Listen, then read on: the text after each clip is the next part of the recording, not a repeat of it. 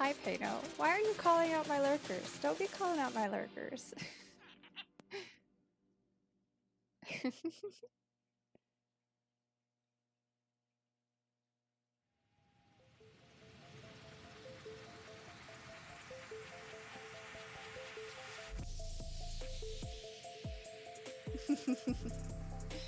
So, hi, Peanut. Mm. Fair enough. Fair enough.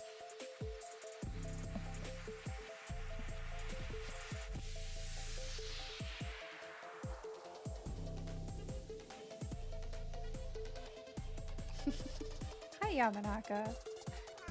Hi, Bree. Welcome, guys. Whoa. Alright. I don't know about this. Alright. We don't have much longer to go, but that was weird. I'm not sure if I'm into that kind of thing. I don't know yet.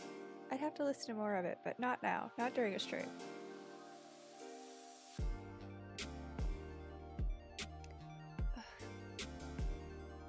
I made coffee, and I made my coffee a little too sweet.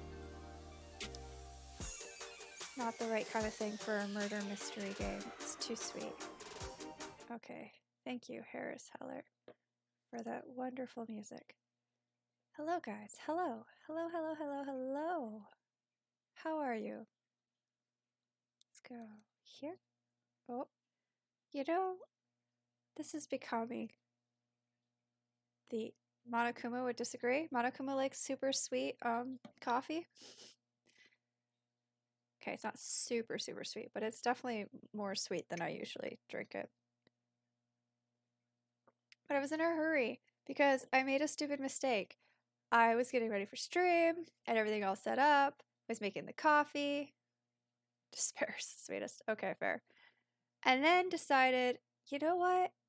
I'm in the mood to change out my tragus piercings for something different. Not that you can see them, because they're behind my headphones. But I was like, I'm just in the mood to change those out, so I'll do those really quick. Yeah, that's not a really quick thing.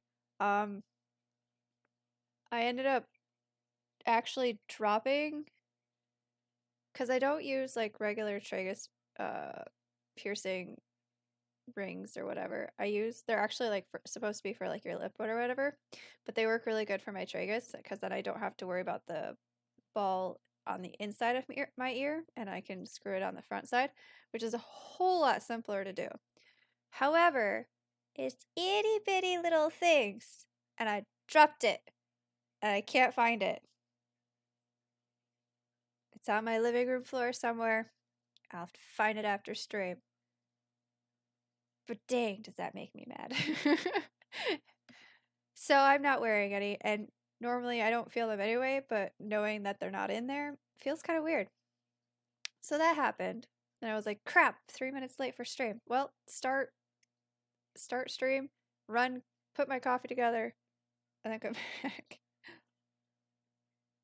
So in my hurry to get back, I made my coffee too sweet. That's the story. That's the story. Note to self, do not change out the tragus piercings right before stream. You have piercings too? They're a pain in the butt to lose. Right? My gosh, they're so tiny. So I have both my traguses pierced. I have, it's okay. I was only 3 minutes late. It was fine. But I have both my traguses pierced, and I have like a normal ear piercing, and then I have a nose piercing, which my camera doesn't really pick up, so you can't see that either. But no, Pano, it'd probably take me like an hour to because they're itty bitty little screws, right? Hold on. I don't even know if the camera's gonna pick this up, but let me see if I can't show you kind of what I'm talking about really quick. Come here. Come here. Okay. So you would wait an hour? That's fine. I don't want to wait an hour. But So this is the base that goes through my ear. Or your lip, or whatever, technically. And then this is the top. You can't even see it. But it's got this tiny little screw on the back. Nope, camera's not going to even pick it up. So it's a pain in the butt to just get in and, yeah, super small bean, exactly, to get in. So normally I don't even change them out very often. I'll wear the same one for months. But I was kind of tired of the ones I had. They weren't really that cool to begin with. So, and such as piercing life. Yep. Yep. So, we'll do that after stream. It's fine. But also, guys, my stickers came in. All 10 of my stickers that I bought came in.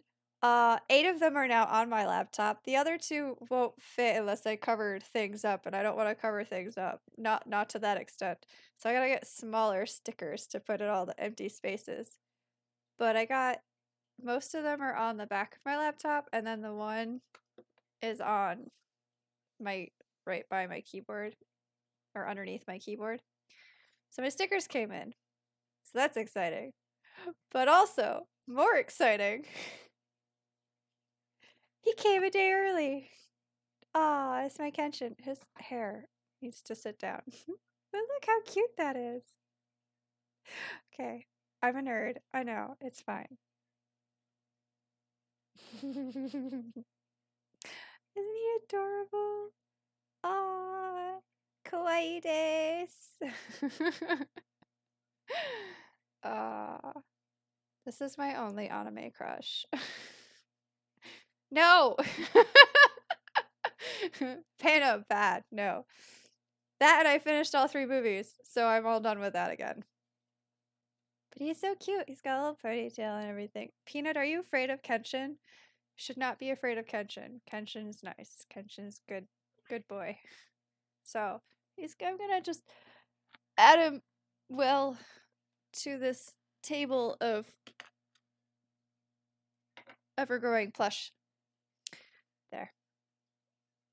He does cook, and apparently he's an amazing cook. But not macaroni. He does not cook macaroni. Being afraid of Kenshin is better than thinking Kenshin is a toy? Yeah, I guess so. Peanut doesn't play with my stuffed animals all that often. Hello? Mista? Mista! Hi! How did I miss you popping in? Hello, welcome. Hello, hello, hello. But no, Peanut doesn't usually take off with my toys. My old cat that I used to have used to take off with my small beanie babies and then claim them as her own. But Peanut doesn't care. She just plays with her own toys. Okay, that's what I had to share today. I got my super nerdy thing going. Yeah. Whoa. Pano, why are we shouting the word friend? We don't need to shout the word friend. Oh, hold on. Put that off to the side before I lose that one too. I've lost so many of them. The tops to my piercings. I've lost so many. It's sad. Okay. Let's open the game. Wait, before we do that, let me turn the volume down in OBS to about there. Pano, stop calling him that. I am a huge Rurouni Kenshin fan. Huge. Like, that was my obsession for years. You bleached your hair today. Awesome. That's so cool. Yeah, it is. Thank you for agreeing, Peanut. I'm sure Mista appreciates you agreeing that her bleaching, or her. Shit. Mista, what are your pronouns? Please tell me. so I can use the right ones. Oh, there it is. I was like, where did this game go? But that's really cool. Okay. I need this. Oh, no, we need to go here, then here, and then here. Why doesn't that show up anymore? That's annoying. This one. Launch. Okay. Ow! I turned it down for you guys and forgot to turn it down for myself.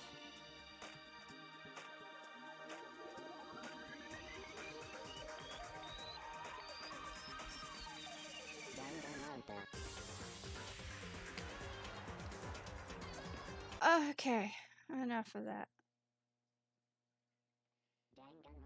Yep, gotta get the game up. Because for some reason... Come on, OBS. Capture the game. Thank you, Yamanaka. Just call me the dictator. I also require all your money and taxes. Oh, no. Him. Okay. Cool, cool, cool. I will do my best to remember that. Come on. Capture game.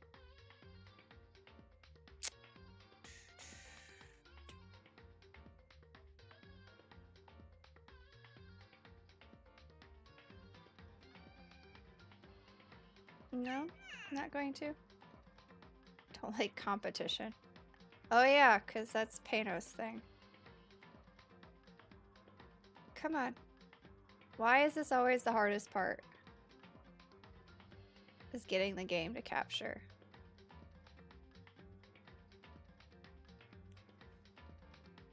Alright, fine. Hey no, that's not allowed. We're just gonna do it this way. There we go. Alright, you guys ready for this? And while we're getting ready for this, if you got good news, please feel free to share your good news. I already shared my good news. Actually, you know what? Come here, Kenshin. You're gonna come. You're gonna sit right here with me. I gotta figure out how to get his front two things to flatten, because it came in and they're, they kind of stick out. Because they came in kind of folded. See?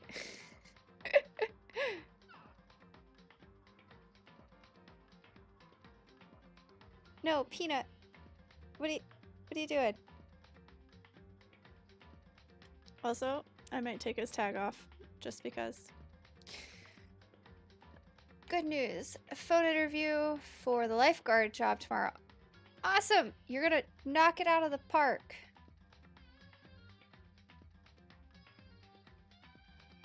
I'm so excited for you. Oh, it's good news. Good news is your hair looks like Spike from... Ooh. Not gonna lie. James Marsters? Anyway, Spike's not bad. Meeting with your agent went well yesterday. Yay! Get called to do a photo shoot with your team soon. That is awesome, Yamanaka. But also, looking like Spike. Pretty dope. Not gonna lie. Pretty dope. Okay. Yes.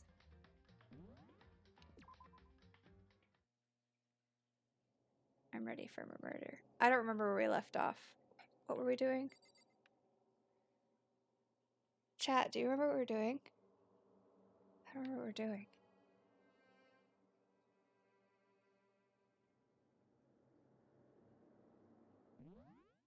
Nope, that's not the right one. That's not important. What matters right now is that we find what happened. Yakuya Takami, she's right. Let's all split up, begin looking. The game's afoot. Something wrong with him. Arson? Was that arson?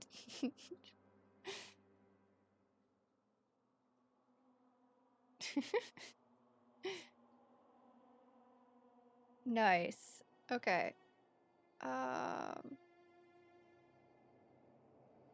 Alright. I don't remember what was going on. Yes.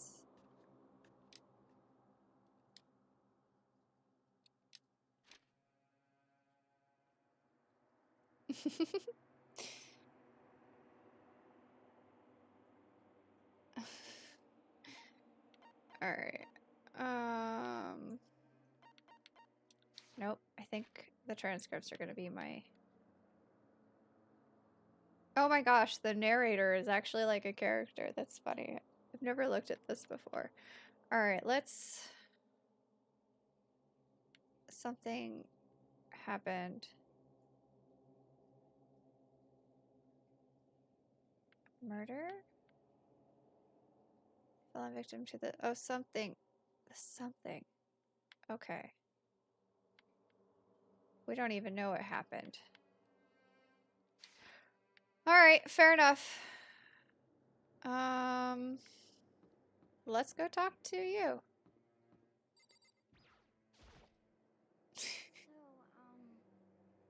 I knocked on all the doors, but nobody answered. Did they all go to see what happened? Oh, then what about the second floor of the school? That's the one place that's new to all of us, so it seems like the natural place for... Did I? Okay, no. I thought I missed a change in voices. Okay. Second floor. What happened to chat? We didn't use the full... We used to be full of these great punchlines. Oh gosh, no.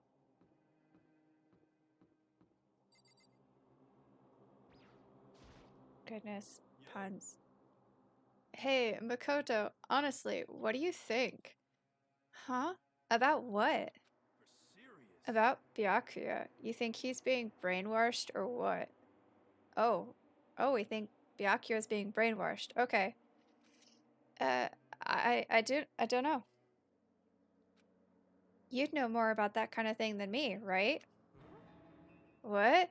What's that supposed to mean? Well, I mean, you're some kind of psychic, right? Listen, Makoto, I think you've completely misunderstood what it is I do. You know, Mr. He's had that nickname before.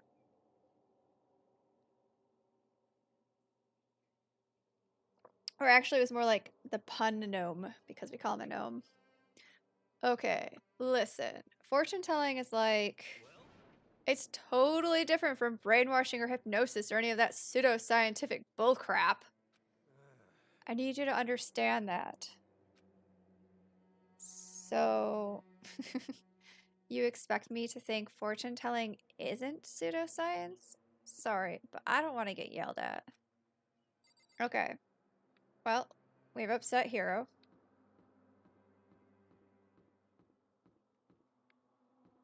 Okay. So, something happened. And we think that Byakuya is being brainwashed. How does everything sound, chat? How is the sound?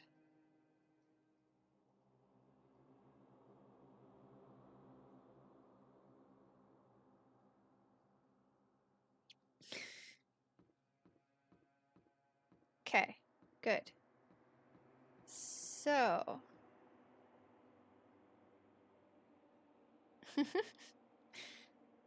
Well, take lessons from the pun gnome, and I'm sure you'll get there. I don't know what we're supposed to be doing because I totally forget. Yes, Corey sounds great. Great. Perfect. It's what I like to hear. Well, there's nothing here. Hi, Sarah! Me lurking because bad... Okay. Bad brain, but I hope you have a great stream. Oh, I'm sorry that you're having a bad brain day. I hope just relaxing and chilling out with us helps a little bit.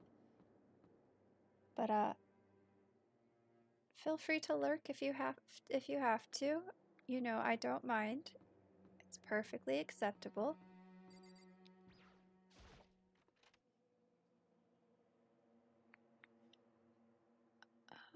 Nobody is here either. I don't know what I'm looking for. Because I don't remember. I should not wait so long between games. Or playing these games. Because I don't remember where I left off. Alright, I think that just leaves the library up here.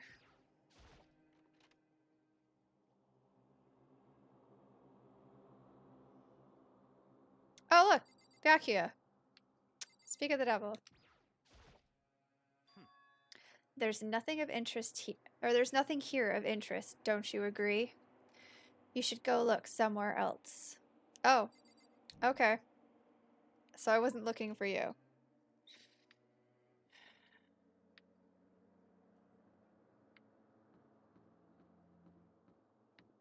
I honestly have no idea what I'm supposed to be doing right now.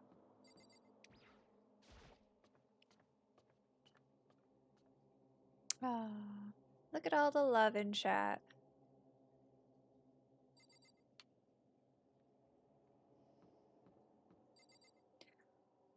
What were we supposed to be doing?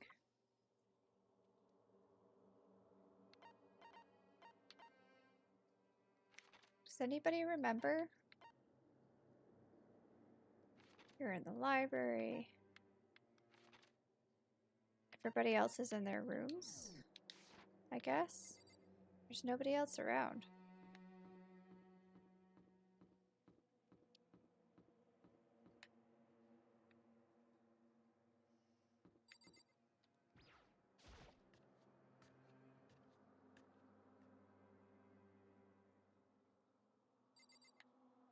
Okay.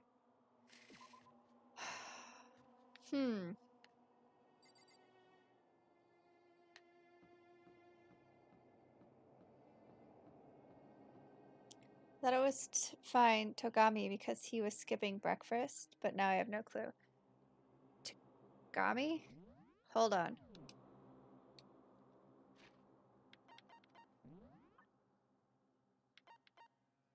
Oh, okay. You mean Byakuya.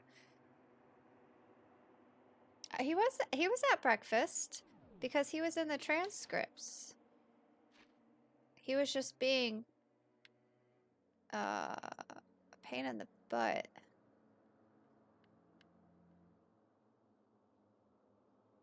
Split up and begin looking. Okay. Find out what happened. Something wrong with him for serious to get brainwashed. Maybe not Byakuya. No, maybe that is about Byakuya. So we're looking for something.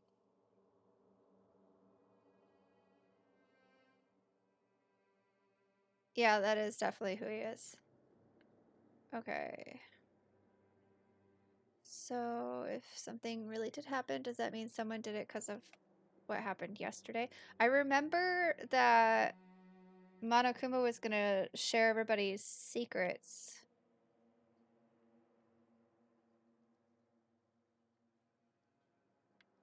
And nobody thought anything would come of it. Okay. Well, let's go back and see who's all in their rooms.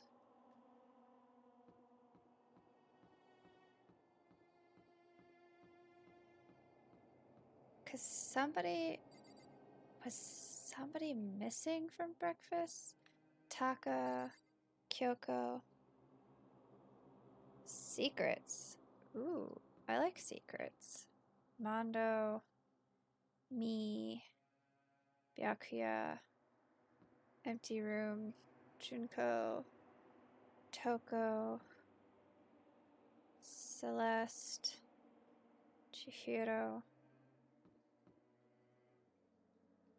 Hoi is not in their room. Sakura, Leon, Hiro is not in his room. Hifumi.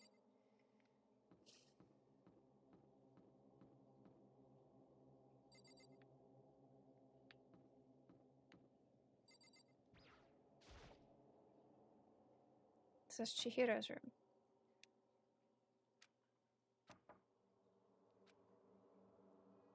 Mondo and Taka. What? Oh yeah. Oh yeah. Mondo and Taka had that like macho thing in the bathhouse and came out best friends. I remember that. And then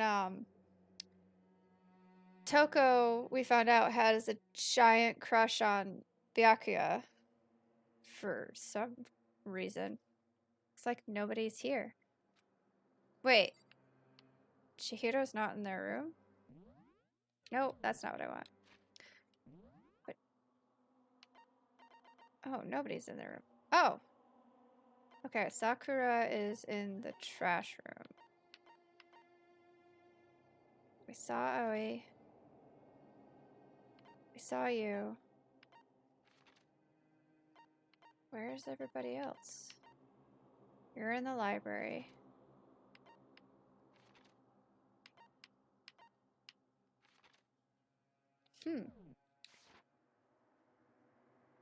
That or standard male. Oh, the greatest romance ever. That or the standard male friendship. You know, I, you know, either way. I'm kind of rooting for them though.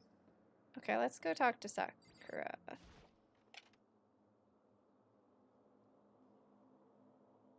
Maybe I can get some answers of what I'm supposed to be doing this time around.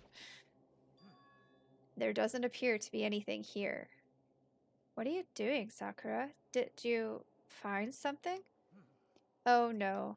It's just that when you said what you said the other day must have been lurking in the back of my mind. Huh? If something has happened, the killer might try to use this to destroy evidence again. I suppose that was floating around my subconscious and it led me here. Okay. So there's nothing here.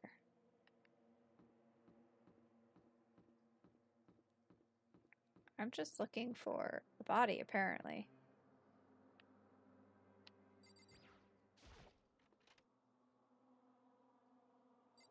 I've never gone in here before.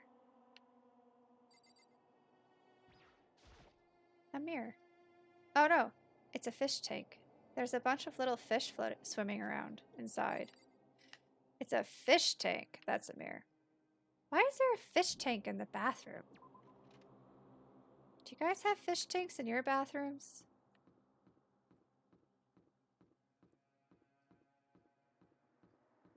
Can't go in there. Now I'm just wandering around exploring, expecting to find a body somewhere.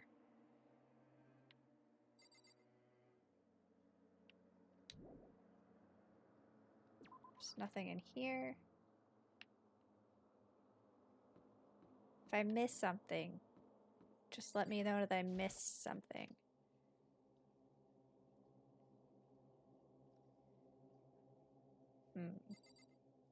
There's a magazine on the table. It's a bunch of magazines. One's called The Lovely Ladies of Earth. It's filled with what they refer to as world-class beauties. A coin! Alright. Well, that's one fancy bathroom. You'll never see that in a regular school in Japan. Or in most public bathrooms. You're right.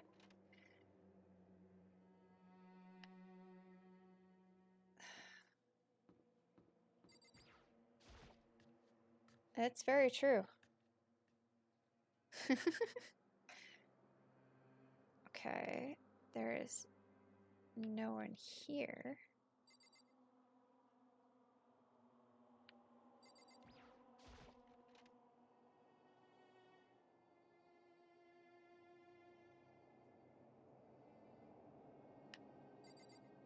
Nothing here.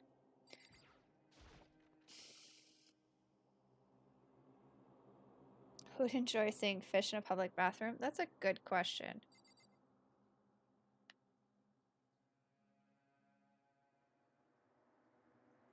Hello?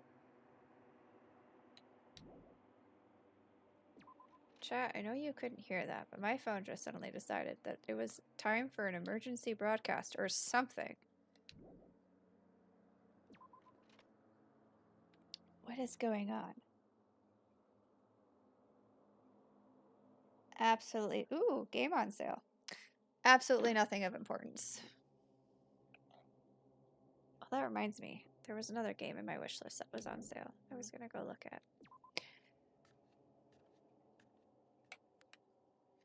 Okay, nothing in the bathhouse. We'll go back into the dining room and check the kitchen.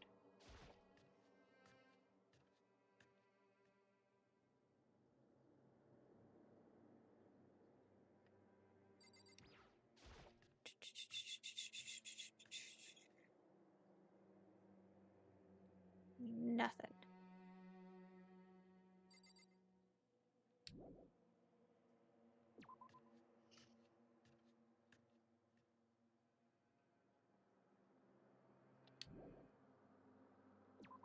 Note to self. Take notes before you end a stream of this game.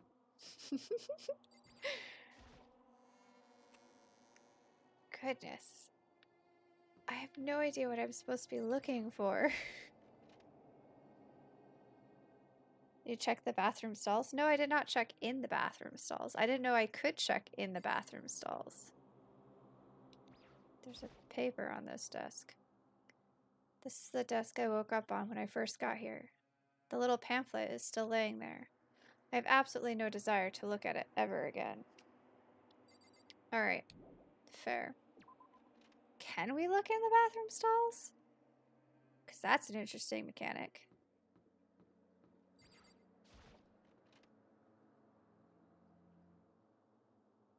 Alright. Oh. This blackboard belongs to us now. Secret beauty. Alright then.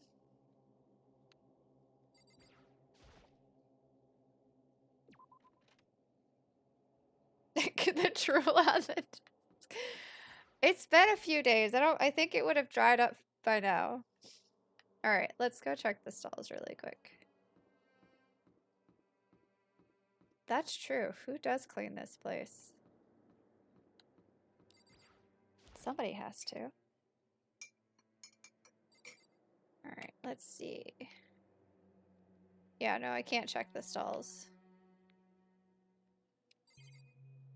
There's literally one thing to look at in here.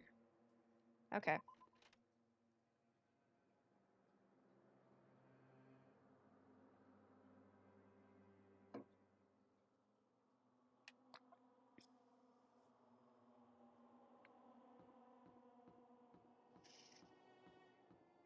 This music is so ominous.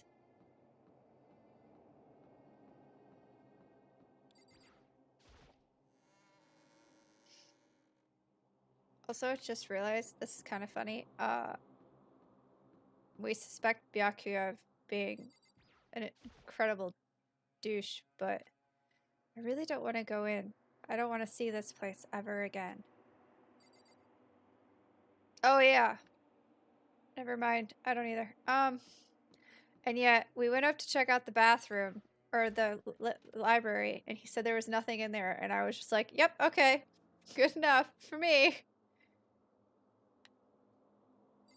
Nope, nothing in here.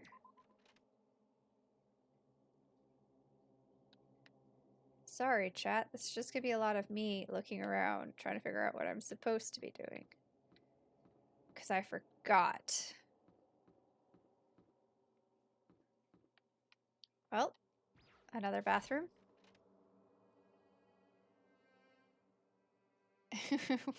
Well, we all knew that Byakuya was a douche from the very beginning. True. He really didn't hide that fact. Oh, this is a much... Nothing to see. Nothing to look at. Fair enough. There's nothing in that bathroom, chat. We went into the gym already, so I guess back up to the second floor? Did I miss something on the second floor? Oh, how about the pool? Doi. Plus, we haven't found anybody. We've seen, like, 4 people? Okay, guess we go through here. Huh? The door's open. But aren't they supposed to be locked? Oh, the door's open.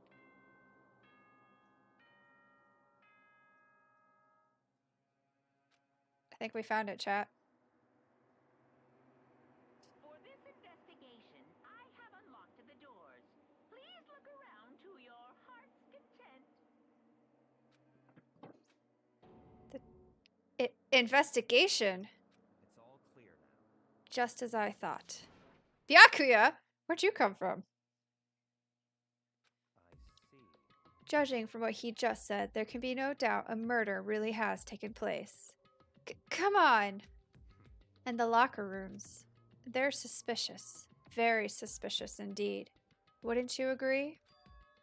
Huh? Suspicious? It seems nobody searched the locker rooms. Let's start with the girls' locker room. Hold on. What? He was muttering, as if talking only to himself. Without waiting for a reply, he pressed his hand against the girls' locker room door. And the door swung open without a sound. In that moment, time seemed to freeze. Digging the peanut cam? Can you guys? Oh yeah, because it's a little bit lower and Peanut is sitting up. Yeah. Well, Peanut's done. She doesn't want to be on camera anymore.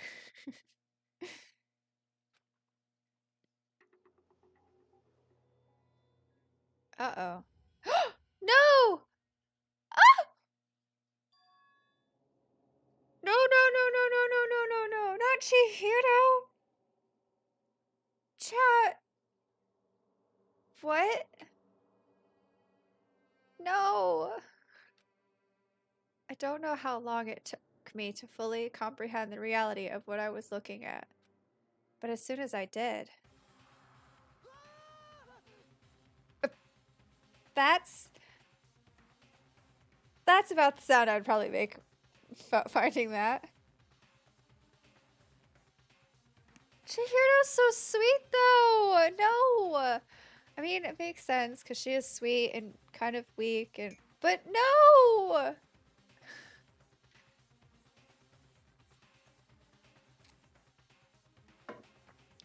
Now I gotta figure out who murdered poor sweet Chihiro.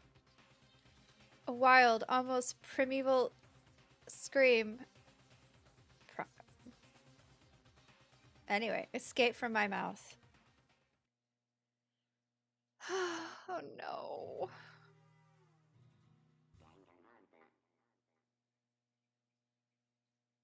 I mean, that's fair. They did endure math.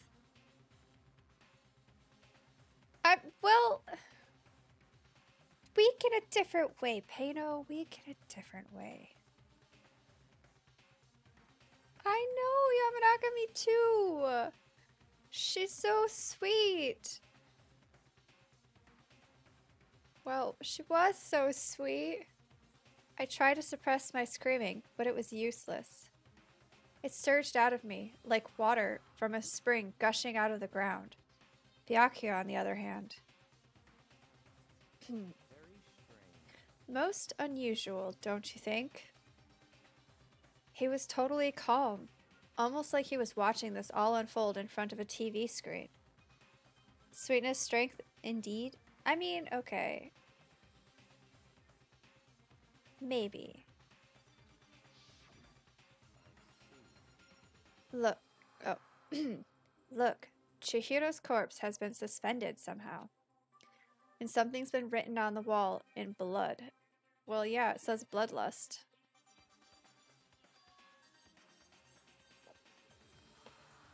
Anywho. Such a brutal way to kill someone. No, this is beyond brutal. Wouldn't you agree? They killed her. How could it not be brutal? No, that's not my point. This murder is far too bizarre for any everyday amateur to have committed it. Unlike with Sayaka, oh my gosh, Sayaka. Unlike with Sayaka, this murder is not a crime of passion or necessity. It's almost as if whoever did this did it for fun. You see what I mean, don't you? That's not... Whew. Okay. What? My thoughts exactly, Makoto. My head was swimming. I was still reeling, too confused to understand what he was trying to say. And before I could even begin to clear my head... Hey! I heard screaming! Did something... Chihiro! I'm gonna just let them scream for themselves. There's blood on the poster. I didn't notice that at first. A body has been discovered. After a certain amount of time, which you may use however you like, the class trial will begin. Indeed. What the hell was that? What? Ah, that's right. You were unconscious during Sayaka's, so you don't know about it. What you just heard was the body discovery announcement. It's the trial I legit despise the most, I believe, both because of the victim and because of general game content. Okay. Apparently, when 3 or more people discover a body, an announcement plays to let everyone know. I imagine it's so that the search for the culprit can proceed fairly for everyone involved.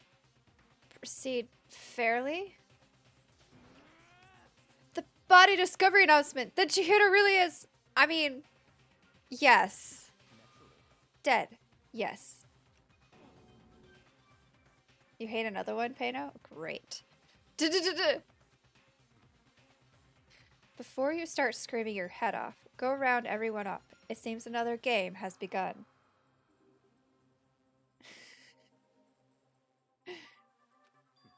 Another life or death game to uncover a killer. Oh, no. Taka bolted out of the locker room. As everyone made their way to the scene, it felt as if no time at all passed. It was like my sense of time had just taken wing and flown away. When I finally came back to myself, I saw everyone had the same look of confusion, fear, and anger. We all just stood there, gathered around Chihiro's body. Damn, I couldn't keep her safe. So there's another victim! He's crying. No. Oh shoot, hold on. Which means we are now in the same position once again. Fuck, man. What the fuck is this? It's a dream. This is a dream. It's all just a dream. In fact, I haven't even been born yet. I don't have any memory of ever being alive.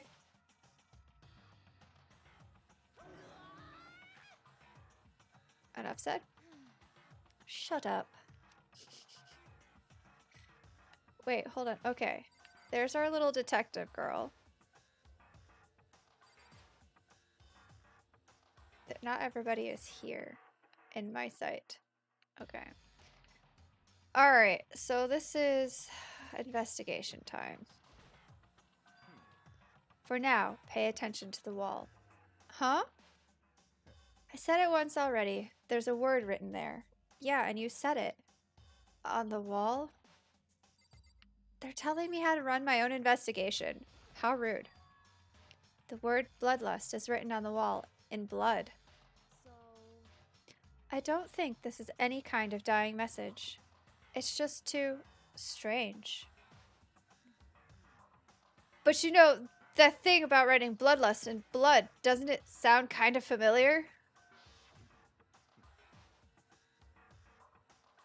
A murderous fiend who kills again and again using a bizarre and brutal method. And at the scene of each crime, the word bloodlust is written in the victim's own blood.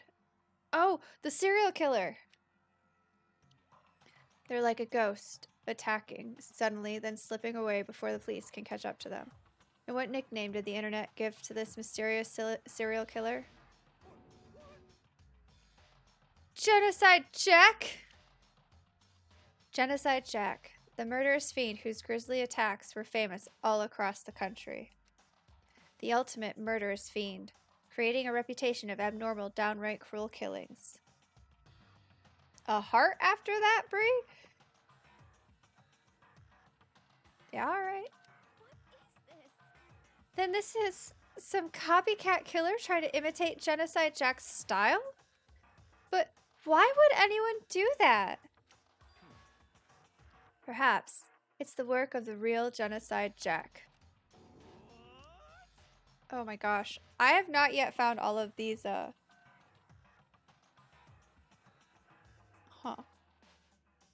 all these, voices again. So, the real... Wait, are you saying Genocide Jack is here in the school? There's no way. But going as far as to write bloodlust at the scene, I'm surprised at their stupidity. I can't imagine a worse situation than dealing with a stupid murderer. Ah! What is it now? Toko! Hino is pointing towards the entrance to the girls' locker room. Oh yeah, where is Toko? Oh, there. Toko was the last to arrive, and now she was just standing there. No, why? Why? Why? Yep. She's out. Poor Toko. She fainted. That did not sound good. Toko! Hina rushed over to the collapsed Toko and started trying to shake her awake. Toko, are you okay? Come on, wake up!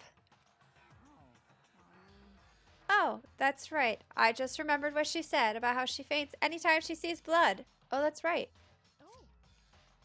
So, she is hemophobic. I imagine she does not watch too many horror films then. This isn't a violation of the rules, right? I mean, technically she passed out somewhere besides her room. You know? No, I think it should be okay. The regulations prohibit sleeping, like on purpose. Ah, so since she didn't faint on purpose, it doesn't count. Gotcha. Toko, can you hear me? Hey, you gotta wake up! As if she'd heard her, Toko suddenly shot awake. As in, she literally jumped up from where she was laying. It was such a strange reaction. I was at a total loss for words. She leapt straight up into the air, changing her stance as she did. In no time flat, she was just standing up. That is quite the expression there, Toko. Ignoring the physical contortions she had to go through, her motions were totally haphazard. Huh? What?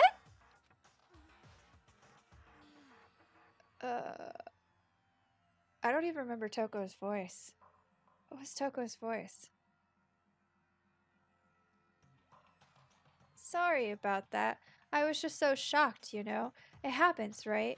Was I the only one? Toko, are you okay? I'm fine. I'm fine. Toko's expressions are some of your favorites? Yeah, they're something else. Whoa, is that a dead body? Hey, are you dead? Oh my god. Toko. Toko's got a little psychotic. She must have hit her head real hard when she fainted. The world has a front and a back, a top, inning, and a bottom, and a sea of truth and a web of lies.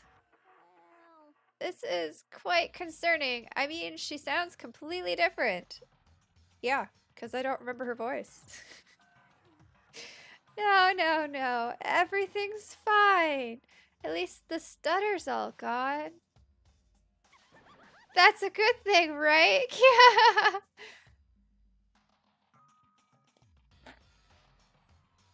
I'm concerned, chat. It's clear to me that everything is not fine. Your eyes seem strangely vacant. It might be best if we take her to her room for the time being. I don't mind taking her, but could someone help me? If you need help, I don't mind.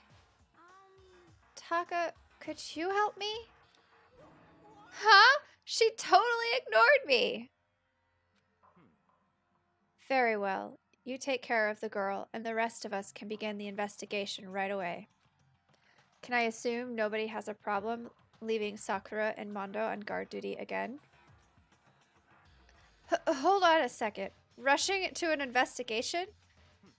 The mastermind isn't behind that. After what happened last time, surely you realize that. Don't make me repeat myself. There is no question that Chihiro was murdered by someone among us. Isn't that right, Monokuma? Right as rain! But don't take it as a bad thing. It's just a fact of life. Because that's how graduation works! Then it's happening again. Is that what you're saying? That another one of us killed? A fellow classmate? What? Does that freak you out? You guys got no balls, you know that. Is there... No, we're not... Bad Monokuma. Y'all can read his thing.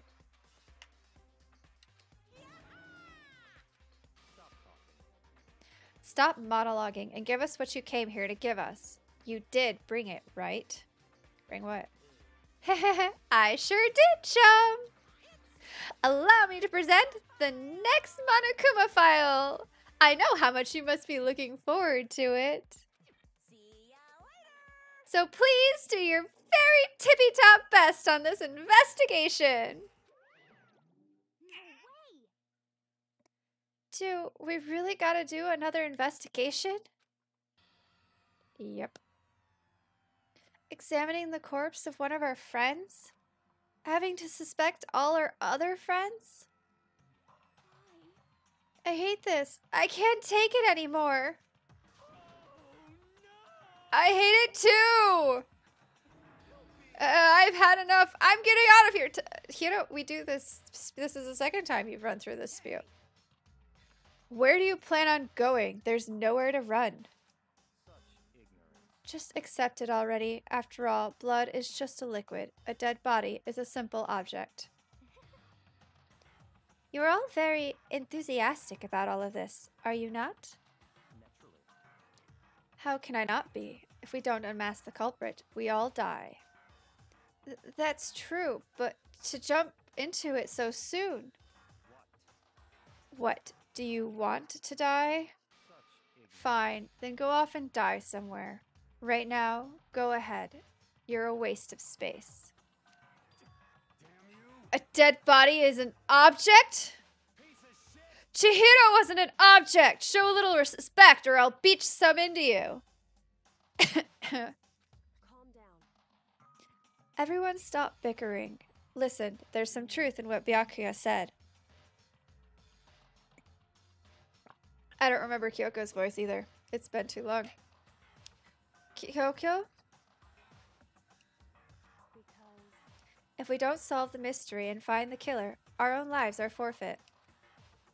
If Byakuya is right, that Genocide Jack is somehow the one who killed Chihiro, then unless we do something, more victims could start piling up. Forget more victims. If we mess this up, we're all dead meat. Hold on. If that's your worry, you don't gotta worry any longer. In any one killing game, the guilty party may only kill a maximum of 2 people. What? I don't remember any rule like that. Me neither, dude. 2? I just came up with it. I mean, if one person went around and killed everyone, your lovely student life would be all over, right? The new rule has been added to the regulations menu. Great. In that case, why not limit it to one person? Well, in a good mystery, you don't want to miss out on at least the potential of a serial killer angle. Just one totally... Wait, hold on. Just one would totally murder that possibility. Farewell for now. I'll catch you guys at the class trial. I can't read today, chat. I can't say I understand his thinking, but if we can kill up to 2 people, then one more person's life could still be in danger. Interesting. Which is definitely not good. We need to uncover the culprit before something else happens. Uh-oh. Toko? Aoi? Taka? They're the 3 away from us right now. You need to shut the fuck up! Indeed. Oh no, you guys haven't left yet. Okay. Well, for now, Taka and me are gonna drop Toko off at her room. Nice! I'm gonna get dropped off. We have no time to stand around here. We must begin our investigation. Too sweet. Toot sweet? If we do not solve the mystery of who killed Chihiro, then we will quickly follow her into the afterlife. That's true. I hate this, but if I want to survive, me and everyone else, we have to do it. We don't have any other choice. First of all, I'd better check the Monokuma file to see exactly what's going on. The victim was Chihiro Fujisaki. The time of death is estimated to be around 2 a.m. The body was discovered in the girls' locker room on the 2nd floor of the school. The cause of death was a blow to the head with a blunt object. She was killed instantly. Ooh. That's all it says.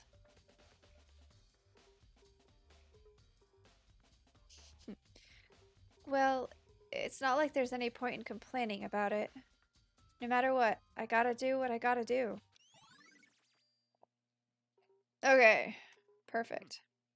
Hey, Makoto, do you have a second? Huh? Did you need something from me? Naturally. Of course. Life without purpose is quite dull, you know.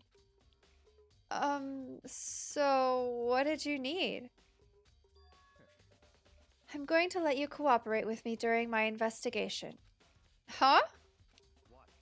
I'm purchasing your talent. The same talent which allowed you to solve Sayaka's case. I haven't said Sayaka's name in a while. I keep stumbling over it. Solve? No, I just...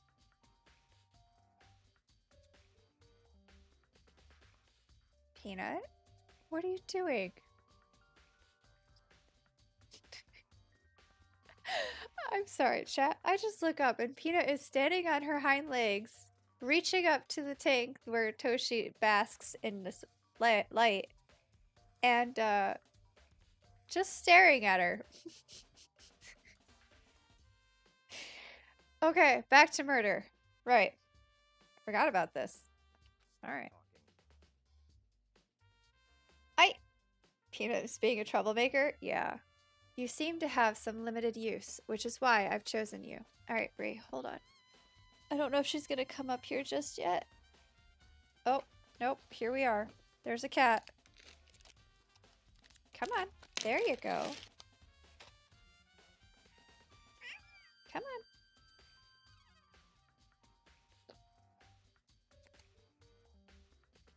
Good girl. She was conversing with the turtle. They have conversations quite often. I don't know what they talk about, but they talk about something. Because Peanut will, like, look up into the tank and be, like, a place where Toshi can see her, and Toshi will turn around and look at the cat. And they'll just stare at each other.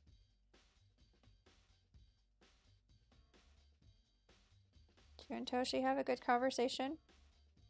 What's the plan this time? I You gonna lie down? No? Okay. What? Oop. Headphones. What do you want? What do you want? I'm trying to solve a murder. I need to solve a murder. You gonna help me solve the murder? Okay. If you're gonna help, I need you to lay down. There you go. Good girl. Good girl. Alright. You have the honor of contributing to my investigation. So, you're inviting me to come with you? You're doing it in the most arrogant way possible, though. Let's go. Now then, shall we get started? But... we need to get moving. There's no time to be standing around. I don't really know what just happened, but it looks like I'll be working with Byakuya on this one. Pina equals Nagi to Kori equals Byakuya. No, I'm not Byakuya. I'm not that arrogant. Come on. No, wait, chat. Hold on. I'm not an asshole, right? All right. So, we have the word in the background. I could feel the life draining out of my own body. It's a dead body. Chihiro's dead body. Very strange. But the more I look at it, the more strange it all seems. This must be Genocide Jack's handiwork. Not arrogant, you're just confident. What? Hold on.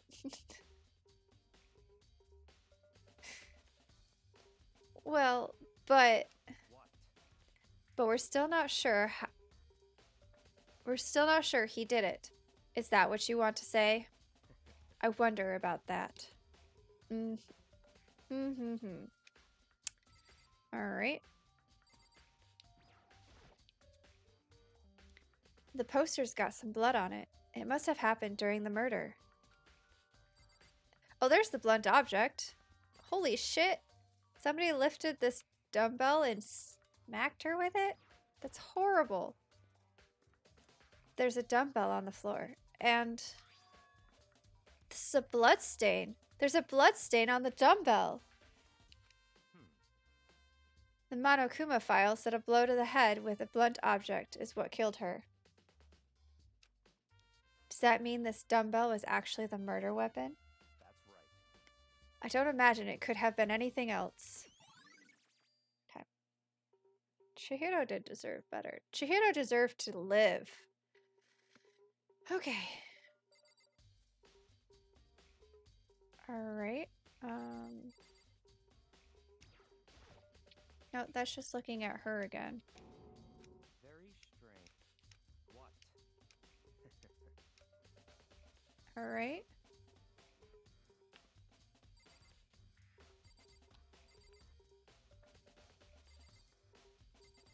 Is that...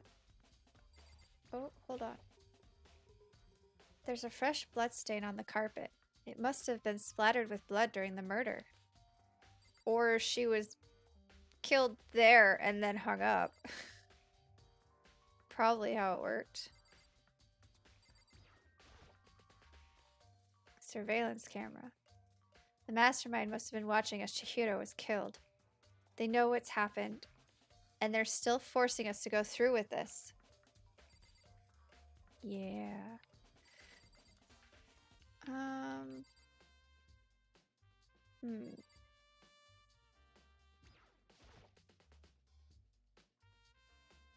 She took her time examining Chihiro's corpse. She poked and prodded, going over every inch of the lifeless body. You're a very strange woman, you know, being able to touch a dead body with absolutely no trouble. She seems to be concentrating pretty hard. It's like she can't even hear us. Alright. Talk to the peeps. I use this locker room all the time. Now, it's become the site of Chihiro's death. But why was she killed in the locker room? Actually, if you think about it, she could have been killed somewhere else, then carried here. She was very light, that is true. It wouldn't be hard for someone to carry her, but still. I still think she came here on her own, by choice. What makes you say that? She'd been talking a lot lately about how she wanted to get stronger. So you're saying she came here to exercise? But according to the Monokuma file, apparently she was killed around 2 in the morning. Would she really have been exercising that late? Hina or myself are usually in the locker room during the day, so she was probably avoiding it then. Avoiding it? Although we invited her to join us more than once, she never showed up. So I can only assume she was trying to avoid us. And instead, she came to exercise in the middle of the night? Perhaps, but it's difficult for me to imagine she would have come alone. She did want to start exercising, but she specifically mentioned she couldn't do it by herself. She needed support from others. So you're saying if she could have come here in the middle of the night to train in secret? But that she also would have come with someone else. It's a possibility, I think. Okay.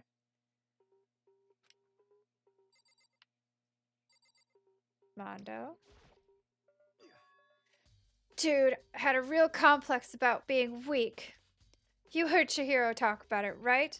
All I need to get stronger. Yeah, I do remember she said that more than once. I empathize with Chihiro more and more. The more I learned about Chihiro, the more I heard after Chihiro's death. Yeah. Sure did. Which I guess explains the trip down here. But did she really need to get stronger that badly? You already mentioned it, but she was a girl after all. Most girls aren't that strong. Hey, Makoto.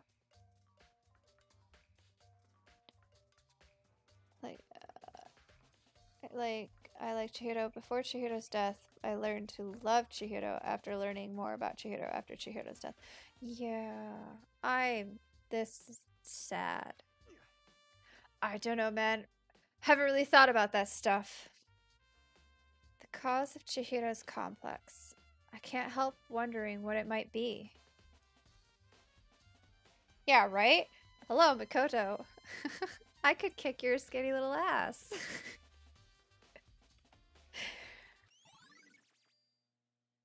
Anywho. Alright. Now I believe it is about time for us to move on. Huh? Already? New clues won't magically appear by standing around here. We need to check every aspect of this case. That's true, but... Let's go. If you're satisfied, let's hurry up and proceed. He's so pushy. I got caught up with the wrong person this time. Yep. Kodo means well, but he's naive in a way that's rather unfortunate. That's very true. And also, he's slightly dated. He's kind of living in a different world. So, this is our next location. Huh? This place is related to the investigation?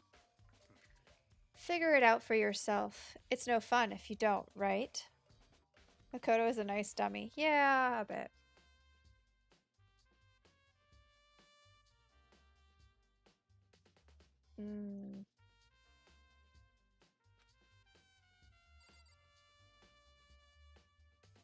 Fair enough. Alright.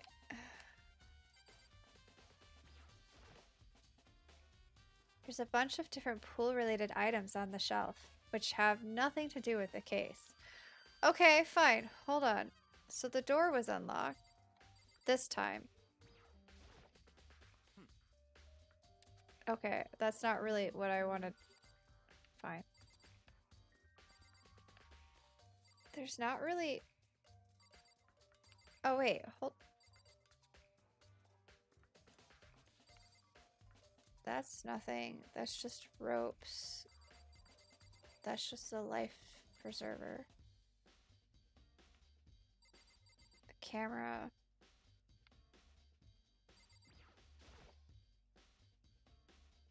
If I remember right, this card reader is meant to work with our handbooks, right? What? Do you have an issue with it? If so, you should take it up with Monokuma. He said that, then quickly and sharply clapped his hands together. Did you call for me?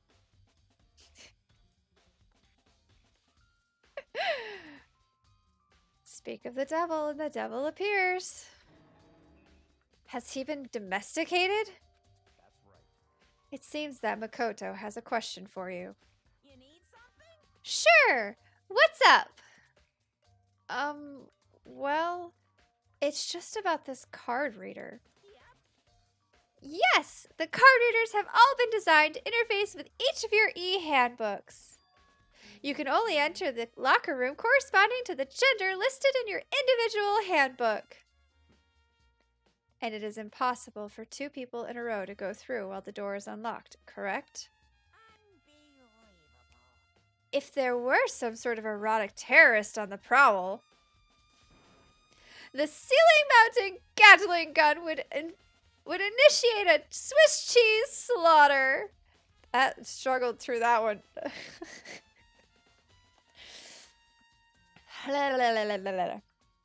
Should do some vocal mouth exercises, tongue twisters, before I play this game. And the school regulations prohibit anyone from lending someone else their handbook, correct? Why can I not read today? Oh, okay, hold on. Red leather, yellow leather, red leather, yellow leather, red leather, yellow leather. I could do this, chat. I could do this. Okay. Of course. Correctly correct! So then, that means only girls can go into the girls' locker room, and only boys can go in the boys' locker room. In other words, Chihiro's body being found in the girls' locker room means... Hey, Makoto, I can see right through you. See right through me? You're doing fine. Well, thank you. I appreciate that, but I'm really not. I could do better. I could be better, chat. Okay. Allow me to tell you what you're thinking. You can't read my mind.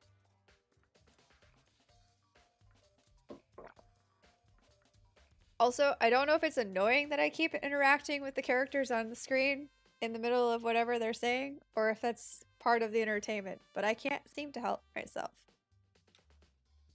Since Chihiro was found in the girls' locker room, the killer must have been able to get in there. So, in other words, As such, the killer must be one of the girls. Did I get it right? By Jove, you've read my mind. such I don't know who Jove is, but whatever. Good lord, you're simple. But am I wrong? You should pay closer attention to the regulations. The answer has been in front of you the entire time. Loaning your e-handbook to another student is strictly prohibited. Only the act of loaning a handbook is prohibited. Borrowing someone else's is perfectly fine. Oh shit, he's right.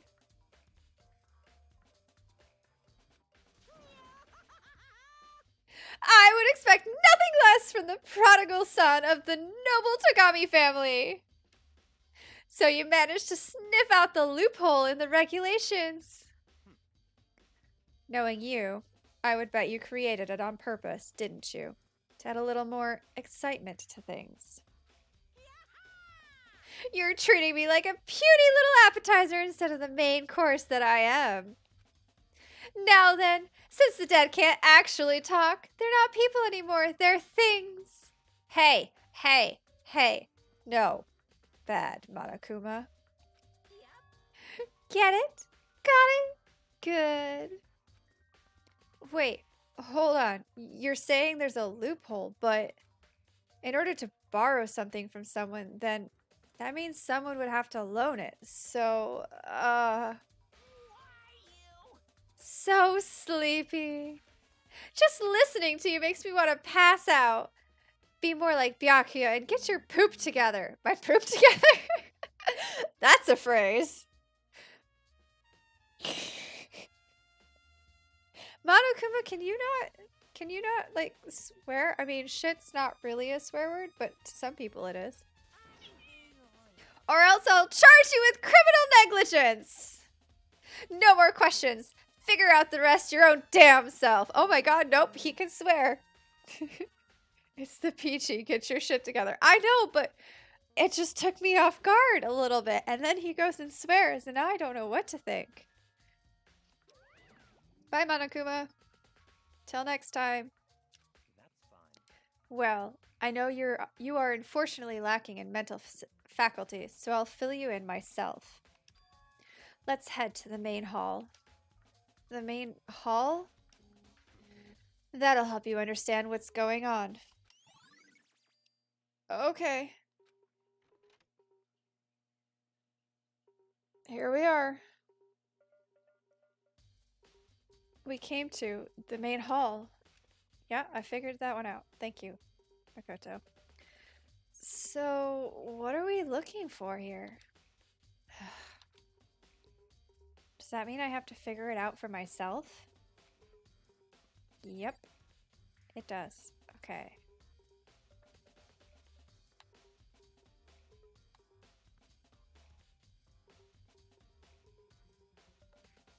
Something to do with a card reader, the handbook, and lending things, and borrowing things, and the difference between the two.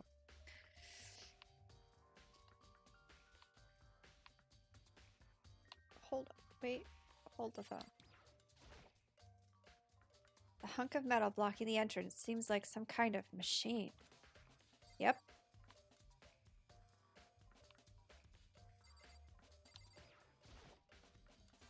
A surveillance camera.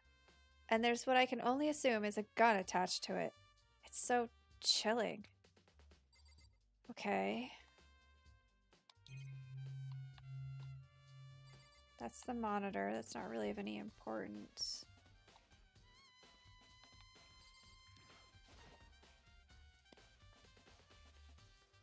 The Super Sense button? Yeah, I do. I just like to look at things a bit myself for a bit.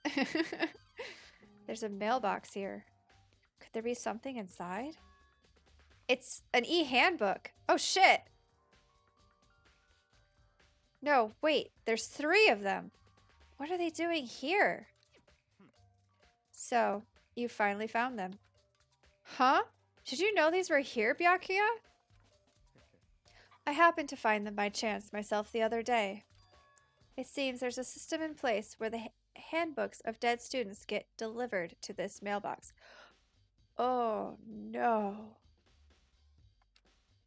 So then, these 3 handbooks belong to Junko, Leon, and Sayaka. You can go ahead and confirm it yourself. I immediately turned on one of the handbooks, and when I did... we turned on Sayaka. You're right. This is Sayaka's handbook. Now, do you understand? This is the key to the loophole that I revealed earlier. Yeah, I feel like I'm starting to get it.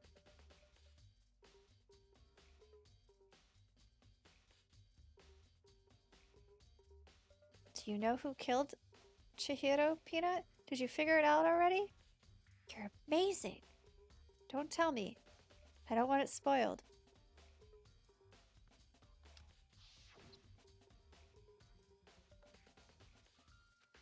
Yep. Flashback. I don't read the flashbacks. Okay. So we could borrow the dead students' handbooks, meaning anybody who knew about that could kill Chihiro and the girls. Peanut believes it was Toshi. Toshi, a murder in my own house? For shame. I see. Yeah. Now I understand. Toshi is sus. Oh no, not Toshi. Alright. Hold on a second. What's wrong? Very strange. That's strange. One of the handbooks won't turn on. Oh shit. Is it broken? Whose is it? The other handbook showed Junko's name when I started it up. Then the one that won't turn on must be Leon's, right? I see. It would make sense, yes. After all, he did get pummeled with dozens and dozens of baseballs. Pummeled with baseballs. Yeah, the memory of it came flooding back. That cruel punishment which led to Leon's death. The execution that the mastermind concocted. A cruel, heartless death. You're right. It wouldn't be surprising for the handbook to break during that kind of assault. Hey, hey! You're back already. Hey, hey, hey, hey, hey! Hey! What? That e-handbook is essential to student life here. Crucial, integral, instrumental, a super big deal. There's no way it would break that easily. But it did. If I say it wouldn't break, it wouldn't freaking break. Monokuma's upset. It can withstand up to 10 tons of pressure, and it's waterproof up to 100 meters, okay? I don't care how many baseballs you hit it with. It wouldn't do crap. Oh, but, even my amazing handbook does have one single weak point. It does? I can't hear you. But it's a secret. I wouldn't want you to go breaking any more handbooks. What? Then Leon must have broken it somehow without realizing what its weakness was, right? Hard to say. You know what I think? I think his handbook isn't actually broken. But, you might ask, how could that be? By leaving the question hanging in the air, Monokuma disappeared.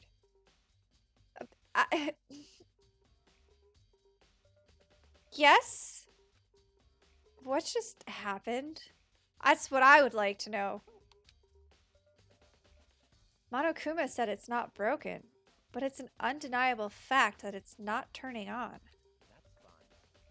Well, I don't see any connection to the case, so it doesn't matter for now. Well, I mean, alright. You think so? Either way, something about it still bothers me.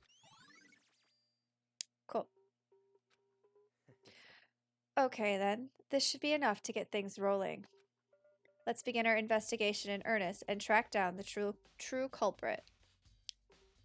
Yeah, we need to find out who killed Chihiro. To be exact, not quite. Aw, big yawn. Can you guys even see her? No.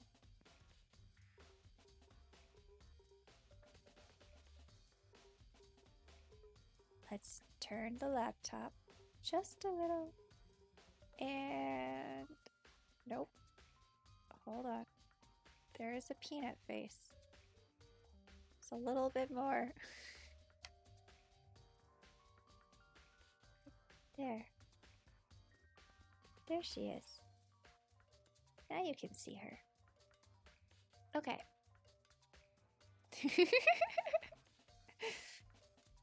There, now chat can see you. Alright. Huh? Not quite? Okay. Does that mean we're done here?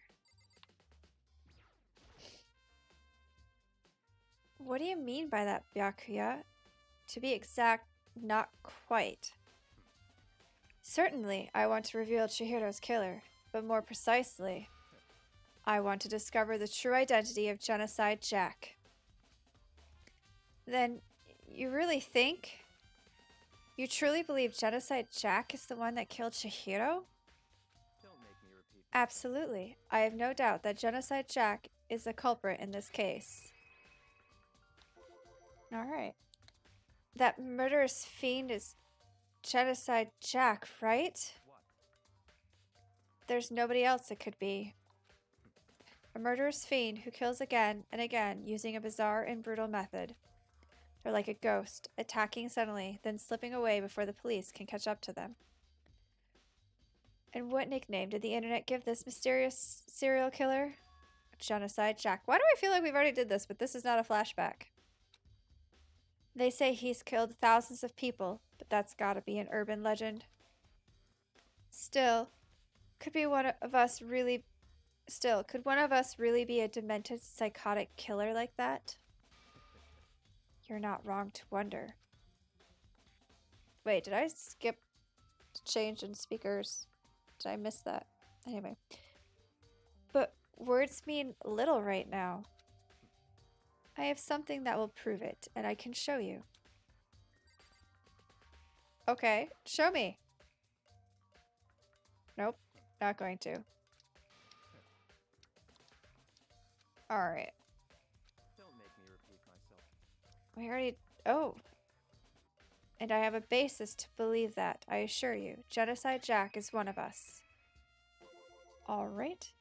Is there really proof? There's somewhere I'd like to take you. This will provide all the evidence you need. It's all clear now. Evidence that Genocide Jack is the one that killed Chihiro.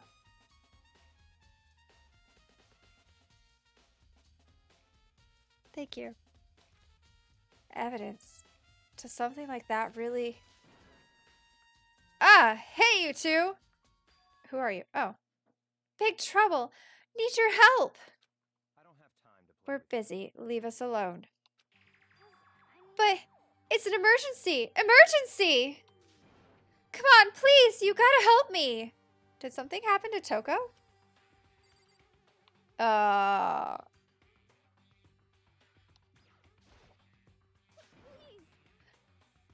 This is a serious emergency! Please, please, you gotta help me! Oh, Peanut decided that she doesn't want to have her face on the camera anymore. Just calm down, okay, Hina? But it's an emergency! I'm gonna assume that's how you read that one. An emergency? What happened? Something's wrong with Toko. She's acting super strange. Well, I mean, she was acting pretty strange earlier, right?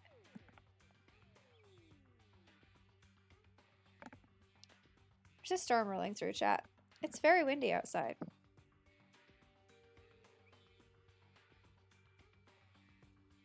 It was raining this morning when I woke up, and it was so nice. It was like upper 40s, and then I got out of work and it was snowing and like freezing.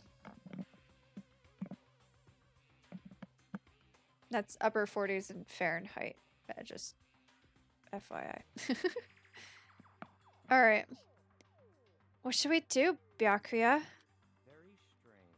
Since it's Toko, I must admit, I'm intrigued. Ooh, are you? How intrigued. I keep bumping my microphone. Okay. I suppose we can take a second to see what's going on with her. Also, headphones are sitting weird. Okay, much better. Are you sure? Don't make me repeat myself. Voice actor said it. I didn't expect that. I thought for sure he'd just say no, and that'd be the end of it. Okay, come on, hurry! Wait for us, Hina. Let's go. Looks like she headed to the dorms, to Toko's room most likely. You're right. Alright, let's go figure out what's up with Toko. For the record, it was this moment that I wanted to ship Toko and Byakuya. Yeah, I mean, he seems to care now. You guys are so slow! I think you're just too fast. So, what's this emergency? Well, after what happened in the girls' locker room, we left Toko in her room so she could lie down. After a while, we came back to check on her, you know? See how she was doing? But when we did, it was weird. She refused to come out, and she kept saying all this weird stuff. Weird stuff? That's fine. We should try talking to her ourselves. Well, she'll probably talk to you, Byakuya. Yeah, good idea. Alright, let's go talk to Toko. I may as well give it a shot. The door swung open, slowly and silently. Toko? Are you okay? Holy crap! Yeah. An aura of negativity flowed out from behind the door, forcing a gasp out of me. There is no R in that word. What? Oh, nothing. It's just that Hina was really worried about you, holding yourself up in your room. Leave me alone. Oh, the stutter's back. Yeah, sure thing. But could you open up just for a second? Won't allow it. Won't allow what? Won't let Genocide Jack have control. Chat? Does that mean what I think it means?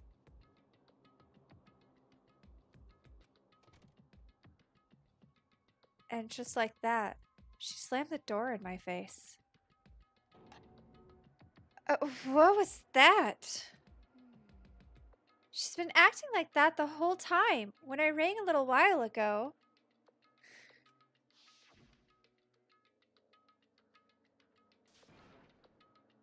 I'll drive out the killer. To drive out the murderous fiend. Hold on. Does Toko have some kind of split personality or like DID thing going on?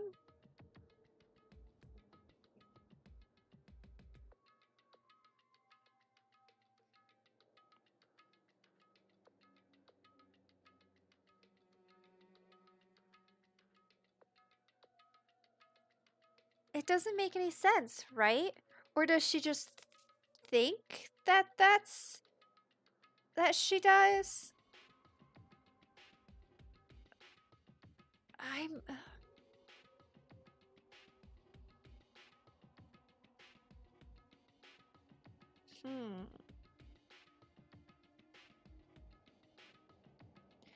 Yeah, Yamanaka, things have certainly gotten interesting.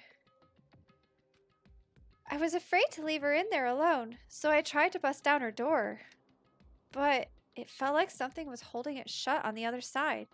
I couldn't even budge it. Toko was scared enough to even bar her door? Does she think the same thing as Byakuya? Does she think the serial killer Genocide Jack really murdered Chihiro? Is that why Toko's so scared? Whatever it is, I'm really worried about her. Isn't there anyone who might be able to persuade her? Well, yeah. Hey, Byakuya, you want to go talk to Toko, who might possibly have another sort of personality inside her head? Who might possibly be a murderous fiend? Oi. Hey, Byakuya, you think you could ask her? To come out of her room, I mean. That's fine. Sure, whatever. Really? Wow. Huh? You're gonna talk to her, Byakuya? Wow! I guess you can be nice when you want to. Byakuya stood in front of her door, not making a sound, and pressed the doorbell. After a few moments. What do you want? Leave me alone. You're all so annoying. Ah! Bacula! Bacula? It's Byakuya. I'm sorry. I couldn't keep our promise. Promise? But don't worry. Never again. I won't let Genocide Jack have control ever again. And with that, the door slammed shut. Promise to Byakuya.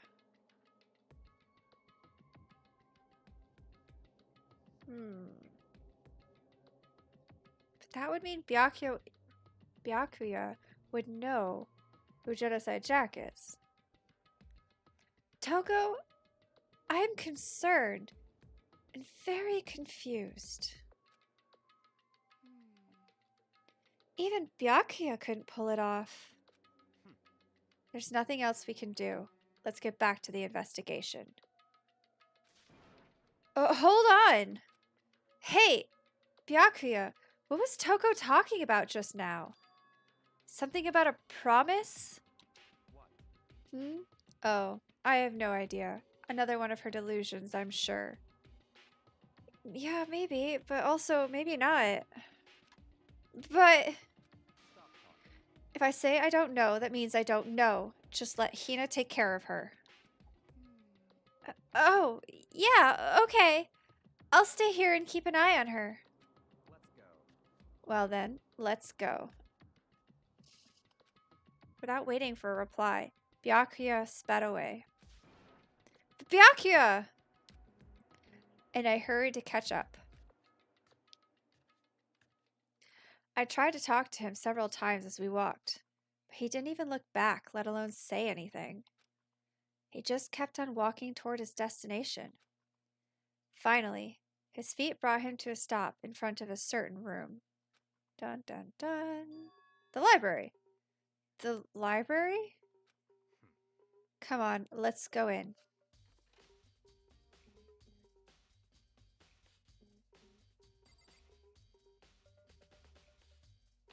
Okay. Why are we here, Byakuya?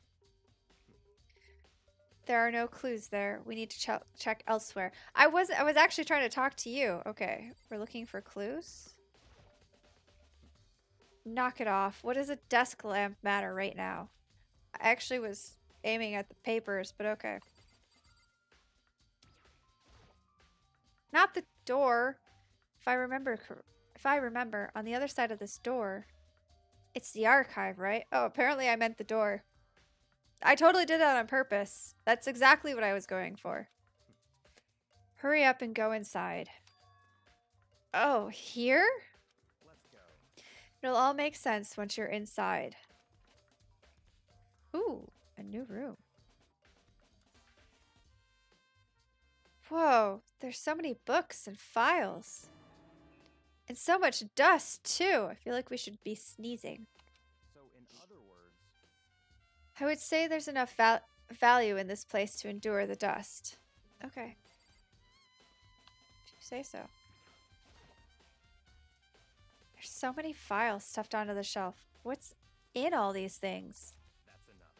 Those documents are dangerous. Dangerous?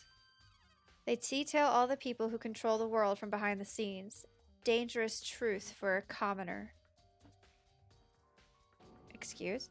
You mean like members of the Diet or something? No, I mean the ones with real power. The secret council controlling everything from the shadows. If you're ready to be disappeared for it, take a look. There are some very interesting people in there. You're kidding. You're just kidding, right? Am I? I'll just let it go for now. Okay. So. Okay. There's a lamp. Huh? It's a desk lamp. This is one aspect of the Danganronpa world which makes it so terrifying. I mean... Oh yeah, it's the same one I saw Byakuya using in the library before. What? Do you have a problem with that lamp? It was here before, then I moved it over there. It's too dark over there, so I thought I'd put it to good use. Ooh, a coin! Shiny. Okay. I can't imagine any of these. Say anything different. Oh, okay. Without really thinking about it, I picked one out. I picked one at random. Ah, you have a sharp eye indeed to select that file. Huh? That's the report on a presidential assassination. Excuse me, Peanut? The original is kept at the National Library. Hold on, chat. We have a cat invasion.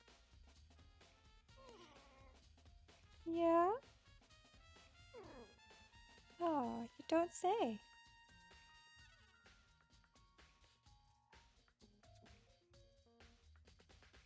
And apparently, my phone is going to continue blowing up. It won't be declassified for another 30 years. Are you sure you want to look at it now? There's no telling whose crosshairs you might wind up in for peeking at it. Without making a sound, I returned the file to the shelf. Smart idea. Alright, then we have the shelf behind Byakuya. There's a ton of thick files stuffed onto the bookshelf. If you're thinking of looking through any of them, let me give you a little warning. Those things are filled with graphic, disturbing photos from all kinds of crime scenes. Ooh. It's the kind of thing any normal person wouldn't even want to look at. Be careful. Huh? What do you mean? All those files there are investigation reports related to different cold cases. Those are internal documents for police eyes only. They're not the kind of thing you'd expect to leak. But you've looked through all of these and you're okay? I mean, you are from some rich and powerful family, sure, but still. Oh. Alright. And then this box of stuff. Hi, Peanut. There's a wooden box. It's empty. Although, judging by the smudges in the dust, it looks like there was something inside. I wonder what it was. There was an extension cord plugged in there. It proved very useful while I was in the library. An extension cord, huh? So, are you finally beginning to understand the true splendor of this library? The entire reason I was interested in the library is because of this room right here.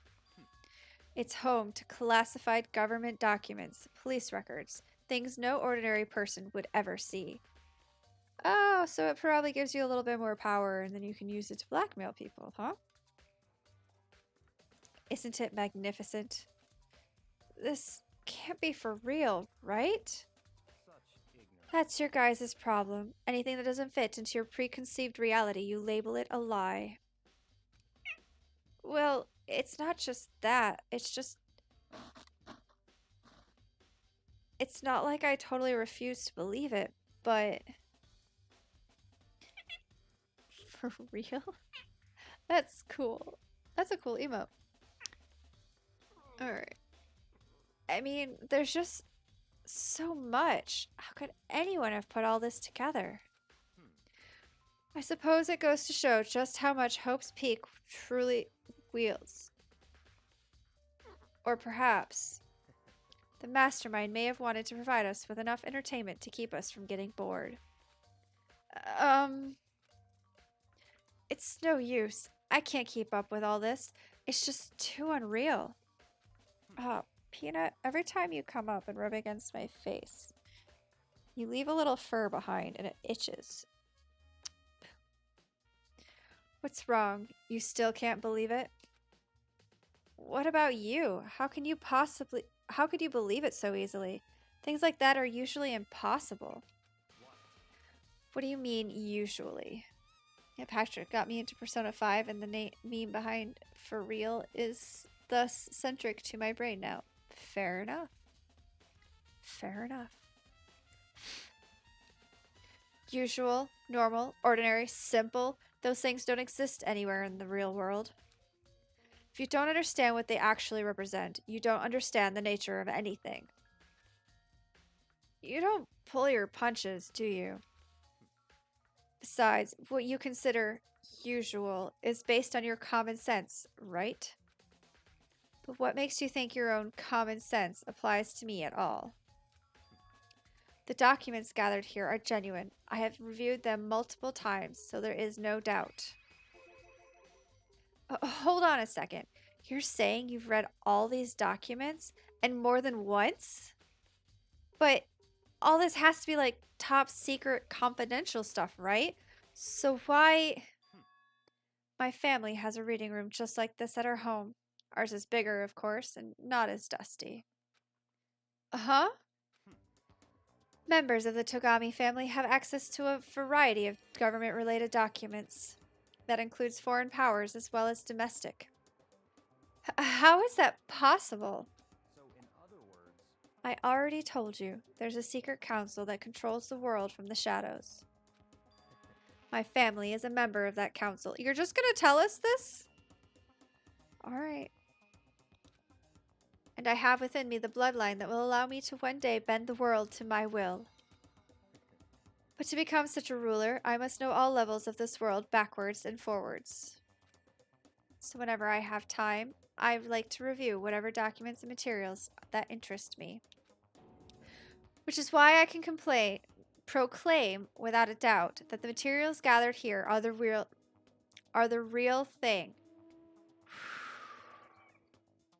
Thank you, Peanut, for your support. This is beyond believing or not believing. Byakuya is actually starting to scare me more than the actual mastermind. And what always interested me the most were the cold case police investigation reports. Reading through those reports has always been a hobby of mine, ever since I was little. It's excellent mental exercise. I've solved more than a few of those cases just by reviewing the reports. And among all those reports, one of my recent favorites is the Genocide Jack case. As he talked, Byakuya grabbed a specific file from the shelf. that's right. This is the complete case file. Every single report surrounding the Genocide Jack cases has been compiled in here. Okay.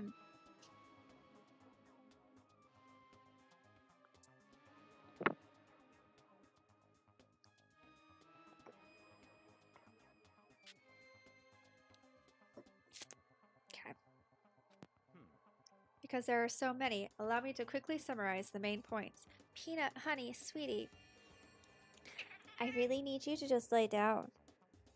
Yes, I do. Yes, I do. Please? Please? Come on, lie down. There you go. There's a good girl. Okay. To begin with, there are two notable characteristics in every Genocide Jack murder. The first characteristic is that at every crime scene, the word bloodlust is written in the victim's own blood. And the second is that when the victims are murdered, their bodies are suspended in a certain way. Bloodlust is written in blood, and the victim's body is suspended. It's exactly the same as what happened to Chihiro. Save your surprise. The best is yet to come. For the second characteristic, where the victims are suspended, the only ones who knew about that particular fact were members of the police and other higher-ups. By all accounts, nobody in the media ever found out. Huh? In other words, no one on the news, no one online, nobody knew about that aspect of each crime. Peanut looks interested in my drink. Nah, she's not a coffee drinker. My other cat used to be a coffee drinker. Which was interesting. Only key officials and the killer himself knew about this act of mounting the victim. Now, if you recall Chihiro's corpse. Yes. Her body was most certainly mounted in this fashion. Still smells good, though? Probably. So, how could the killer have known about suspending the victim? That's the key question. Well, it could have been Byakuya. He knows, like, everything. Neither of my cats will drink coffee, but smelling coffee they will. Fair. That's definitely fair. She likes to smell everything. But in fact, the answer is quite simple. The culprit isn't a copycat killer. It's the real Genocide Jack. Gah! That's right there. That right there is the evidence that Genocide Jack has hidden himself among the rest of us. Then Genocide Jack really is such a brutal, fiendish killer, really is walking around among us? Interesting. Things are really starting to get interesting, aren't they? I never imagined a killer with such reputation would ever become part of our little game. Now, don't you think it would be good for you to take a look at what I've already seen?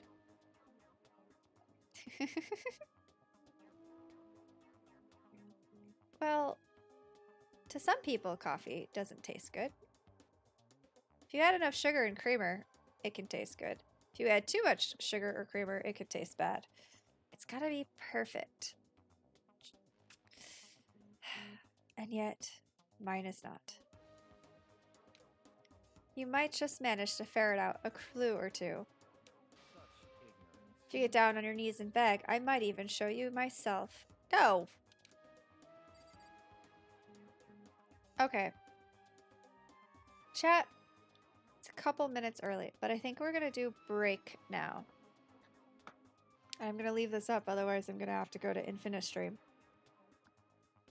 But I'm gonna take a break. Figure out why my phone is exploding. Coffee can be drunk black, but even the good coffee that you can drink black, I like to drink with some creamer and no sugar. Yeah, everybody has their own taste. But anyway, I'm gonna go because coffee is cold, so I'm gonna refill my drink and figure out why my phone keeps blowing up. But I will be back, chat, soon. In the meantime, get a drink, get a snack, use the restroom, wash your hands, take your meds if you have to, and we'll be back.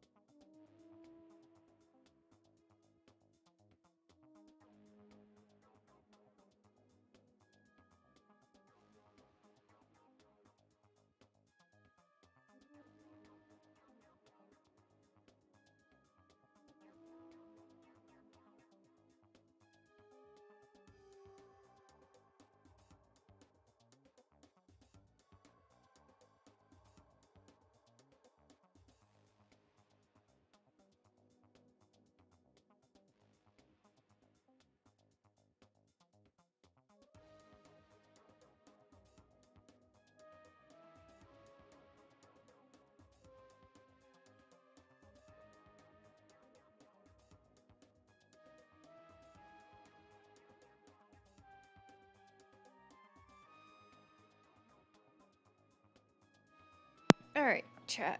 I'm back. Did you miss me? Hi, Feedy! Welcome! Welcome! How are you? What? I...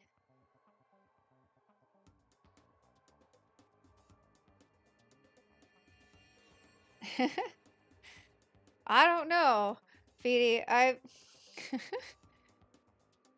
I keep hearing this whole thing about, you know, dumb blondes and all that, which kind of I really hate that whole thing. But no, it looks great. I saw the pics. It looks amazing. I think you did a good job on that. How am I? I'm doing great. I am, well, okay. I'm strawberry blonde, so I have a little blonde and I have a little red. So apparently I'm supposed to be stupid with a temper. According to all that bullshit. But yes, I am blonde. I don't know about smart. Oh yeah, and no soul. That's right, because redheads have no soul. That's right. How could I forget? I make that joke all the time. But thank you for saying that I'm smart. Some days I don't feel it.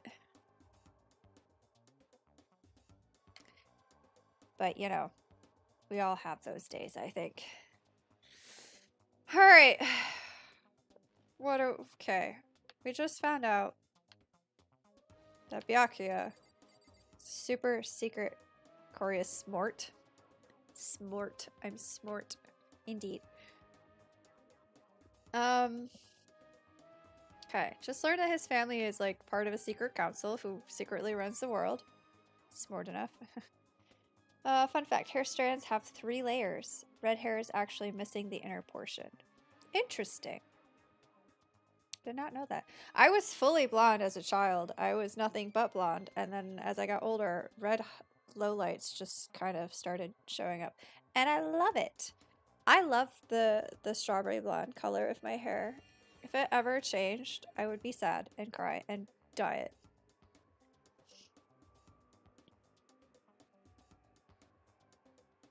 Alright. What are we doing? Byakuya, about that Genocide Jack case file, could you let me see it? Medule? Oh. Yeah. I know the term too, but I don't remember. I can't pull it out of my head right now. I can, however, pull strands of hair out of my head. Anyway. Well, you didn't beg, but I guess it's okay this time. Feel free to look at it in here, but you can't take it with you. Oh, Makoto. Poor sweet summer child. Byakuya handed me the file, and I flipped through it with tense, nervous fingers. Suddenly, my hand stopped. I had reached the page where the photos from the scene of each crime had been collected. Oh, lovely. The names of Genocide Jack's victims ran on for several pages. Okay. Ken Harada, 32. Tetsuhiro Honda, 17.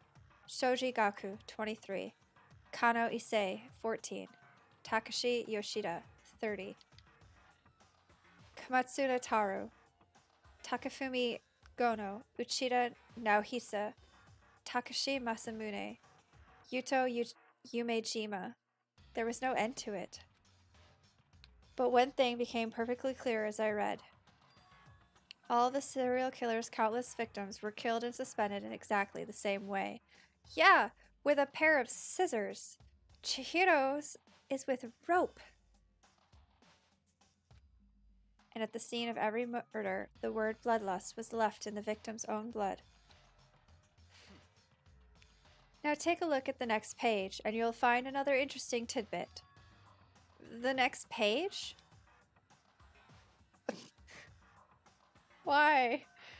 Profiling results? All of the crimes took place either on weekdays, at night, or during holidays, either day or night. The most common time for the killings to take place was on holidays in the afternoon. Based on these facts, it could be suggested that the suspect may be a student. Guys, I know who it is! It's Light Yagami! Duh! It's a Death Note thing!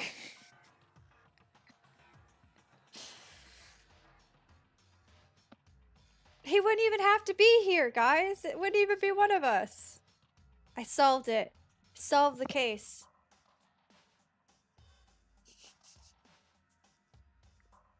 Now we can all go home and live happily ever after, never come back to this horrible place.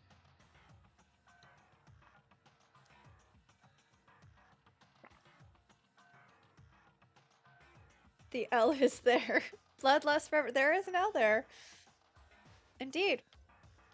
Indeed. He forced the victims to write it themselves before they died. That's how it works, guys. He can do that.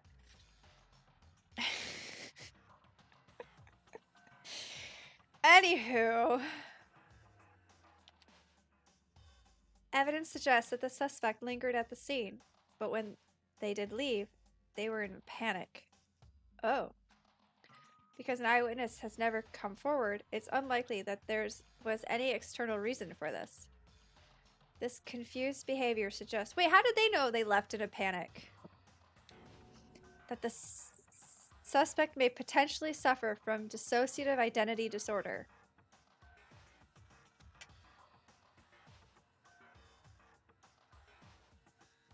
Okay.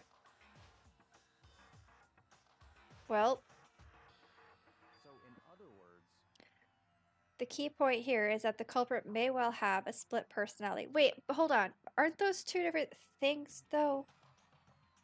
I'll admit, I have not done a whole ton of research into DID, and all of my knowledge about it comes from one K-drama, which is actually a fascinating K-drama.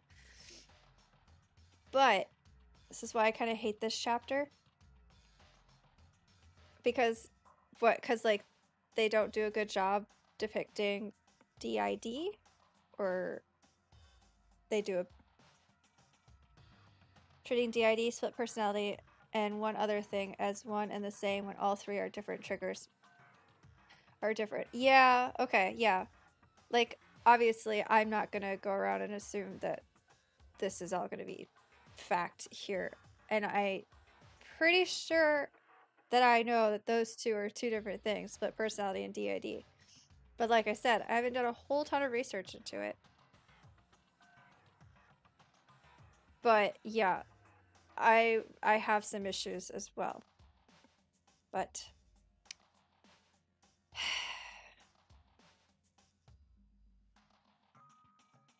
I don't know if it's a... They definitely are. Okay. I don't know if this is going to be a case of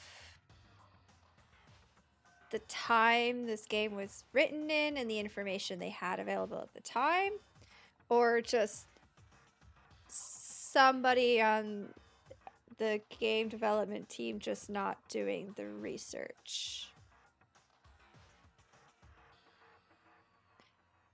But this would have been the area of DSM-3. I don't know what DSM-3 is. I don't actually know when the game was made either. I probably should look that up. The one is slightly more forgivable because, like, knowledge of the time, you can't really do much there. The other one is just laziness. So clinically at that time would be correct. Okay, so we're saying it was written during the time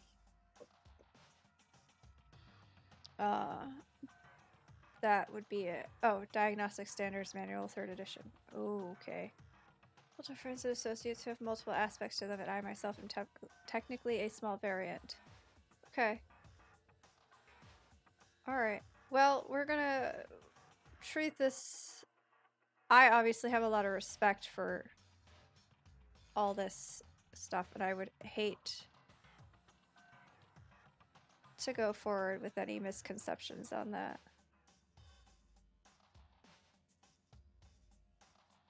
Because I know there's some people in Brian's community who have DID.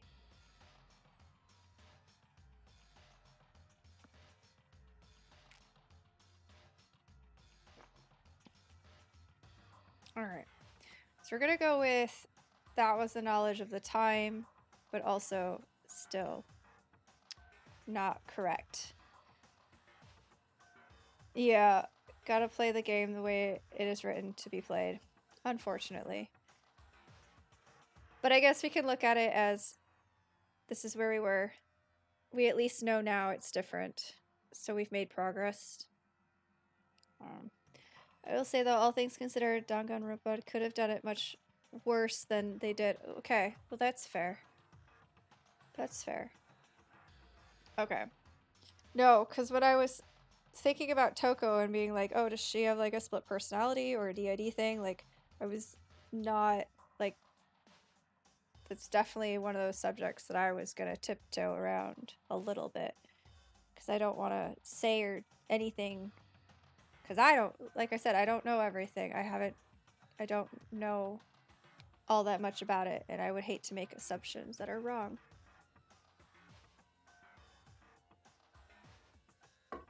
Okay, so we're going to proceed with the knowledge that this is different things.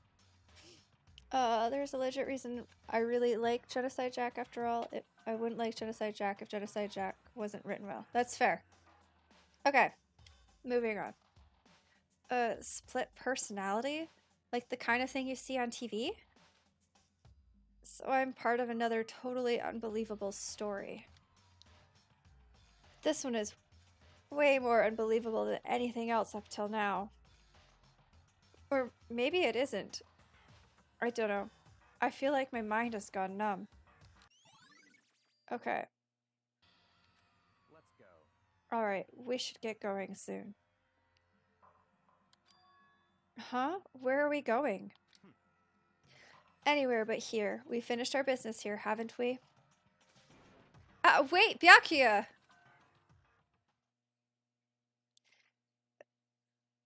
They're having a conversation again.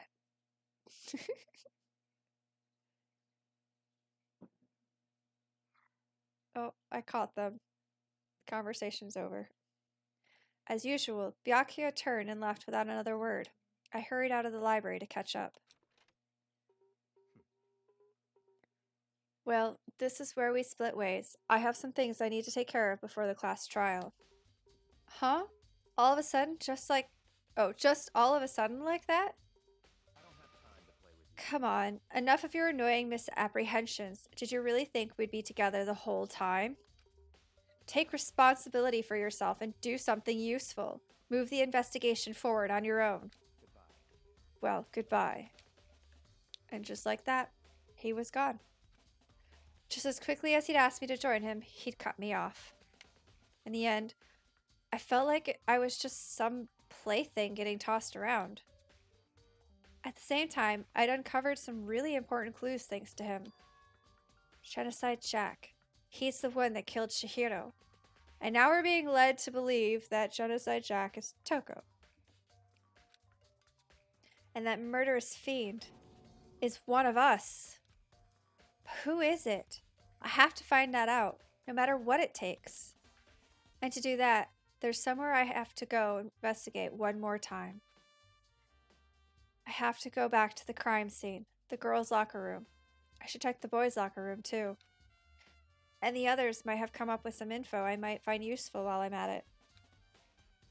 I need to find out everything I can. Alright.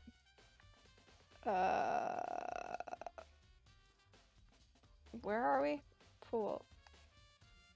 I need the pool, which is this way. Yes, okay. It's around this corner.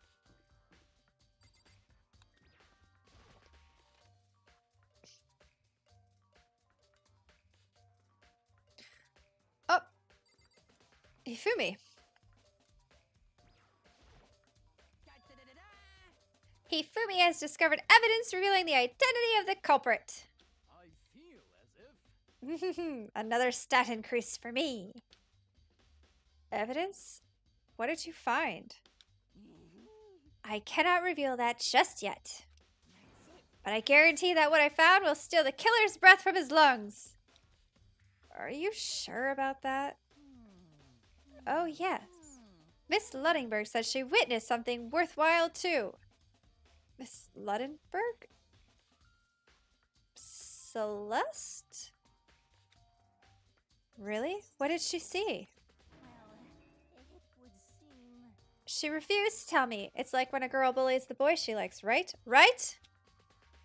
Okay. Oh, it is Celeste. Okay, good. Okay, so where is Celeste now? Oh my gosh. I changed my piercing on my nose and my nose itches. Sorry, chat. Alright. The warehouse by the dorm. She was there, but at the same time, not there. Hifumi? What's it gonna be? Alright. Boys' locker room. Then we have to go find Celeste. No, boys' locker room, girls' locker room, then we find Celeste. I think. Hello. There's a strange stain on the carpet. What is it? Alright.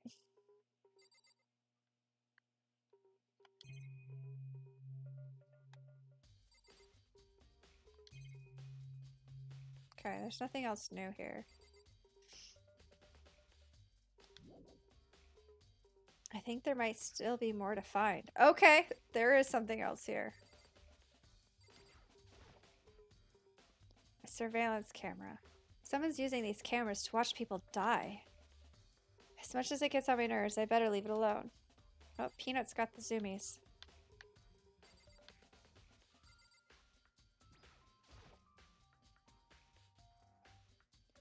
Huh? This poster. Wait, this is not the poster that was in here. It's a popular boy band called Tornado. Somehow, it doesn't quite seem to fit in the boys' locker room. Holy shit, chat! The poster in the girls' locker room, with a little bit of blood on it, was in this locker room.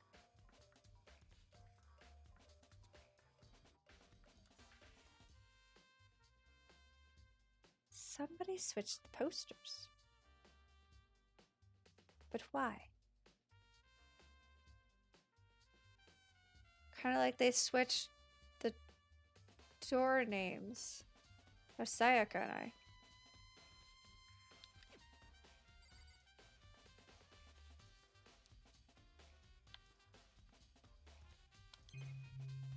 Okay. Is that everything now? Yes. Okay.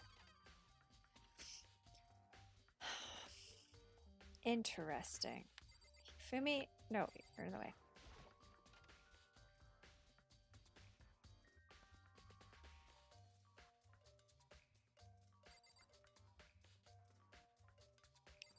This poster. I remember now. I thought this poster was familiar. I just figured it was the same one in both of them. But no. Somebody switched the posters. But why? It's the blood-stained poster. The blood is the most noteworthy part, but the big-breasted swimsuit model is pretty noticeable too. The girls' locker room doesn't seem like the kind of place you'd find something like this. Oh, but wait! That reminds me! The poster in the other locker room is... That's right. There's definitely something strange about this. In the boys' locker room, there's a poster of a popular boy band. In the girls' locker room, there's a poster of a big-breasted swimsuit model. Why is that your description, Makoto? Focus! Could the posters have been switched? But if they were, why? What reason would anyone have? Maybe I should talk to someone who knows a little more about the locker rooms. Alright. Hey, Kyoko, have you found anything interesting? Hey, Kyoko, have you made any progress on your investigation? Indeed. Generally speaking. However, But I have to get going. I have something unrelated to take care of. Girls can like girls, boys can like boys. Exactly. Well, I mean, no. I don't see anything wrong with the posters in the other rooms than what Makoto would expect. But I do remember that that poster was not in this. It was in the boys' locker room. I totally agree with you, Brie. 100%. But this being a Japanese game, yeah, I mean, also, again, slightly dated. Something besides the investigation? What is it?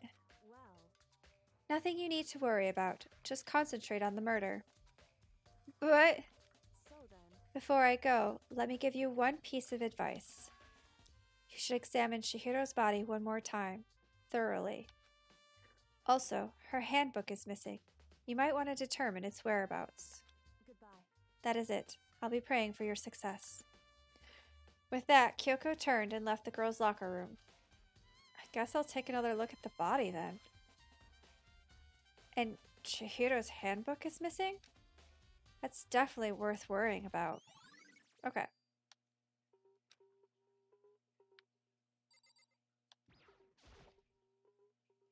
Kyoto said I should examine the body one more time.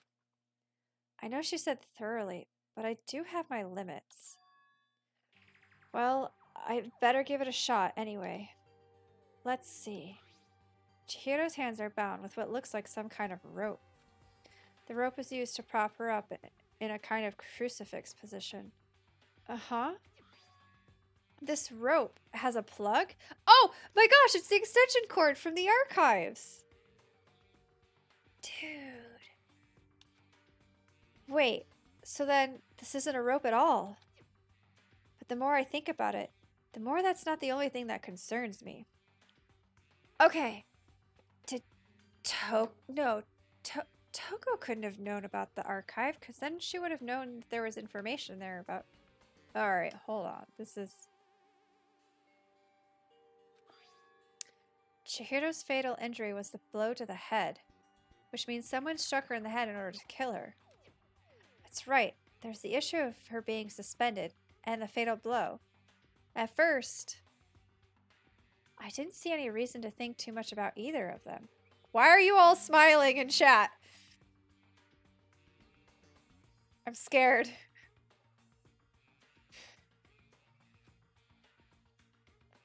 But seeing them again after looking through the Genocide Jack file, something's not quite right. I stated that before. Oh my god, there are more smiles. Chat, you're scaring me. What does this all mean?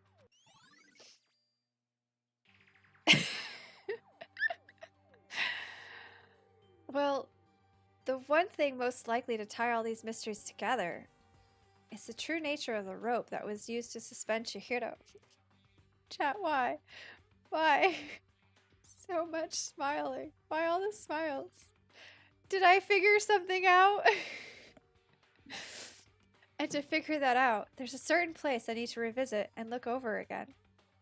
Plus, it might help to look at the Genocide Jack case file one more time. Okay. Okay.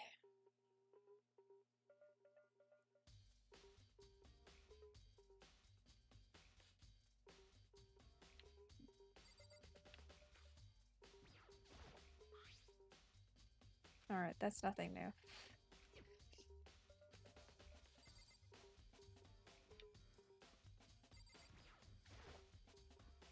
You spend a lot of time exercising in the girls' locker room, right, Sakura? Of course. I've used it nearly every day since it opened up. Sometimes Hina and I use it together. Okay then. Let me ask you something. Do you think the posters in the boys' and girls' locker rooms could have been switched? I'm Sorry, I can't really say. I never really paid any attention to the posters. I see. However, But there is something that's been bothering me about the locker room. You see, I like to drink a little protein coffee every time I finish exercising. We have protein coffee? What the hell is protein coffee? Can't look at chat. They're all smiling still. in the warehouse. It's not the highest quality, but I don't have a lot of other options. I mix protein powder with coffee and down a glass of it after exercising. Anyway, the other day I spilled some on the carpet in the girls' locker room and it left a stain. Holy shit, hold on. That's the stain that's in the boys' locker room on that carpet.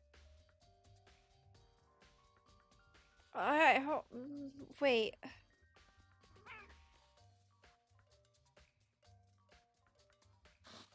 I've never heard of protein coffee. Yeah, me neither. Protein powder in coffee, apparently. Hi, love. Peanut, I need your very smart brain. Mine's about to overload. A stain? But I don't see any stain on the carpet now. Of course. Exactly. I noticed it earlier. The stain has disappeared. No, it hasn't disappeared. It's in the boys' locker room.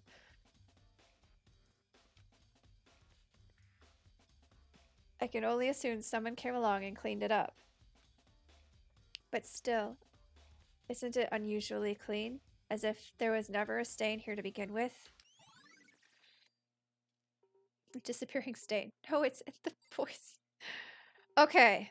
So not only were the posters switched, but this rug was switched. If it is a rug. I think it's a rug. Which actually would have been a huge pain in the butt because you gotta move the exercise equipment.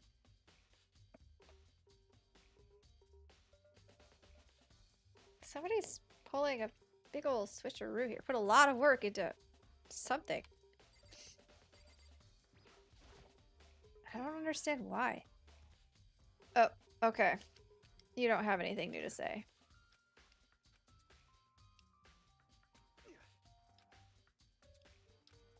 Alright. So we gotta find Celeste, and we have to go back to the archive room. That's what they want us to do.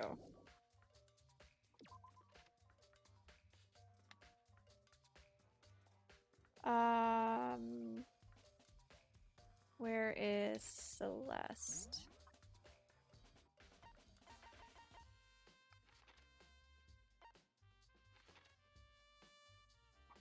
There's the pool. I don't... Okay. Nobody is showing up on here.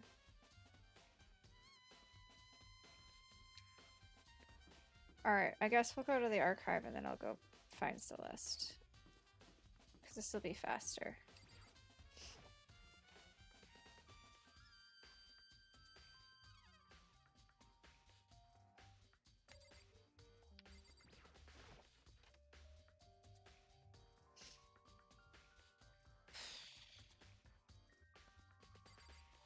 These are the murder cases.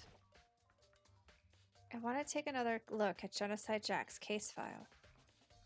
I know it was around here somewhere. Huh? It's gone! Did someone take it out of the archive? But the only one who would do something like that... I can't think of anyone but Byakuya. Alright.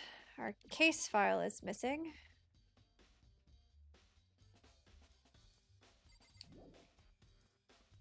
There's still more I need to check. Oh.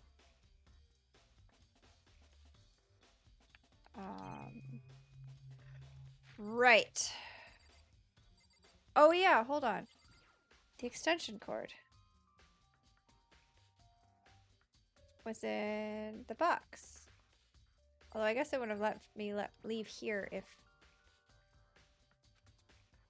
Okay, the extension cord was in there before. Oh. Oh. Hold on. There's an extension cord right here. There's a thick layer of dust on the desk. Maybe there's some kind of clue here. Guess not. That's not what I was trying to look at. Alright.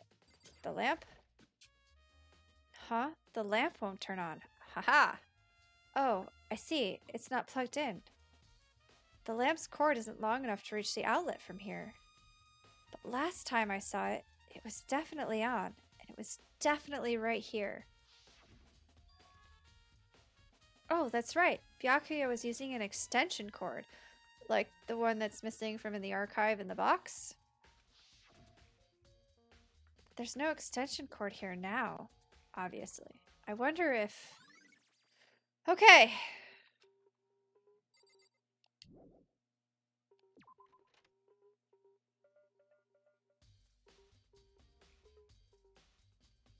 Celeste. Where is Celeste?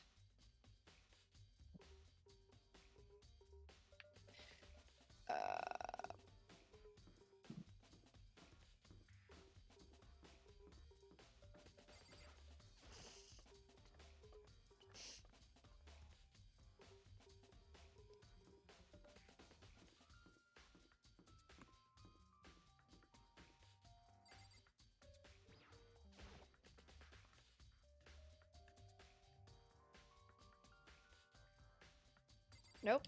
That's Hiro. Oh, there's Taka.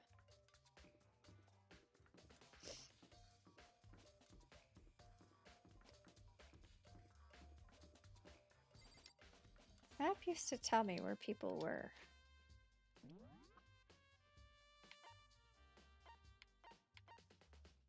Okay.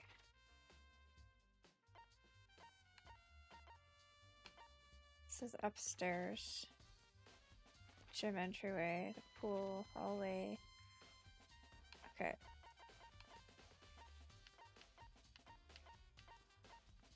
Ah, there's Celeste in the warehouse.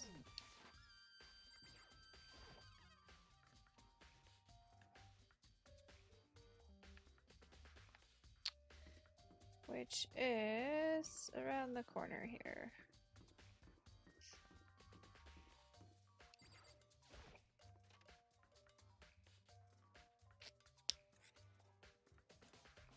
There you are. Celeste, what are you doing here? This warehouse is amazing. It has absolutely everything one might need to live a full life.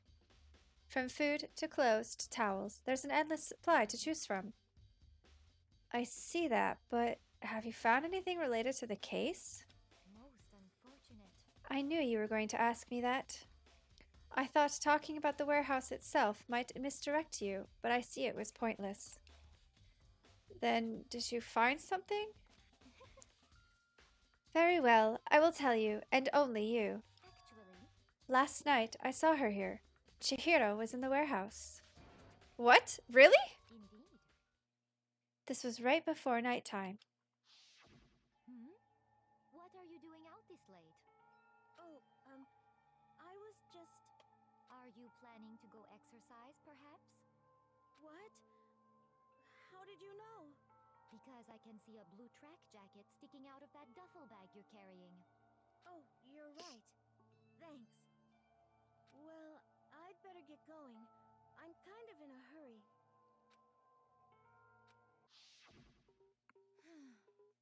She stuffed the jacket into her bag in a hurry. It was almost like she was trying to hide it. And just like that, she was gone. Yes, indeed. I assumed she was merely stocking up to go exercise in the morning, but it would appear she ignored the nighttime rule and headed directly to the girls' locker room.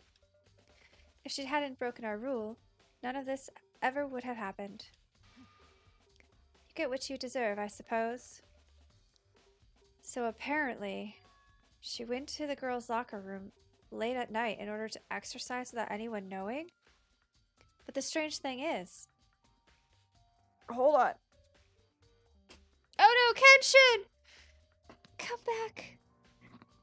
Ugh! There you go. Sit right there. Pat, pat. Anyway.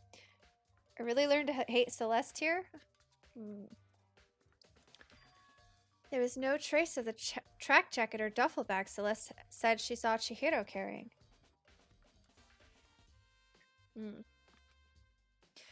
Which would mean the killer would have gotten rid of it somehow. Okay. So a jacket and a handbag, or duffel bag, we now have to find.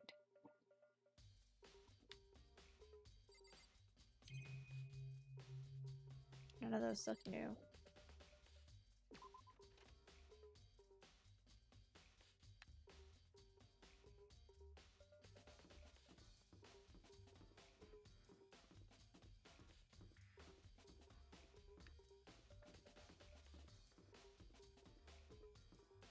I wonder if they're in the pool area somewhere.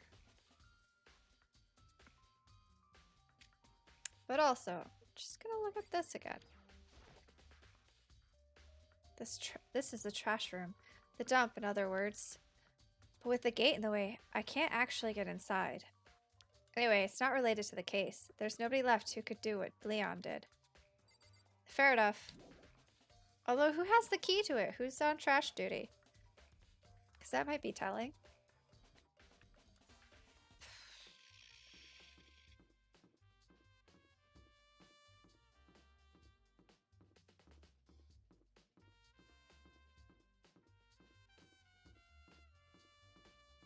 Someone was in the dining room.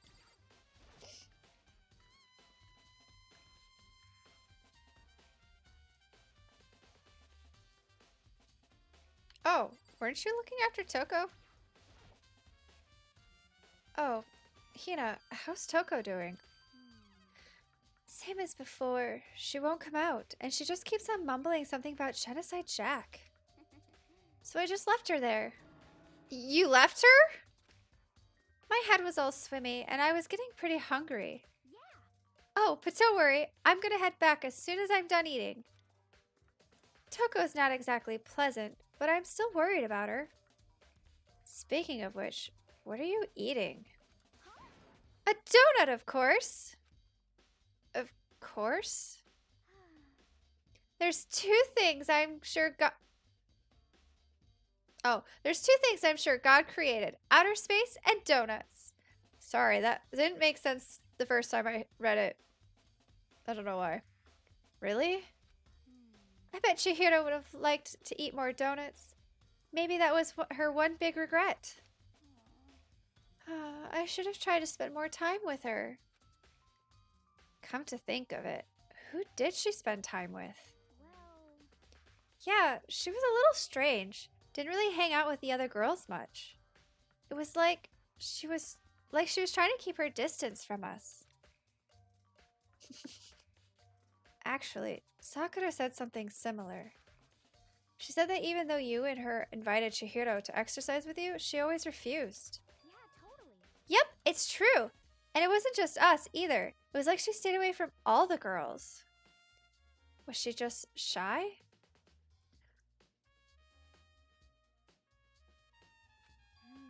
I don't know. She talked to the boys all the time. Isn't it kind of weird to be shy around your own sex, but totally fine with the opposite sex?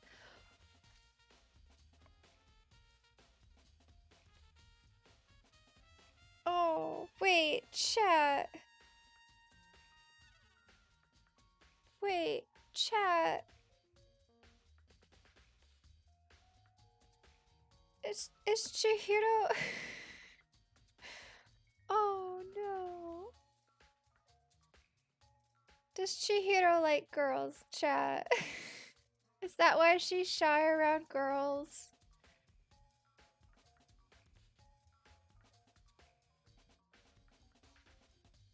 What are the words? What do you mean the words? Do you want me to just spell it out? Chat, say nothing. No. Oh wait, maybe. Maybe she was used to guys spoiling her. The law says you can't judge a book by its cover, right? Smile. Alright. Now I'm even more sad that Chihiro's gone. Our poor little gay Chihiro. And if that's not the canon, it's canon now, damn it. You think so? I never really saw her as that kind of girl. Aoi, I don't even know what you're trying to imply there, but... No, wait, hold on. We didn't find the thing. Shit. We didn't find the duffel bag or the coat. So, I'm getting tired of waiting. Shall we just plunge right in? It's the moment you've all been waiting for. The class trial. You remember where to meet, right? Please go through the red door on the first floor of the school. See you soon. Oh no. Begin the class trial, or it's about to begin. Huh? What's huh? The red door is right through here. Could have sworn there was a clue I hadn't gathered yet. I mean, I didn't find the duffel bag or the coat, but other than that, I don't know.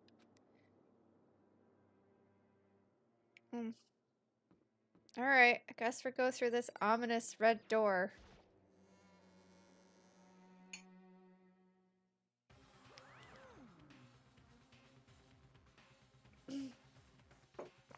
Ahem! So, is everyone ready to— What?!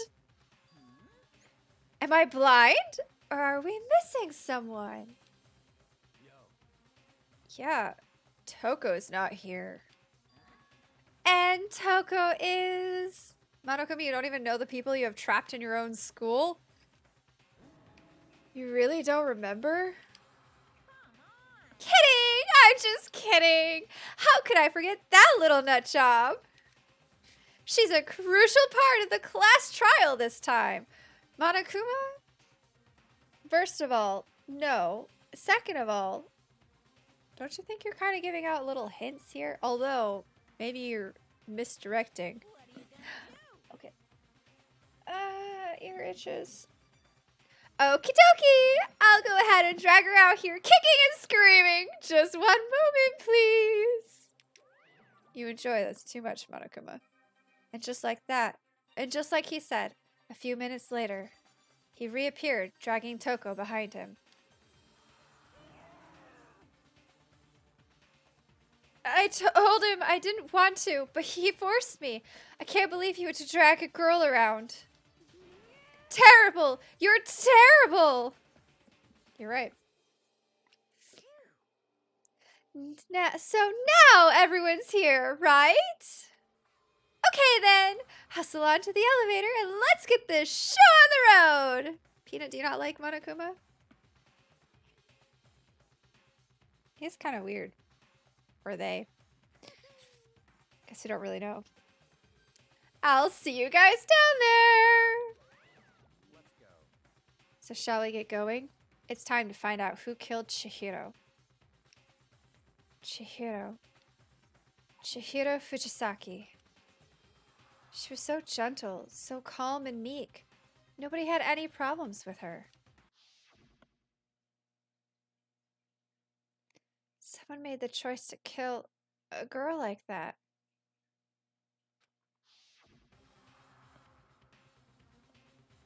And that murderer is one of us. Sorry, chap. Someone's standing right here. Very true. Alright. I guess it's time to go. We have no choice, right? We have to do this. It's true. Yes. I gave a small nod in reply. With one last deep breath, I walked toward the elevator on shaky legs. With each step forward, I could feel my heart starting to race faster and faster. As soon as everyone was on, the elevator began to descend.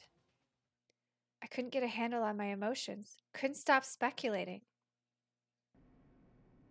Who? The steel box sank with heavy clunking sounds deeper and deeper into the ground. And as we went deeper, the uneasiness in my heart grew bigger and bigger. The elevator was unaffected, however, and continued to descend without hesitation. Until finally, it came to a sudden stop. What do you think? I redecorated! Isn't it so fresh? Isn't it so exciting? Don't waste our time with stupid questions. Let's get this over with. Good, good. You're all rip-raring to go. Gotta say, I don't hate it. Not at all. Okay then, let's get this show on the road. I don't think Peanut likes me doing Monokuma. Either I move around too much or the voice is just too high pitched for her. Although it can go higher. Everyone, please find your assigned seats. And so, the curtain opened once again.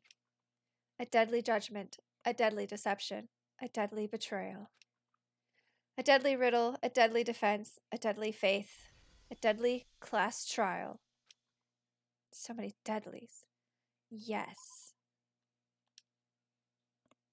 Yep. Alright. Alright, here we go.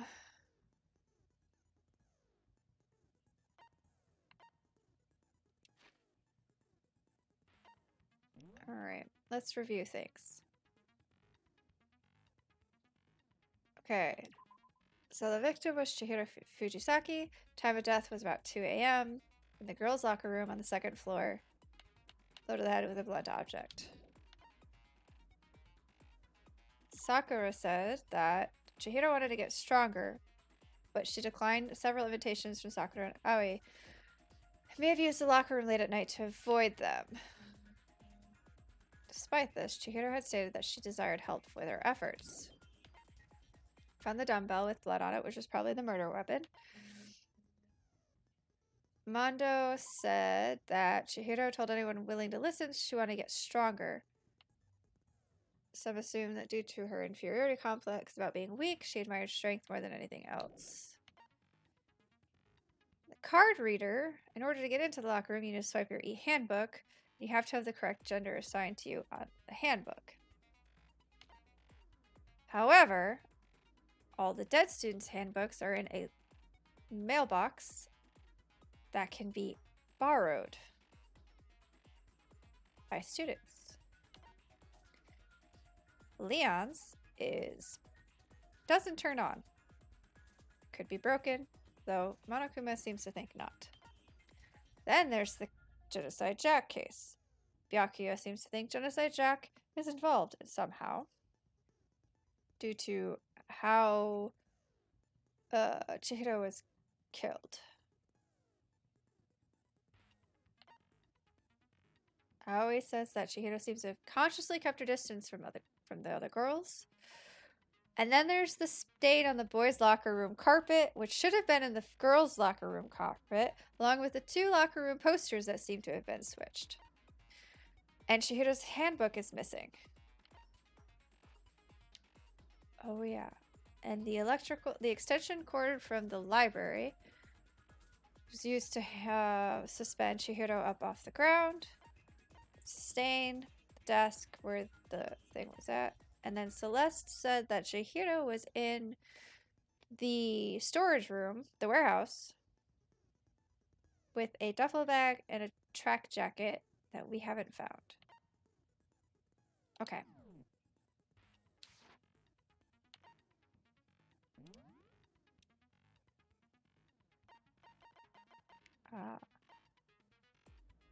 Okay.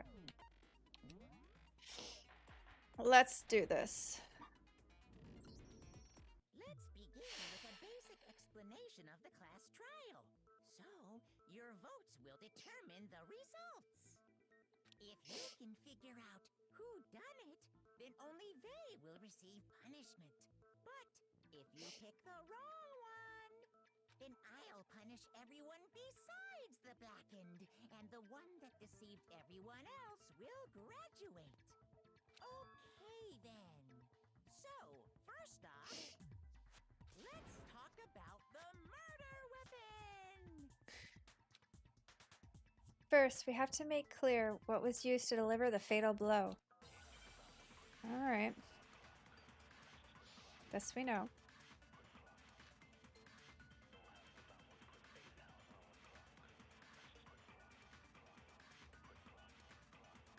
Chihiro's fatal injury. It appears it was a head wound. Yep. According to the Monokuma file, the killer used a blunt instrument. But what kind of blunt instrument could it have been? Oh, I forget. It was enough Ah, to fight. crap. No. Interesting. Ah, I forgot It would make for a keys or the whatever. All right, hold on. Go back through. Hero's fatal injury. It appears it was a head wound. Yep. According to the Monokuma file, the killer used a blunt instrument. What kind of blunt instrument could it have been? I bet it was an iron pipe. No, no. Come here. No, what's the button? Hold on. C gave me the...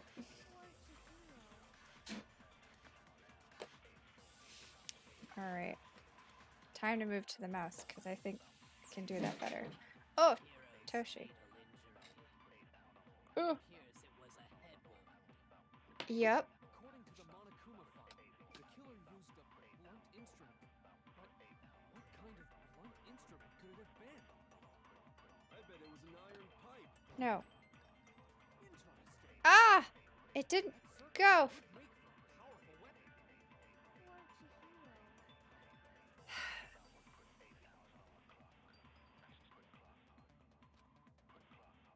Chihiro's fatal injury.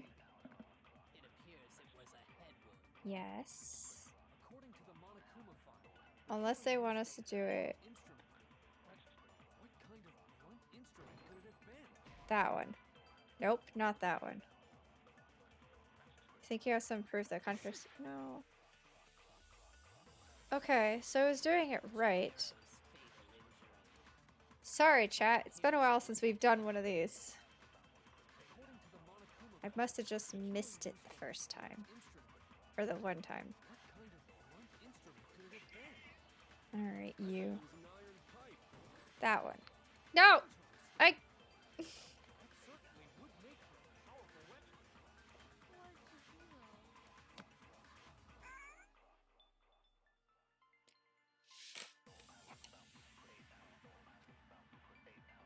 Chihiro's fatal injury. It appears it was a head wound. Yep. Where's the head wound? Monokuma file, the killer used a blunt instrument. But Uh-oh. what kind of blunt instrument could it have been? Chat, is the stream lagging for you guys? Got it. No, it's wrong. Yeah, I'm noticing that too. Bree. Can we agree that the object that dealt the fatal blow was the dumbbell found at the scene of the crime? Okay. It was covered in blood, and there was nothing else at the scene that could have caused that kind of injury. And the wound on the victim's head is consistent with the shape of the dumbbell. Okay. Let me... A few Oh, I forget that that kind of just skips. Let me... Alright, hold on. This is gonna be in finish stream for a second. Not dropping frames. CPU is high. Great. Alright, hold on.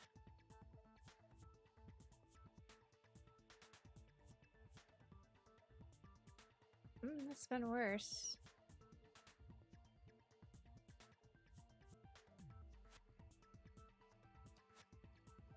Hang in there, chat.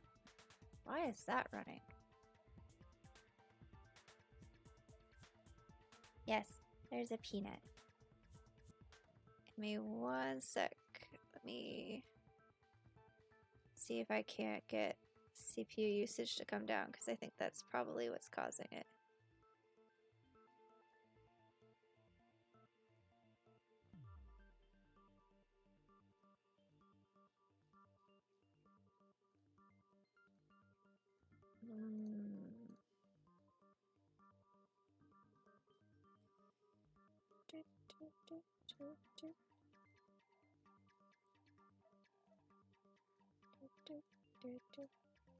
All these unnecessary programs running in the background. I never really understood why.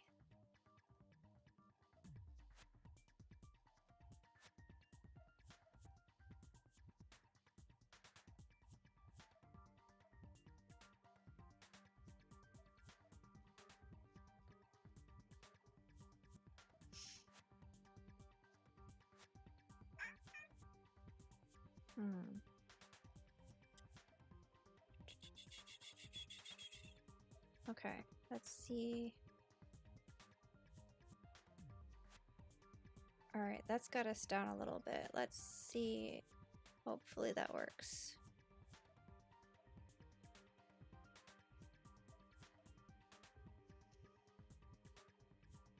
Okay. That's so creepy!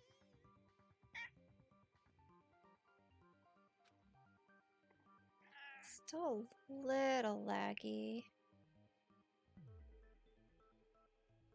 Not as If bad. you don't mind, I will proceed from here.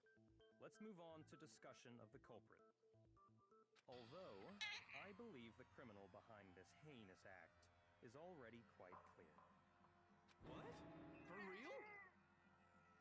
Chihiro's killer is the fiendish serial killer, Genocide Jack. Genocide Jack, the fiendish serial killer. Did he really kill Chihiro? A new element has been added. Ugh. Absolutely, I want to hear more. For this debate, lines of white noise will appear to disrupt your reactions. Great! Because it wasn't hard enough already. It didn't really... It helped a little bit, didn't it, chat? It's still laggy, but it's a little bit better now, isn't it? Truth bullets will disappear if they hit these lines, so think of them as obstacles in your debate. But there's a way to keep this white noise from getting in your way. Press the right mouse button to attach the silencer, which you can use to shoot down the white noise. However, if you shoot an actual remark with your silencer instead of the white noise, the time limit will decrease, so take careful aim when you have your silencer out. Yeah, it's a bit better? Okay.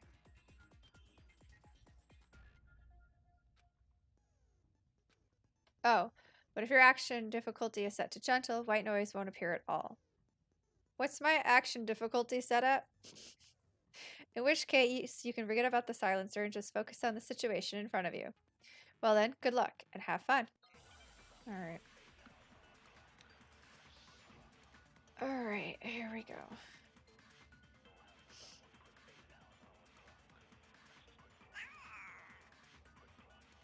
Oof. Culprit is Genocide Jack, I'm sure. Case closed, as far as I'm concerned. But that's impossible! Why? What makes it impossible? Well, I mean, come on! There's just no proof for it. Ah! Missed. Genocide Jack. I don't know who that is. Of course you don't.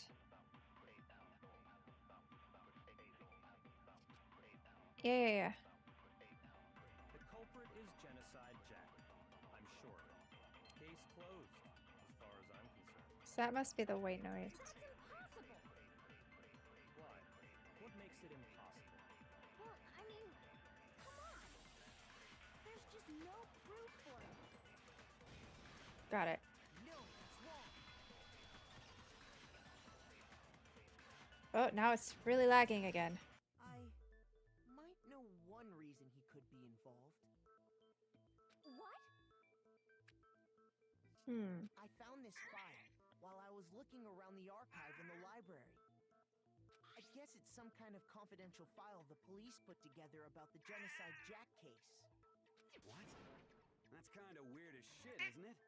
What was something like that doing in the library? The why of it is probably more trouble than it's worth. So let's forget about that for now. More importantly, it What? outlines all the specifics time is of it? every genocide Shoot, case I should have fed in you. exceeding detail. According to the file, there appear to be two defining characteristics in every Genocide Jack case. The first is that a bloody message is found written at the scene of every Okay. Hold on, chat. I gotta go feed this child before she yells my ear off. Be right back.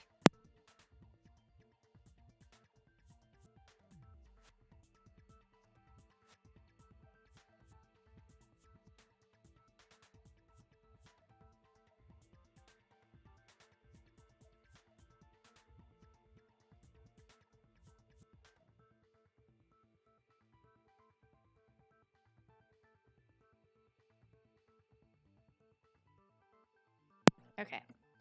peanut has noms.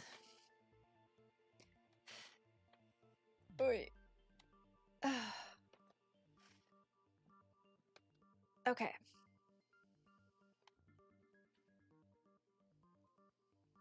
Oh, that's right. Boob lust. Blessed.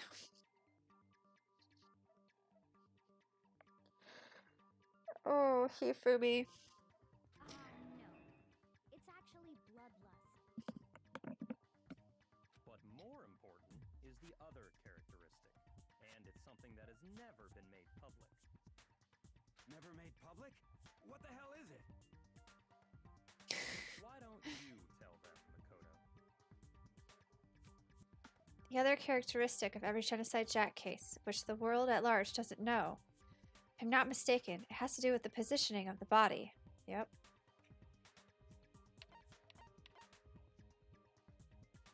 I got it!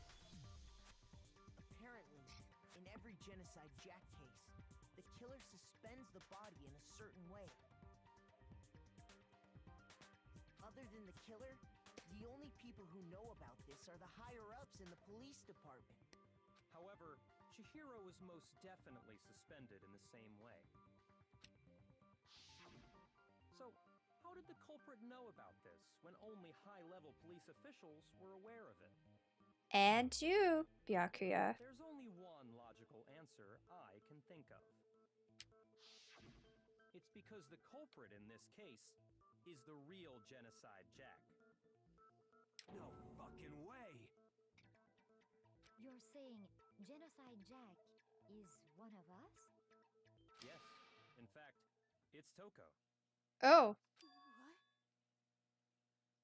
he's just gonna go on out and say it. Genocide Jack's true identity is Toko Fukawa. What? Hey, okay, wait, hold on a sec.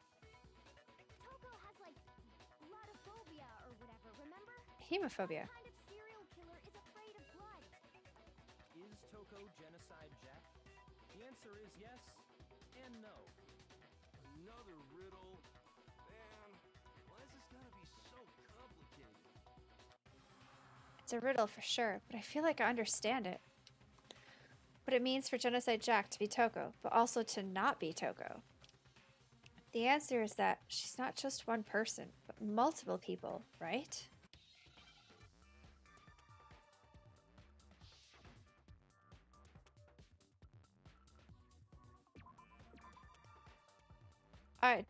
Oh.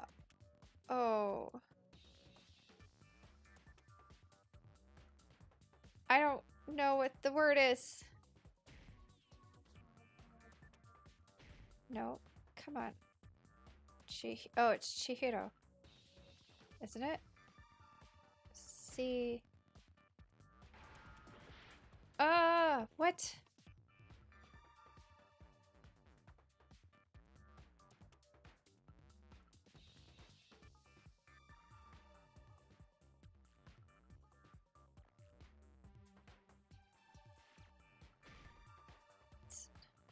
I don't remember how to do this. I should have done a rundown of the rules for this. That's oh.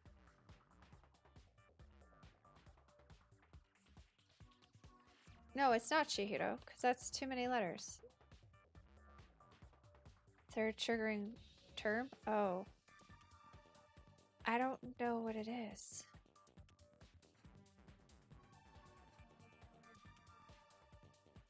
Oh, what? Oh, Bree, what happened?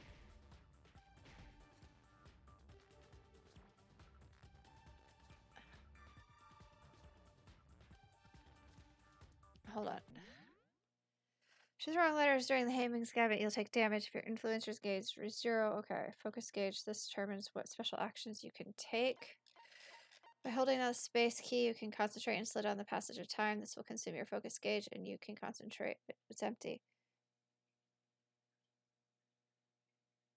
I'm so sorry. Control key to speed up the letters. Shoot the letters pressing the left mouse button. Okay. Shoot them. You'll have to shoot some letters more than once to destroy them. Okay.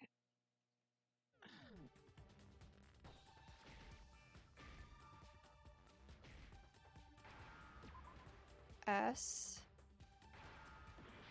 Oh.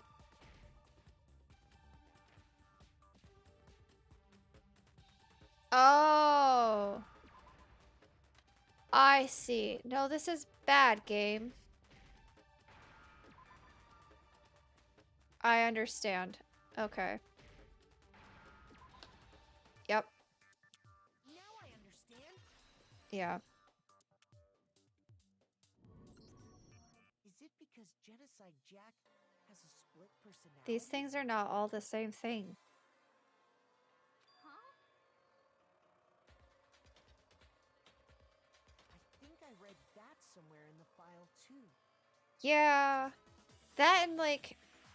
They thought that the suspect might have, what did they call it? Dissociative identity disorder. Isn't... Alright, I don't know, but isn't that kind of like not really a term we use? Oh, okay. But still, to go and say that about Miss Fukawa is... Perfectly acceptable. Alright, yeah, this case is definitely not okay. Toko's strange behavior after seeing the body is proof enough that she has a split personality. One thing that shows Toko could have split personality has to do with their behavior. Yeah, I can understand that, and I apologize, but You're talking about how she started acting totally different than usual, right? yeah. That's right. Think back. She fainted when she saw Chihiro. Schizophrenia is one that I know a little bit more about than DID because I had a certification in mental health first response, so we learned about it a bit. So that one I'm aware of. And yeah, they're nothing alike. All right.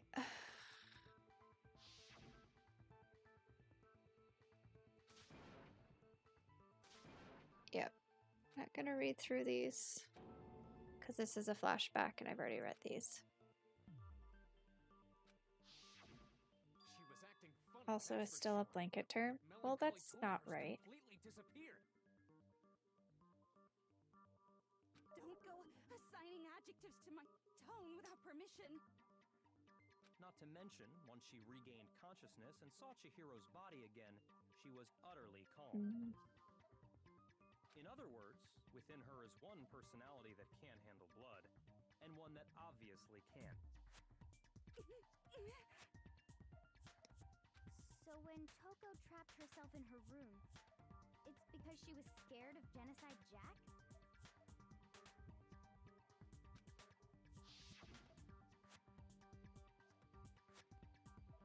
Yeah, pop culture tends to do that, sadly.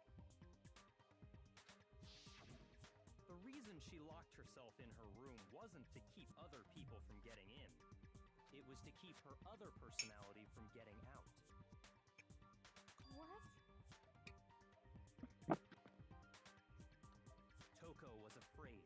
Afraid of the murderous fiend inside of her. Of killing even more people. How? It just seems too easy. Yeah. How can you know all this? I do believe you misunderstood her. What she's trying to say isn't, how can you know all this? No. What she wants to know is, how could you tell them? Huh? Huh? Last night, just before Monokuma gave his motive speech, Toko and I had a strange conversation. She told me a most interesting story. She said a murderous fiend lived within her, and she was afraid it could appear and attack at any time. That was her secret. That was her deepest hidden secret. And that All trepidation right. is what's caused her to have such a bleak attitude. Isn't that right, Toko? This is all a lie. Right, Toko? You said wouldn't tell anyone. What? You promised. I can't believe you lied. You have only yourself to blame. You came to me with your tragic little story. I didn't ask you to. This is the real world, not some romantic fantasy fairy tale. Besides, you broke your promise first. You said that as long as you were here, no matter what, you wouldn't let Genocide Jack kill anyone. But in spite of that promise, So he did know.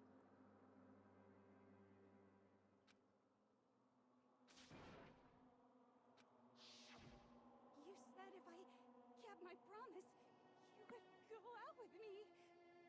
Uh-huh. That's the only reason I promised. how many times do I have to tell you? I never said that. But you weren't able to do it. You just couldn't resist that rush you got from killing, could you? I tried. I swear I tried to control it. But your efforts were useless. What a disappointment. I hate you. Well, the opening act is nearly finished. All that's left is to hear from the person in question directly. The person That's an expression. you don't mean. Also, was her hair always that long? Toko's body suddenly lunged backwards. A huge thud echoed across the courtroom, but in the next second, Well, hello there. Is it me you were hoping to see? chill. Genocide chill. What the heck? Hifumi, you're a little close. So you figured it out, huh? Well, whatever. What are you gonna do? I'm the ultimate murderous fiend, Genocide Jack! Or better yet, let's go with Genocide Jill! What the fuck is this? Toko, what happened to you? Not Toko, that's a loser name. And what happened is a textbook split personality. So what if one of them happens to be a serial killer? You should turn a blind eye to one's fault.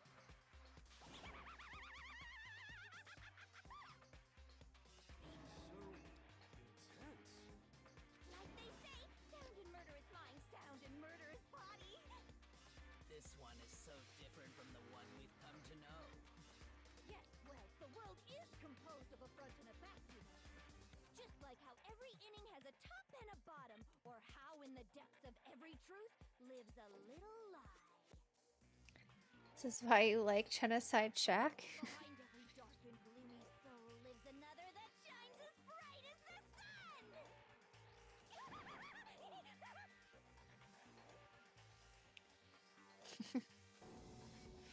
This is the murderous fiend Genocide Jack? This is beyond insane! Miss Jack, Jill, can I ask you a question? What's up? What is with the tongue? Some of us think you might be the Also, mastermind this would be behind one of the the reasons I like Toko. What are your thoughts on that?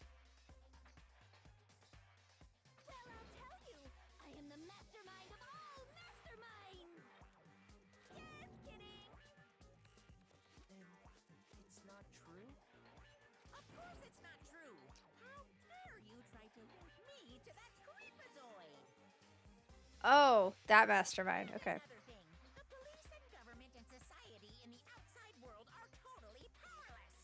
I mean, they just let this idiotic, bloodthirsty maniac go buck wild all over town. Sure, I'm a bloodthirsty maniac, but life is pain, right? To live is to hurt other people. It's a necessary evil if you want to survive. The act of living itself causes pain for everyone. Just kidding again!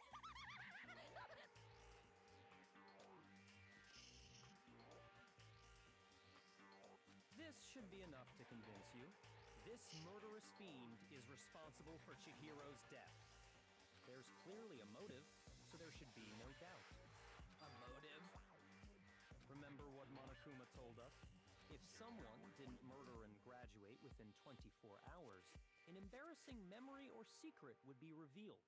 But that would be Toko's embarrassing memory or secret, not Genocide Jack's or Jill's. Well, let's assume that Toko's secret was about Genocide Jack. If a secret like that came to light, Toko's life would have undoubtedly been forever ruined. So the motive doesn't really fit. So she had a very clear motive to never have that side of herself exposed. Interesting. Very, very, very interesting. But sorry, as much as I hate to admit it, I'm not the culprit. But I cannot imagine anyone other than you could murder someone in such a bizarre fashion. Maybe so, but nevertheless, it's the truth. Do you really expect any of us to believe you? Yeah.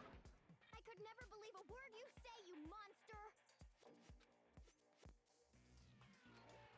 Maybe. Maybe she's totally right about that, but something's still bothering me. Yeah, me too. What she said. I need to get some more details about all this. Alright. See if we can make it through this the first time.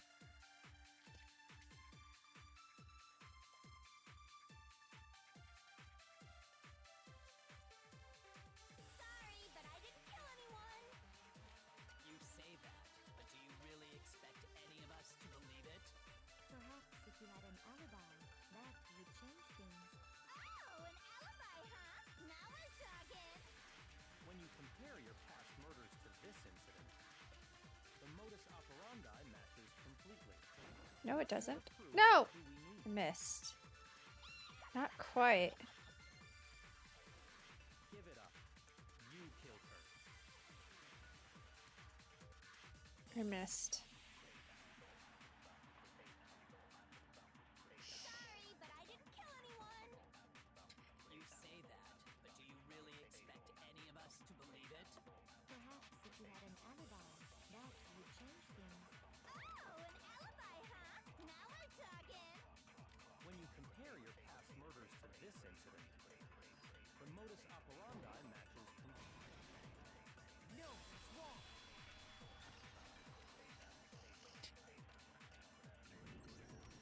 Are the methods of murder really exactly the same? I'm not so sure about that. I think there's a slight difference between the Genocide Jack cases and this one. Huh? How's it any different? Uh-oh, you don't know? Well then, human garbage, let me tell you! I murder with passion and conviction. I consider myself a professional, and I have a very particular way of doing things. Imagine you go to a fancy Italian restaurant. They're very picky about the noodles, the sauce, everything. But what happened to Chihiro? It'd be like if that same Italian restaurant started using ragu or Chef Boyardee. Oh, goodness. It's no creation of mine. Let me rephrase that in a way that maybe makes more sense. There are two clear differences between the Genocide Jack cases and this one. There's one clear difference between the murders. In the photos from the other Genocide Jack cases, look at the neck and the stomach.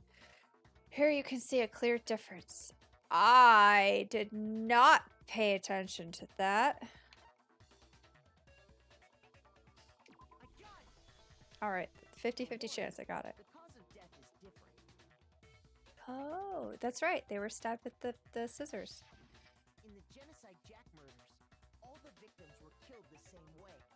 According to the case file, they were all apparently killed with a pair of scissors. But Chihiro died from a blow to the head, right? Ah, yes. That is remarkably different from the other murders. Wouldn't it be strange for someone who kills the same way without fail to suddenly change their method? Usually. And there's more. One more conflicting detail. That's right. In my recipe of murder, if the bloody message is the tortellini, then the arrangement of the body would be the pesto sauce. Could you please Yes, please. Are you saying the other difference has to do with how the body was arranged? That's right. The second difference is related to how she was suspended. In the photos of the other Genocide Jack cases, all the other victims were stabbed through their hands. Here you'll see a clear difference. That one. I got it! Do you remember what the killer used to suspend her? Genocide Jill scissors are legit your favorite. They are quite interesting. They used some kind of rope to hang her up by her wrists. What is your point? Well, in all the previous Genocide Jack cases, something else was used to suspend them. Specifically, pairs of razor-sharp scissors. And guess what? I used my own specially designed scissors for the murders and the arrangement. Like I said, I'm a professional, so naturally I'm very picky about the tools I use. And you know what else? Big Mac said there's two differences, but he's wrong. Big Mac? Are you referring to me? Listen up, Big Mac. There's actually one more difference. Huh? My word, you really didn't notice? Take a look at who the victims were in each Genocide Jack case. Men. There's a pattern there, just waiting to be discovered. Pattern? Figure that out, and it'll be plain as death why I couldn't have possibly killed that little lolly girl. They were all men. See, there was a pattern surrounding the Genocide Jack victims, and Chihiro didn't fit it? If you look at the names of every victim, what you'll notice is...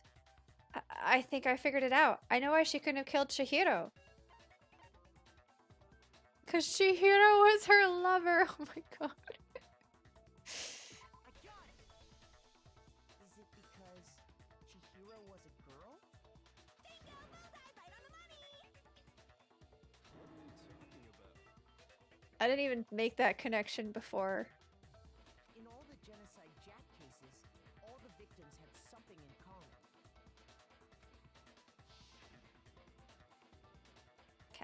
Yeah, I'm not gonna read them all over again. But yeah, they're all men.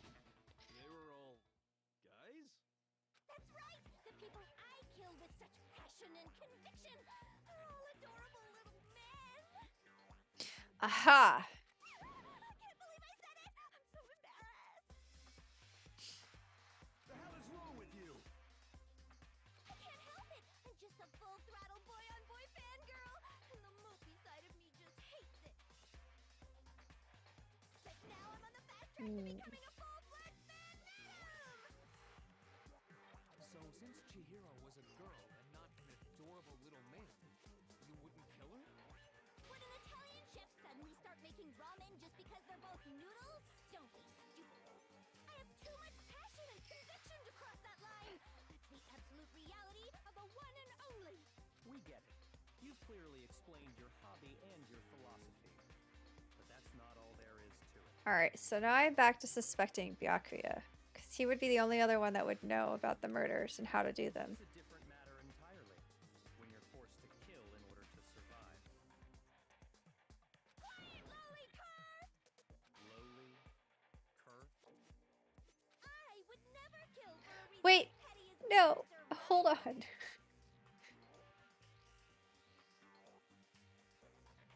Hold on. Pano, you had me look ahead at the next game because somebody was familiar in it. And now I'm like, alright. And if by some fluke I did kill to survive, why would I bother with the message and arrangement? It'd make me the obvious suspect. It's fair. What? What do you see? Does make some amount of sense. Whatever reason I have for killing, I would never leave out my prized scissors. Who would go out of their way to use a big, stupid, heavy dumbbell? Maybe you used the dumbbell because you couldn't find any scissors in the school? Are there scissors in this school? Any scissors? Oh yeah, she would use just any scissors. Don't just use any scissors. I only use my own set of high-class envy of the entire world scissors. Okay, whatever. There still aren't any in the school. Nope. Are you sure about that? Wait. Are there? Oh, there are. She brought them with her. She's fully equipped. That's right. So I can kill anywhere, anytime. Why would I resort to dumbbells or rope when I have my trusty scissors by my side? Go ahead, tell me I'm wrong. You can't, can you? Gutter dogs, all of you. Not to mention, I have no clue how to tie a good knot. So rope's totally out of the question anyway. Fair. I have no idea what's going on anymore. Could such a heinous villain really be innocent? But the body really was suspended, right? And nobody but the police knew about that. Yeah. That's why we figured it had to be the real deal and not some copycat killer or whatever. Except y'all didn't know that till we told you. Actually, hold on. There is one person. Yeah, Byakuya. One person who could have copied the Genocide Jack cases.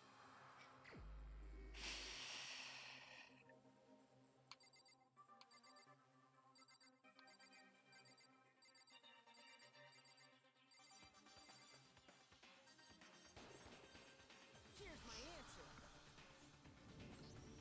Byakuya, it's possible you could have found out, isn't it? You'd have no problem gaining access to classified government documents or internal. And his motive. His motive, his secret, his shady secret would have been that his family is part of the secret society that runs the country. Secret, not society, what did you call it? Council. Secret council. There is motive there. Plus, you've already looked through the Genocide Jack file before this all happened, hadn't you? That's right, mister. Are you saying Mr. Togami did it? Silence. Continued silence. Then the reason he pushed the theory of Genocide Jack being the killer so hard was because he wanted to pin the crime on her. So, he rearranged the scene to disguise it and make it look like I put my stamp on it. That doesn't quite explain still why the rug and the posters were switched. Unless he killed Chihiro in the boys' locker room and then moved it to the girls to make it fit. The adorable glasses man was behind it all. Why would... I'm on fire. Oh, yeah, that would make you very happy. What's your response? I see. So now the suspicion falls on me. Then I must ask, when would you say I began acting suspicious? Surely you must have an answer. Looking back and thinking about it now, When you asked us for help? the way you were acting right before we discovered the body was a little strange.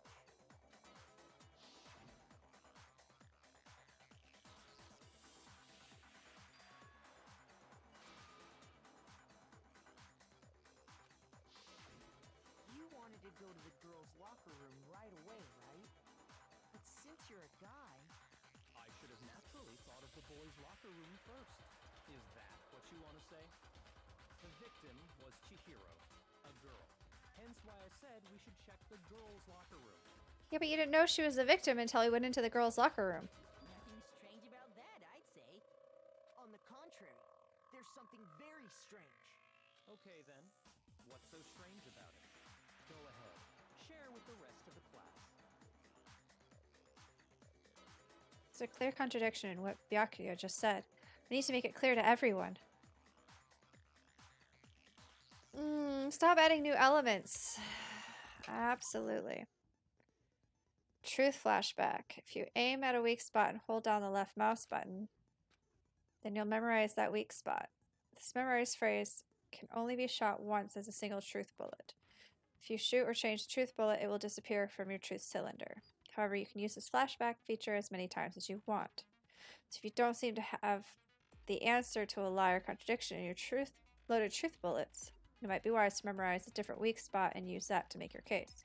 When's the best time to flash back? Well, you'll just have to use your keen wits, won't you? In this case, though, I will say that if you don't use a flashback, you won't be refuting anything. Well then, good luck and have fun.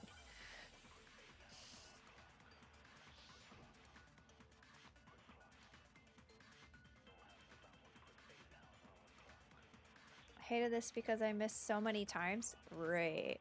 So, you said Byakuya was acting kind of weird before we found the file. Yeah. But he was acting weird. If you're presented with the opportunity to check out the girls' locker room, You absolutely take it! That's a natural reaction for any guy! The victim was Chihiro, who was a girl. So, of course, I would suggest we check the girls' locker room first. We didn't know No it time was. for pointless distractions. Hi, Zana! What's so strange about Thank you so much for popping in and saying hi. I hope everything is going well.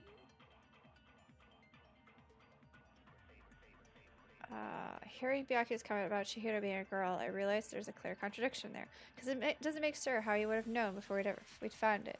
Exactly. Okay. So, you said Byakuya was acting kind of weird before we found the file. Yes. But he was acting weird.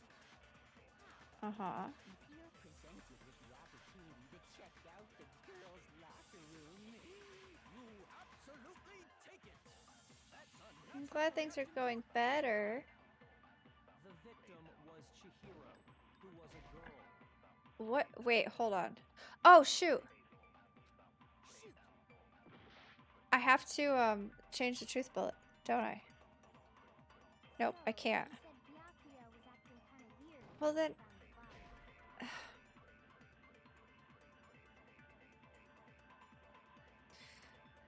file. Hold on.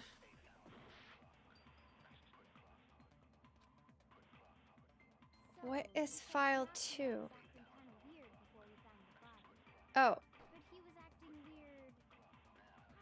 Right. if you're presented with the opportunity to check out the girls' locker room, You absolutely take it! That's a natural reaction for any guy! The victim was Chihiro, who was a girl. So, of course, I would suggest we check the girls' locker room first. I think they literally just... I know! I realized that. What's so strange about that? I wish you took me with you.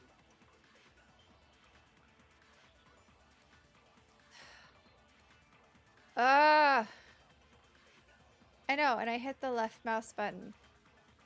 But, like... I don't understand So, what to you do said with it. Byakuya was acting kind of weird before we found the file. But Nope. he was acting weird. If you're presented with the opportunity to check out the girls' locker room, You absolutely take it! That's a natural reaction Yeah. for any guy! The victim was Chihiro. Nope. Who was a It's girl. not even that either. So, of course, I would suggest we Okay, check the so I'm girls' confused. There's only 2 things to choose There was no from. time for pointless distractions. What's so strange about that? Unless I do the left mouse button on anything.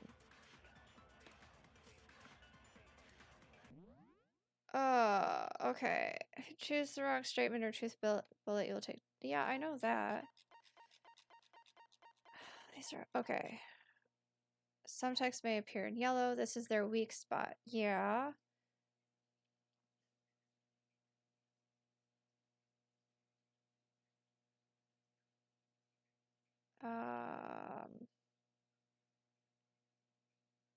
And attack it. Okay. Wait, firing the truth bullets are left mouse? Yeah, moving the mouse wheel. I knew that. Q. This is it. If you target a weak spot and then hold down the left mouse button, you can use that weak spot as a temporary. Okay, I'm not holding it down. Okay.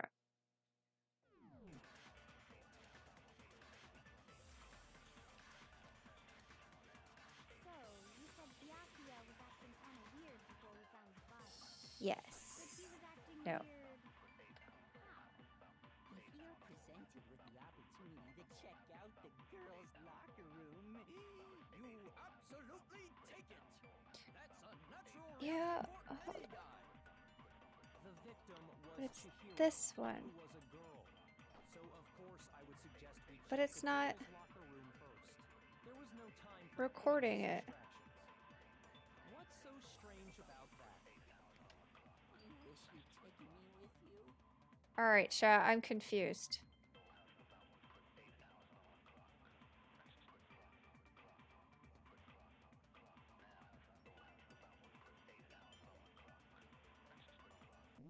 What am I missing?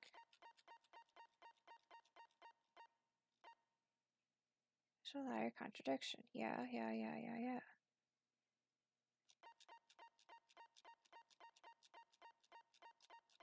And then there's this one.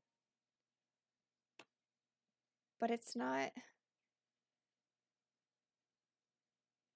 Oh, record one and use it on the other. Okay. I don't know how to record using the mouse keyboard as I use a controller. Okay, what are the controller ones? Because I have my controller plugged in. I've been using it, except I don't remember how to shoot the thing. If you record, you'll see it in your truth bullets. Because this is left mouse button to record. And then left mouse button to fire. I think it was one or the two side buttons for recording.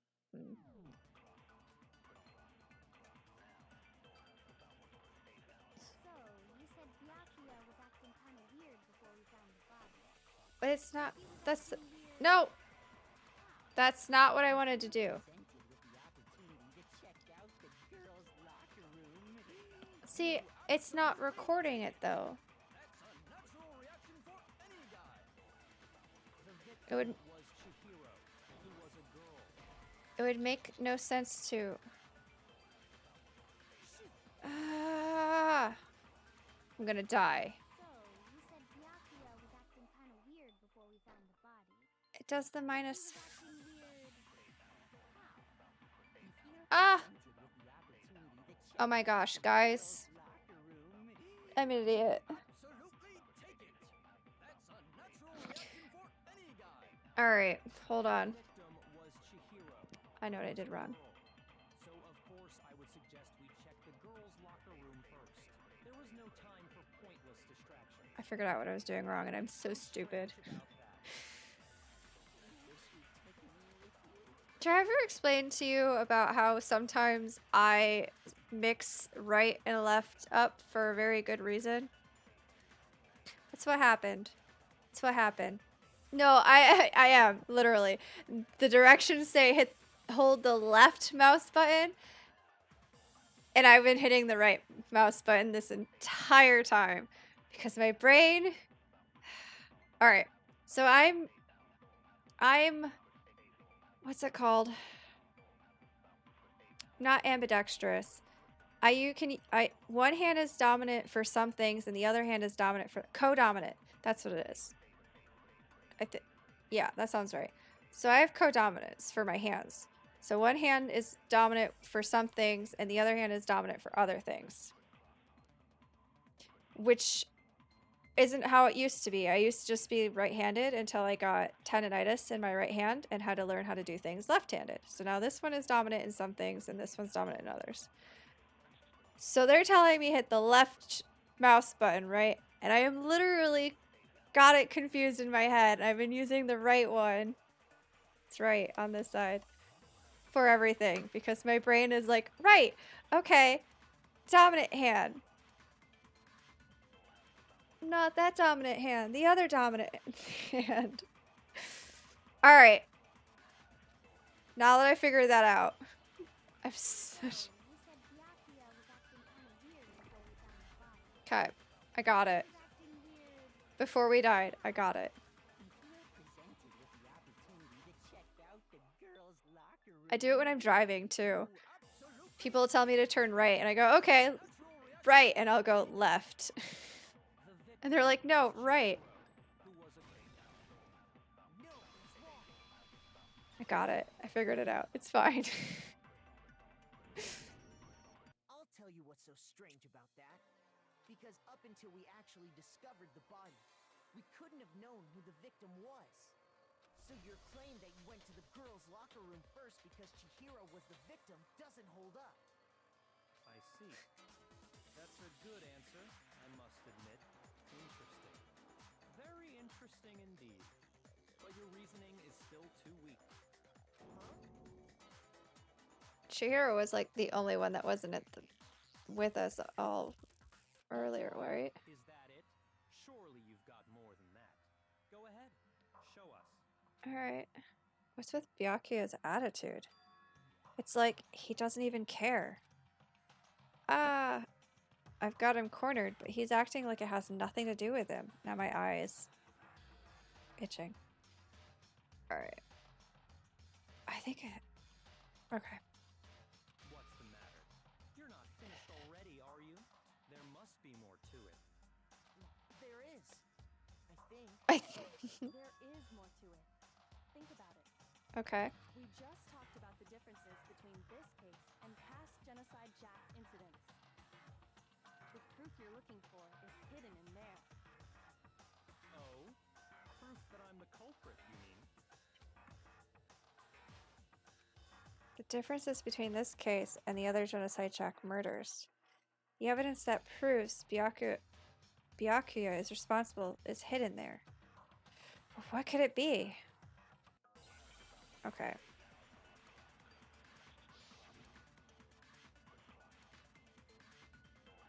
Okay.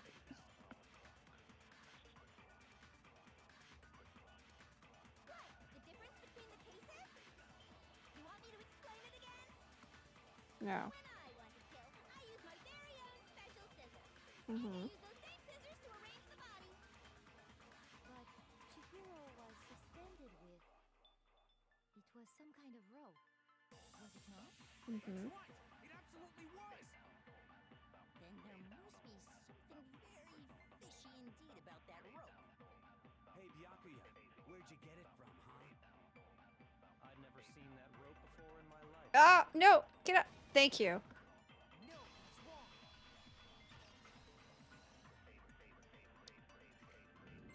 Got it. Actually, I'm pretty sure you have seen it before. Because you see, that rope, or should I say, that extension cord? What?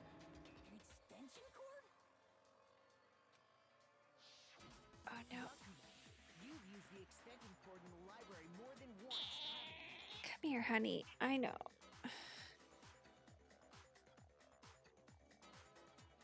And the same extension cord that was in the library all this time went missing after the murder. And there's no way someone who uses that extension cord as much as you do wouldn't discover that fact. And Byakuya must be the one who took the extension cord. I can't imagine any other possibility. I mean, I could, but... That's really what you think? Then your conclusion is something like this? I killed Chihiro in the girls' locker room, then hung her up and wrote that bloody message. I intentionally made it look like Genocide Jack was behind it. Is that about right? What to what end? That's what I don't understand. He's doing it again. He's totally calm, totally unconcerned. As if he's not even involved. Wait, not even involved? What's wrong? I asked you if you think that's what happened. Hell yes, that's what happened. So that's it, right? Byakuya's the killer. I don't disagree with not disagreeing. He kept calling this a game, right? So he'd be totally willing to do something like this to win.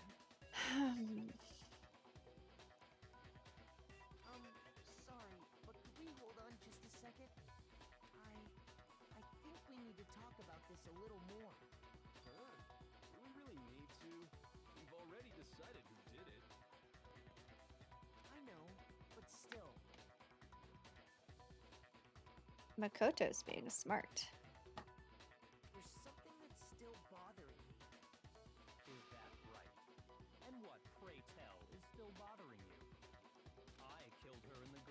locker room, then disguised my crime.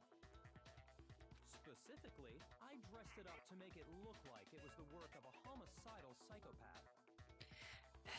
What about all that bothers you? Still the two things in the locker rooms that were switched. Plus, we haven't talked about the fact that of the handbooks either. Wait, what was that just now? Something's not right. Chihiro's body was definitely found in the girls' locker room. But does that mean... Can I really just accept what Byakuya just said as the truth? No, I don't think so. There's definitely something off about what he said. Scene of the crime. I got it! You say you killed Chihiro in the girls' locker room, right? But are you sure about that? Isn't it possible that the murder took place somewhere else? How disappointing. What kind of question is that? Even in the world of disappointments, this is a true letdown. Oh yeah? Did we notice something that Byakuya did not? She was found dead in the girls' locker room. There is absolutely no question about that. How could the scene of the crime have been anywhere else? Well, I think it's entirely possible that she was killed somewhere else, then carried there later, along with the rest of the murder scene. The rest of the murder scene? We did. We noticed something that Byakuya did not. That was awfully specific. Please tell me you have a reason for saying all of that. I believe I do. Hey Byakuya, did I just take you off guard? When the story suddenly moved to the crime scene, Byakuya, who'd been so confident up till now, maybe Byakuya never could even realize that the actual scene of the crime could have been somewhere else. Hey, don't just move on without permission. What do you mean she was killed somewhere else? Come on, Makoto. If there's any chance the murder took place Can I sit somewhere down? else, let's see the proof. Honey? Evidence that shows the murder took place somewhere else. There was something that was switched between the boys' and the girls' locker rooms. There was a couple of things switched. But that one specifically. I got it! The proof that she was killed somewhere else is the poster that's hanging in each locker room. Your proof is some posters? The poster in the girls' locker room was a picture of a big-boobed supermodel. But don't you think that's kind of strange? Why would the girls' locker room have a poster like that? I bet those massive jugs of hers were totally fake! Meanwhile, the boys' locker room had a poster of the super popular boy band Tornado. Again, that doesn't really seem to belong in a boys' locker room. So you're saying that maybe the posters were switched? And there's one other thing I noticed about the locker rooms. You know what I'm talking about, right, Sakura? You're referring to my protein coffee, aren't you? Protein coffee? While I was in the girls' locker room earlier, I spilled some protein coffee on the carpet. But I noticed that after the murder, the stain had been totally scrubbed away. No, it's not that the stain was scrubbed away. It was moved.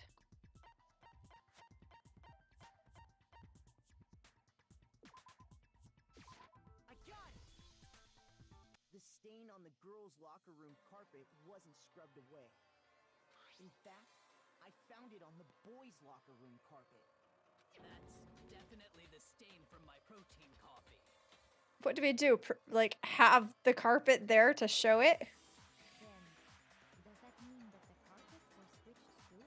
But why would anyone do that? To move the murder scene from one locker room to the other. It's certainly plausible, don't you think? In other words, in order to completely swap the scene of the crime, the bloodstained poster and carpet were moved along with the dead body. By doing this, the killer was able to change the entire room where the murder took place. I can certainly follow your reasoning, but why would the culprit bother doing that? Huh? go to all that trouble of switching the scene of the crime? That's what I've been trying to figure out. Actually, an even bigger question. If the murder did take place in the boys' locker room, then how did Chihiro get in the boys' locker room in the first place? Chihiro's handbook is missing. She didn't talk to the girls. Chihiro? Alright, I know we were talking that Chihiro could be lesbian, but also there's a possibility that Chihiro could possibly be trans too. And if we're talking about a time period where things are not as they should be, her handbook could actually say male. Or she just hasn't transitioned to male.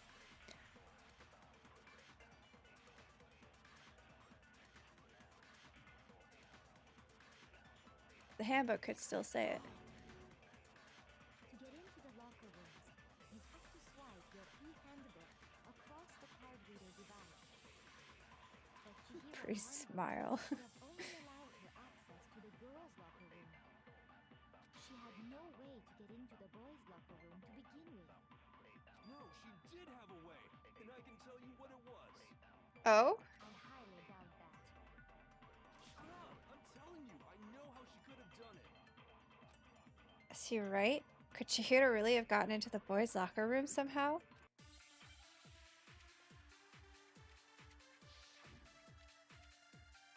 Peanut, one of your furs. The Broken Eve handbook? Oh, we're gonna use Leon's handbook? Really possible? Wait, Chihiro really have gotten into the boys' unless locker it's room not somehow? Leon's. I got it! She must have hacked her e-handbook. She was the ultimate programmer, after all. I'm sure that would have been no problem for her. No, I don't think that's it. She used the thing that was in the main hall. Huh? What then? I'm talking about Leon's handbook, of course. If she had Oh, that, that would probably have been the one to shoot. locker room, no problem. Theoretically, if Chihiro was able to use Leon's handbook, she could have gotten into the boys' locker room. But when we found Leon's handbook in the main hall, there's no doubt that it was. In which case, can we really say that she used it? Okay, Is it Yep. really possible? I was just listening and I forgot there was a thing to do. I got it! She must have hacked her e-handbook. She was the ultimate programmer, after all. I'm sure that would have been no problem for her. No, I don't think that's it. She used the thing that was in the main hall. Huh? What then? I'm talking about Leon's handbook, of course. No, he's wrong.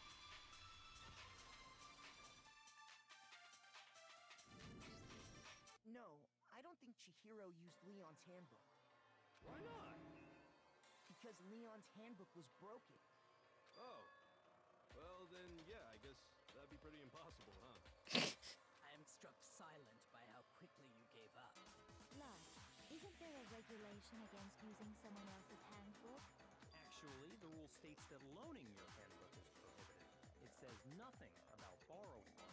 In other words, you could borrow a dead person's handbook all you want, and you'd be safe. Yup, yup, yup. Hit the nail square on the noggin. But we're still assuming that the handbook that's quote unquote broken is Leon's.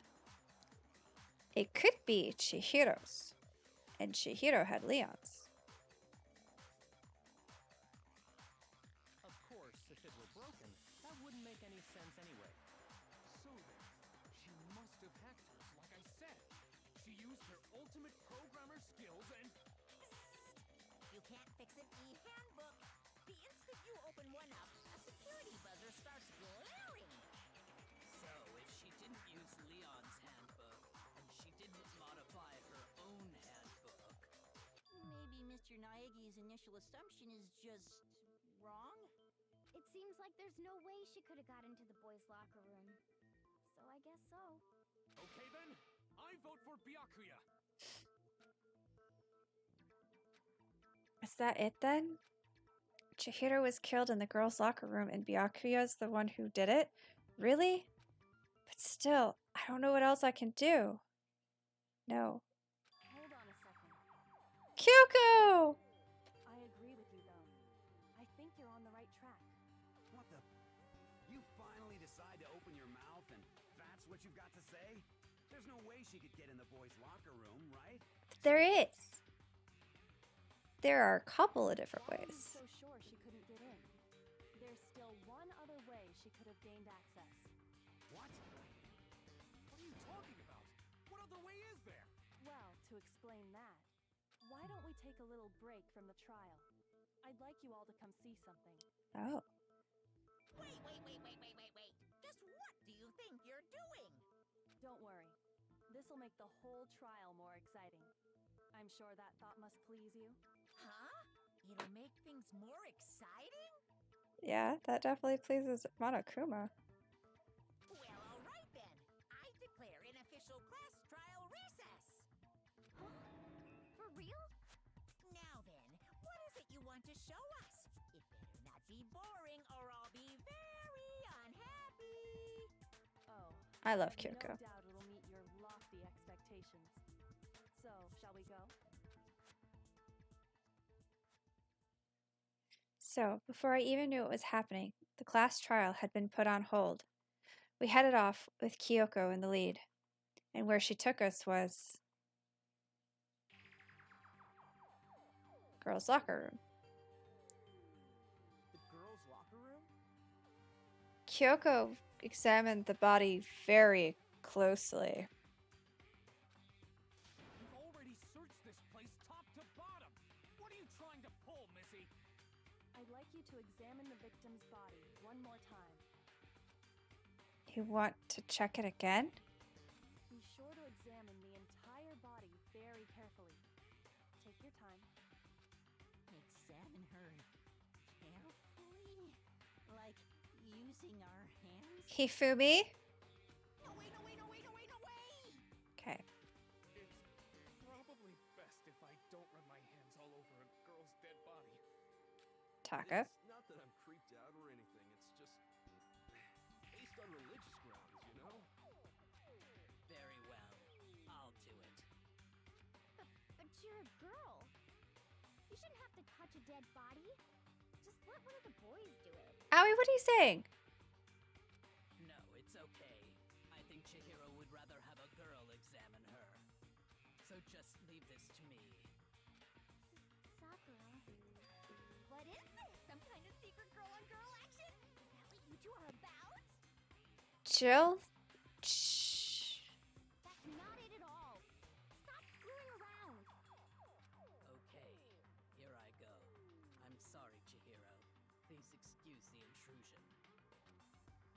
Putting her hands together in a brief prayer, Sakura began to quietly examine her body. Be sure to check her entire body, and I believe we will solve this particular mystery. Her entire body? I know you say that, but... What? This is... What is this...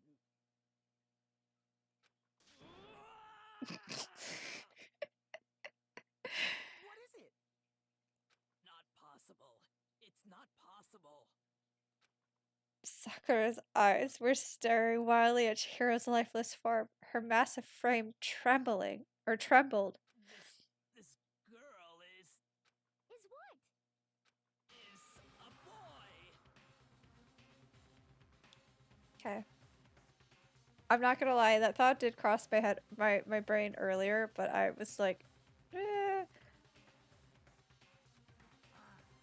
let's just wait and see. She was actually a he. Interesting. Thank you for confirming this fact. Confirming. Oh. You were trying to act all cool. And this is one of the reasons why Chihiro is my favorite. Oh. Hi, C. Welcome. Yeah.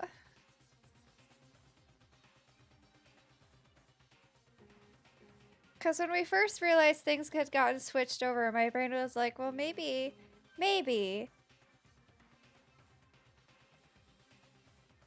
But I didn't say it out loud, and I should have. Came in at the right time. I don't know. You've missed me being a complete dolt earlier and mixing up my left and my right. But other than that,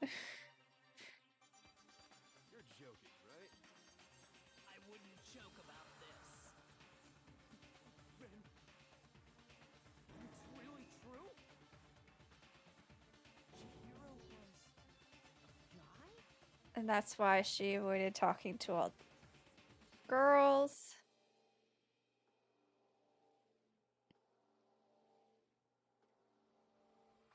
And did the exercising in secret at night.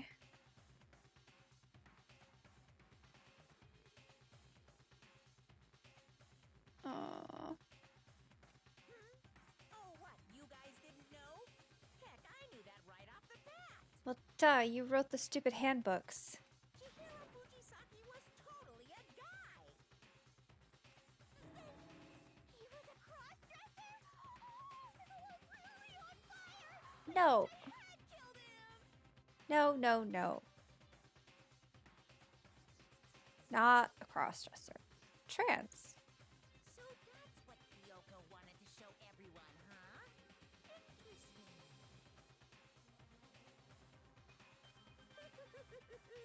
Yes, that certainly does make things much more exciting. We're making that a canon. Now let's ride this wave of excitement back to the courtroom and get back to the trial. But also, poor Sakura. Definitely probably wasn't what she was expecting. Same with Kyoko. Apologize for keeping you waiting. Now then, let's resume the class trial. Alright. We've all just learned of the shocking revelation that Chihiro was I mean, actually it's not that shocking. boy. Let's pick up from there. Yes, well, I don't know his reason for hiding it, but the fact is, Chihiro was not a girl, but a boy. Unless wasn't trans, but certainly gender dysphoria. Well, yeah. I mean, yeah, but also could also be. Her canon apparently less to being cross-dressing cis guy, which is totally fine and valid, by the way, and is still to be respected, absolutely. But per headcanon, I like the theory of being trans, yes. Well, even if there's a gender dysphoria thing and they are cross-dressing, it doesn't mean, like, down the line they wouldn't have potentially realized that they were a girl stuck in a guy's body.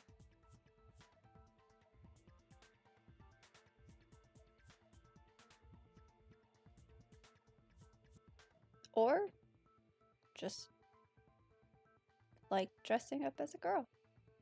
Just cool.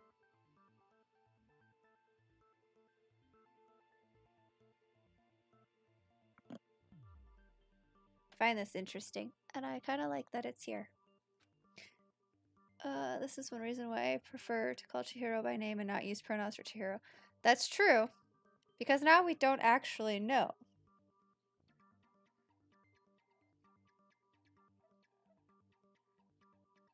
Whether it was, you know. But we can use they. Alright. The thought had never even crossed my mind. I totally forgot these are Makoto's thoughts, and I should be reading those. And because the victim was male, he would have had no problem gaining access to the boys' locker room. Assuming his handbook did, in fact, list his gender as male, then yes, that would be true. Of course his handbook said he was a boy. He dressed like a girl, but he was a boy through and through. So then, there should be no issue with Makoto's initial assertion. The victim was killed in the boys' locker room, and was then later moved to the girls' locker room. And the killer could have easily used Sayaka or Junko's handbook to get into the girls' locker room. So Chihiro really was killed in the boys' locker room? I still don't understand the motive for moving the body, but yes, that does seem plausible. Well, I must admit, find it rather odd. I knew he felt a little off. There was a certain incongruity to his female body. This is a most titillating situation! So now everything has been connected. All the mysteries have finally become clear. Okay, well, connected or clear or whatever. We still think you're the killer, remember? Very interesting. This has become very interesting indeed. And Byakuya is no longer caught off guard. He's off in his own little world. What about you, Makoto? After everything we've learned, do you still think Byakuya's the killer? Mm-mm. Well, without a doubt, Byakuya is the one that made Chihiro's death look like Genocide Jack did it.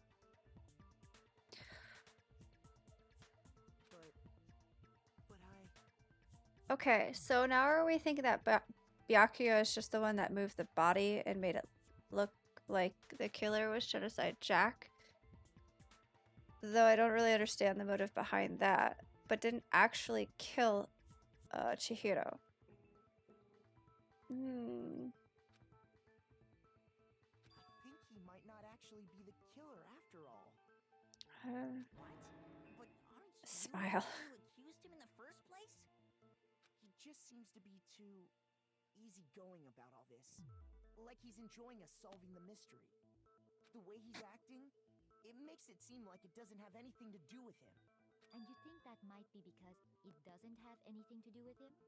Plus, the evidence he left behind was a little too... how can I put it? Overt. Obvious. He consciously chose to use the extension cord, knowing it could connect him to the murder.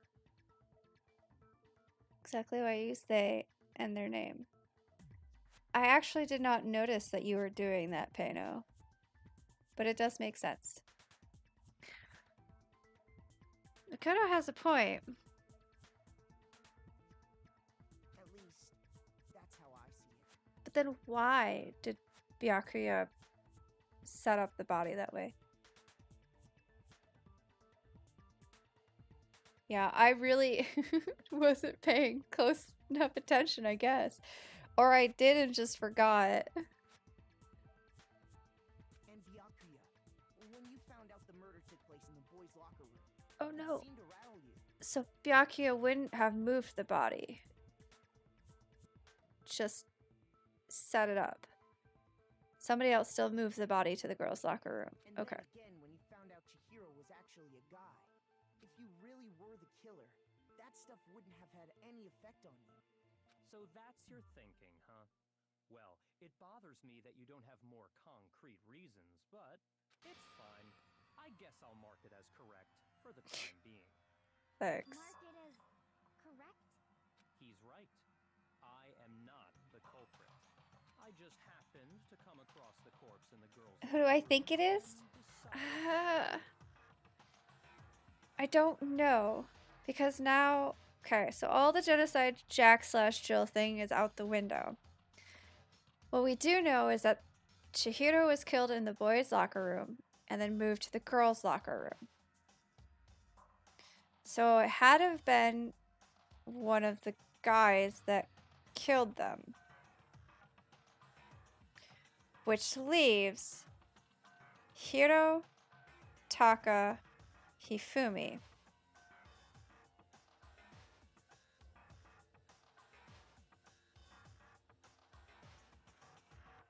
I think that's all of them.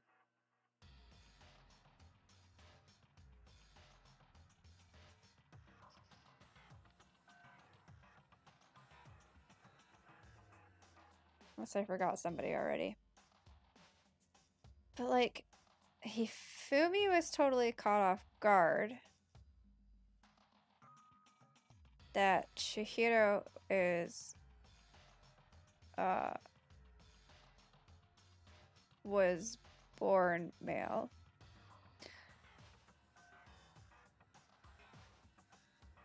The all right. Who else? What else do I have? Whoever did it had to have been strong enough to hit them upside the head with the happened to Byakuya? Well, it's not Byakuya. Byakuya just set it up to look like it was Jack/Jill. Plus, it can't be him because I know things. Unless the second game doesn't have any continuity. Oh, I forgot about Mondo. That's who I forgot about.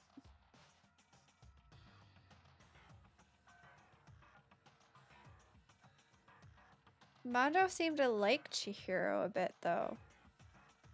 No, I am not effing with you right now. I'm telling you the truth. Well, I find it very hard to believe.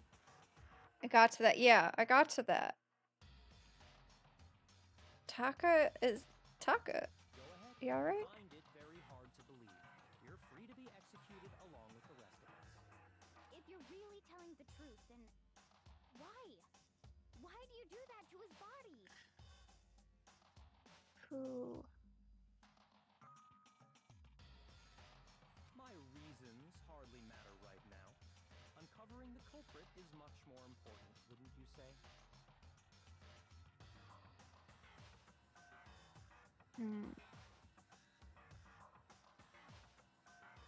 What about Pano?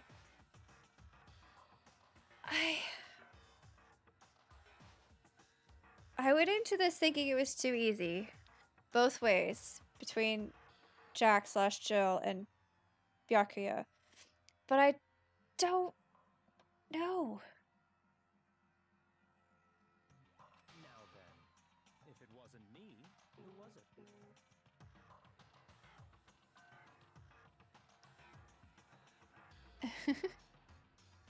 Well, I don't think I can say for sure without talking about it a little more. You're seriously gonna keep going? We're all good, aren't we? I thought it was clear Byakuya did it. Alright, Hiro, you're kind of stuck on that. You seem a little nervous. No, I'm with Makoto. If there's any doubt whatsoever, we need to explore every possibility. Because if we're wrong, we all die here. That's true. Don't be afraid of spoilers. Damn straight. Count me in. Okay. Do you not have a mind of your own? Okay. Of There's course I do. Taka. What am I, an ant or something? Anyway, let's discuss this all as a group one more time. Fumi, We still have time to make our decision. Taka, Mondo, Hiro. Wait, Hiro knew about the handbooks and the mailboxes.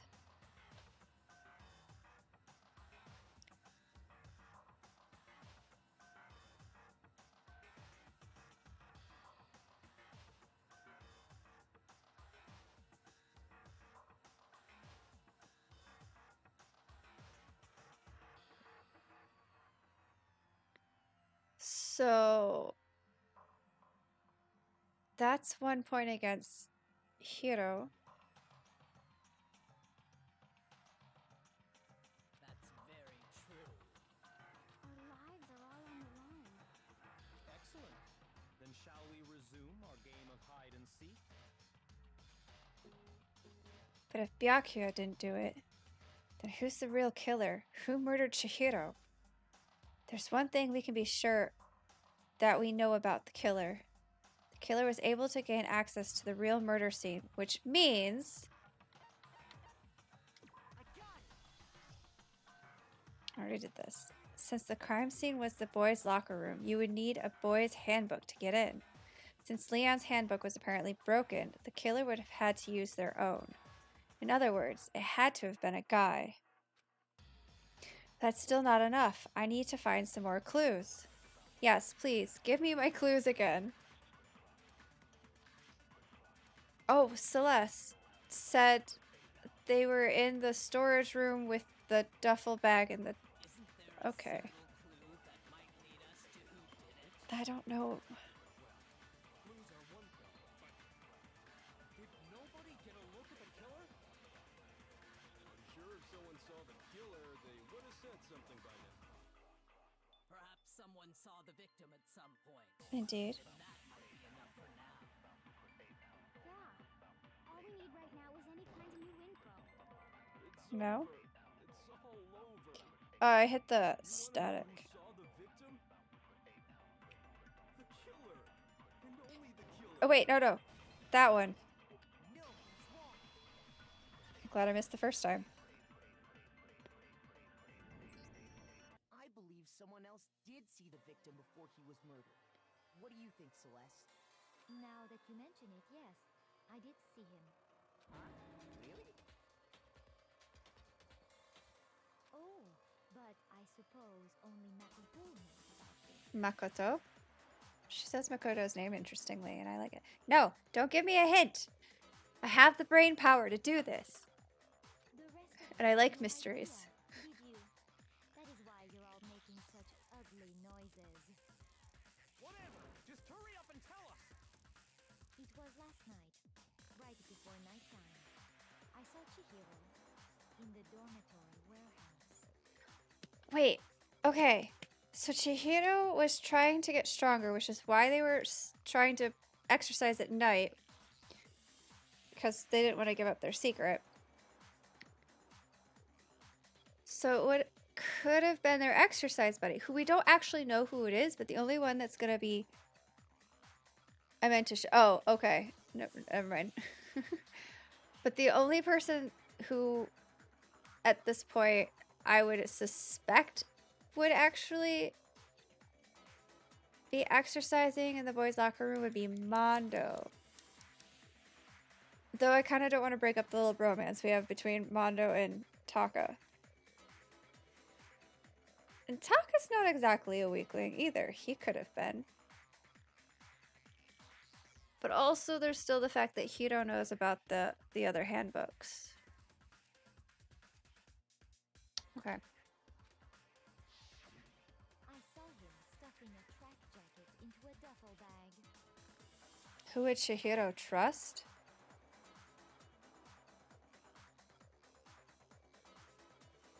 Probably Mondo, because Mondo made that whole, like, spiel about...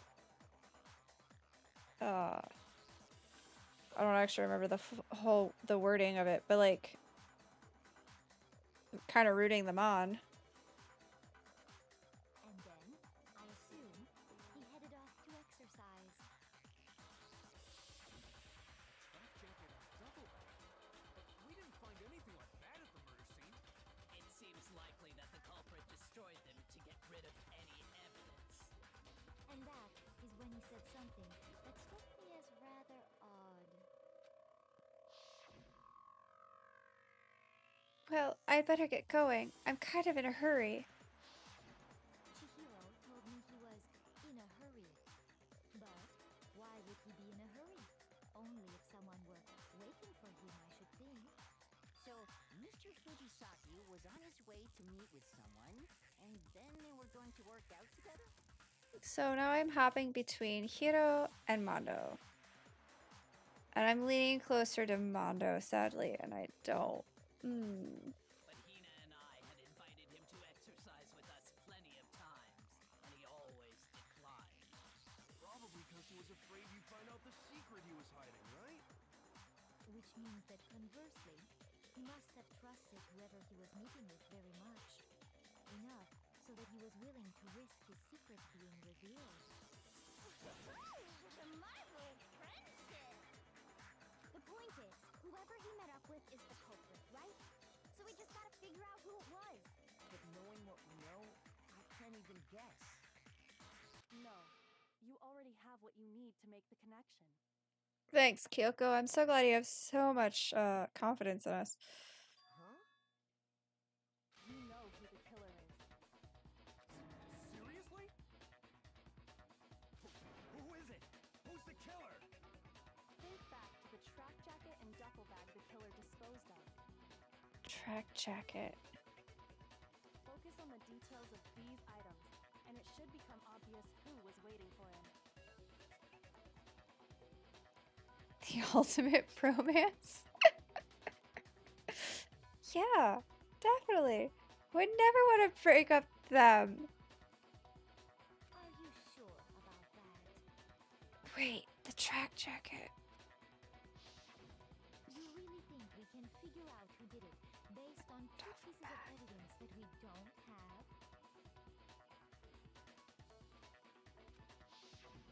Why? You want to track down some fingerprints or something?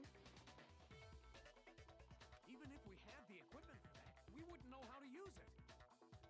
As was noted, the evidence is already gone. There's nothing to get fingerprints. But where did from. it go? Is the question. Maybe, but we can make certain inferences if we just take the time to talk it out.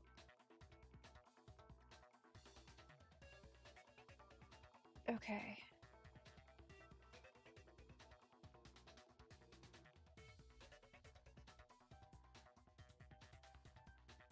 Easy for you to say. Alright, I think. Celeste, did you notice anything special about the bag or jacket? I think I have a theory. The bag was just a normal duffel bag from the warehouse. All the bags in there are the same, so I can't imagine what would make that one special. Well, if I remember right, there was a decent variety of tracksuits to choose from. Do you think there might be some connection between the culprit and Chihiro's jacket? Perhaps. Let's explore that and talk a bit more about the jacket we took. Does Chihiro's track jacket really hold some clue about the killer? Somehow, it's really hard to believe.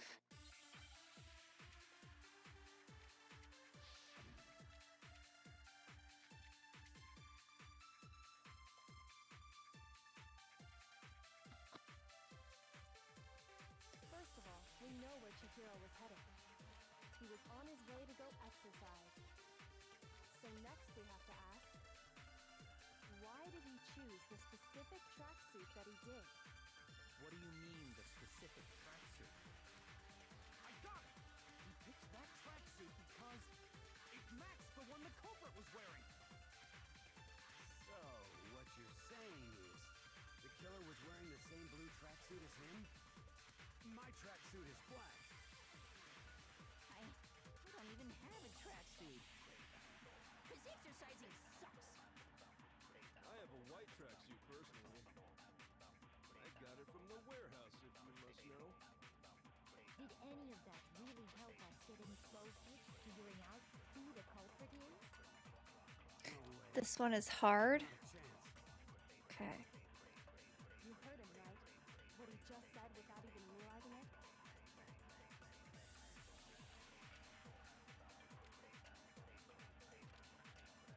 She's right. What he said just now is really odd. How did he know something like that? Wait, hold on. We know where Chihiro was headed. He was on his way to go exercise. So next we have to ask, why did he choose the specific tracksuit that he did? Somebody slipped up. What do you mean, the specific Hold on. I got it! He picked that tracksuit because it matched the one the culprit was wearing. So, what you're saying is, the killer was wearing the same blue tracksuit as him? My tracksuit is black. I don't even have a tracksuit. This exercising sucks. I have a white tracksuit personally. I got it from the warehouse, if you must know. Did any of that really help us get any closer to figuring out who the culprit is? No way. Not a chance. You heard him, right? What he just said without even realizing it?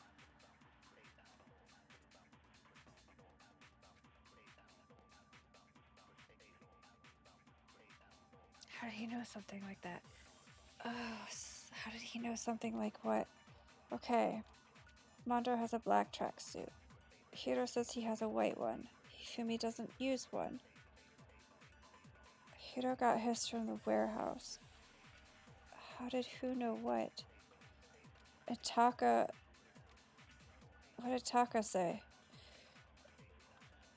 Shh. Yeah, I know.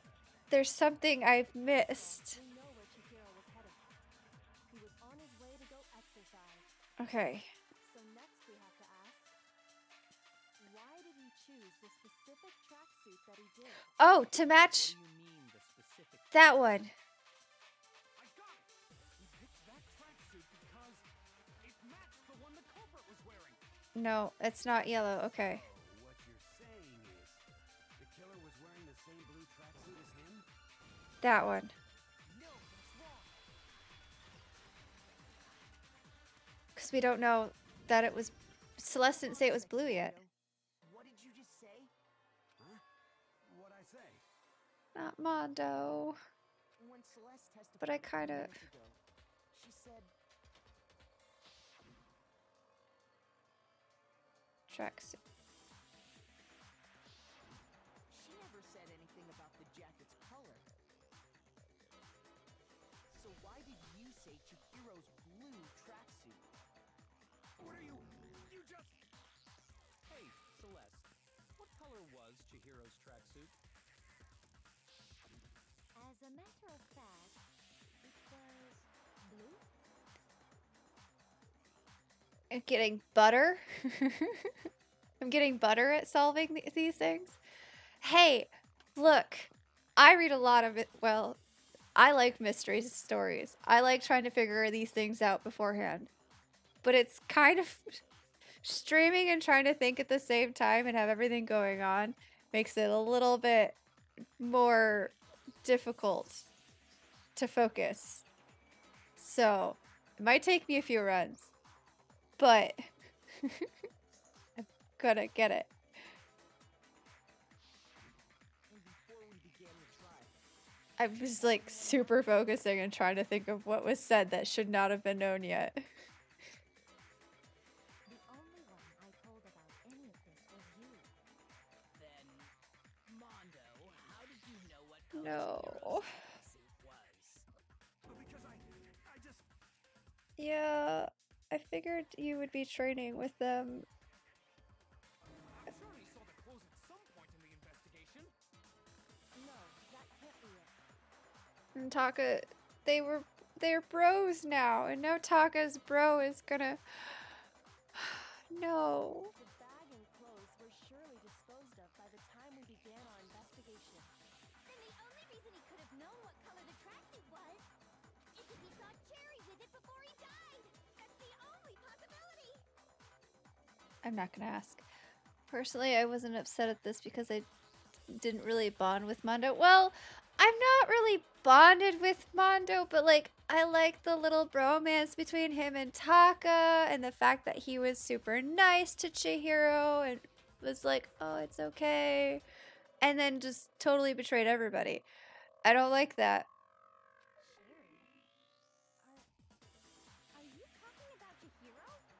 So, how about it? Did you see the tracksuit or didn't you? Just by chance. I just happened to see it last night. Mm-hmm. He walked past me, and he was carrying the tracksuit in his hands. Why in his hands? Their hands.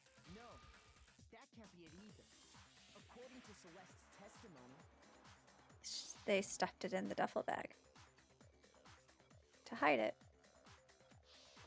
Yep. when Celeste noticed it, Chihiro made a point of making sure the jacket was Mondo did cover up to hide Fujisaki's secret. I mean, yeah, that's true. But also, what is Mondo's motive? If you just ran into him briefly, you couldn't possibly have seen what color the tracksuit was. I'm sure it has something to do with the secret, but It would appear you've dug your own grave. Perhaps. But you handed him the shovel, didn't you? That's why you said what you did. Focus on the tracksuit and it'll be obvious who he met with? What a bunch of nonsense. Ah, now I understand. It was all one big bluff, wasn't it? Your true intention was to draw a slip of the tongue from the culprit. That's why you said you knew who did it, to put them on edge. That's right. However, Mondo was my target all along. I had my suspicions about him from the very beginning. oh, But why? What made you so suspicious? That's a good question. The way he was acting?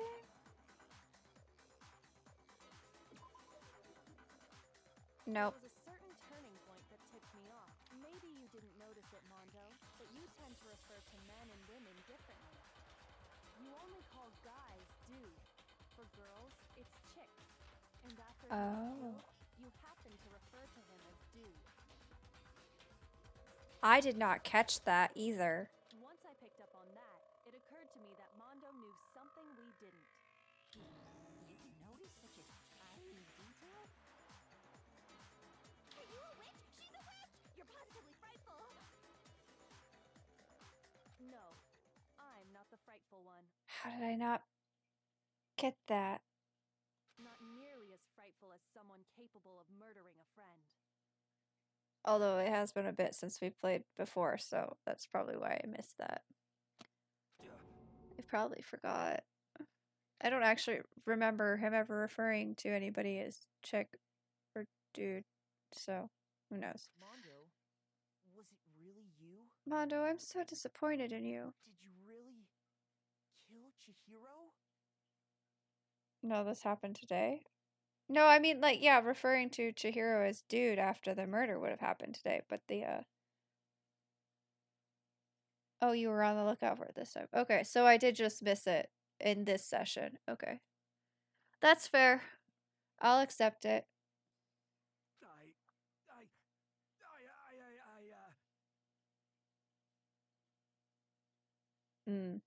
Okay, so it was very subtle. Mondo. I didn't kill anyone! You've been all over me, judging everything I say, putting words in my mouth. What gives you the right to treat me like a goddamn criminal? Had such high hopes for you. He would never do something like that. This is a false accusation. Taka. Okay. It's true. My reasoning on that is pretty shaky. That was fast. Well, this does present us with a problem. It seems we are all out of leads. Are we? My time has nearly come. Hifumi? That's what my little ghost friend is telling me. Hifumi. Oh yeah, that reminds me. Hifumi, weren't you telling me you found some evidence? I'm almost afraid to ask. Really? What kind of evidence? Actually, now that I'm thinking about it here calmly, it might not be all that relevant. Jeez. Share it anyway. Evidence, just get up and walk away? It's fine, man. Just tell us. If you really insist, then, here it is. What do you have there? It happens to be an e-handbook. I found it laying on the ground. Chihiro's? So I scooped it up. You found it on the ground, right? Then it must belong to Chihiro. I got it! We know Chihiro's handbook was missing from the scene of the crime, right? For a fact. For a fact indeed. I was totally sure I'd found it. Then it must hold some clue about the culprit, right? Well, that's what I was hoping. But it's busted. It won't even turn on. Wait. Imagine the culprit broke it to get rid of any evidence after the murder. Hold on. One, they can't be broken. And two, Leon's is broken. But like I said, what if that one wasn't Leon's and it was Chihiro's? I think I said that out loud. Wait. That's odd. I didn't think the handbooks were quite so fragile. They're not. They're not. They're totally waterproof and shock resistant. It would take an awful lot to break one. And yet, this one does appear to be broken, as is Leon's, sitting useless in the main hall. For all your confidence, that is a remarkably high failure. What are the odds? Do you think there might be some kind of mystery in there somewhere? Probably. How precisely did the handbooks get broken? How did the handbook break? There's only one possible explanation. By hitting its weak point. Didn't Monokuma say something about a weak point? I got it! You already told us before that the handbook has one weak point, didn't you? You remember that? What's the weak point? Sure, maybe I let that slip, but I never told anyone what the weak point actually was. But if the handbook is supposed to never break, and two of them broke in quick succession, Then we can only assume that someone's figured out its weakness. You know what the weakness is, right, Monokuma? So, what is it? You're asking me? I think it's a necessary piece of information if you want this to be a fair trial. But if I tell you, and someone else decides to copy it, that would be very not good. Just tell us already. Why would we want to break our own handbooks? Oh well, I have a weakness for pushy demands. But you're sure you won't follow their example? Then allow me to make a special announcement. The weak point of my cutting-edge e-handbook is... when it's exposed to high temperatures for too long, it will suffer a meltdown and totally break! High temperatures? Oh! Leon went to the incinerator. So that's how Leon's broke.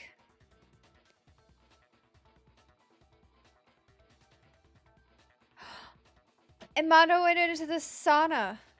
Did Mondo... Wait, but then Mondo would have had to have Chihiro's handbook during that, and that would have been too soon.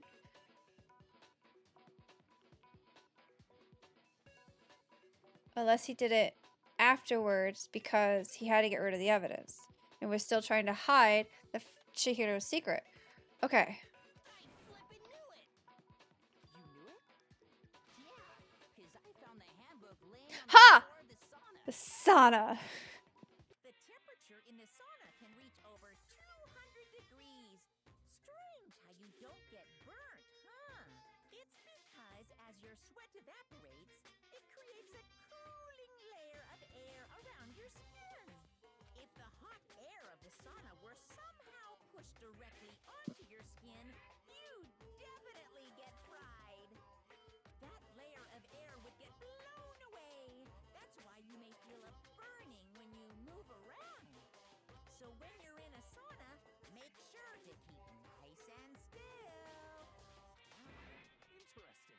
I learned one new fact today. Besides the fact that Mondo is a murderer and Byakuya knows about things he shouldn't know about. Alright. That is a mere trifling speck of knowledge.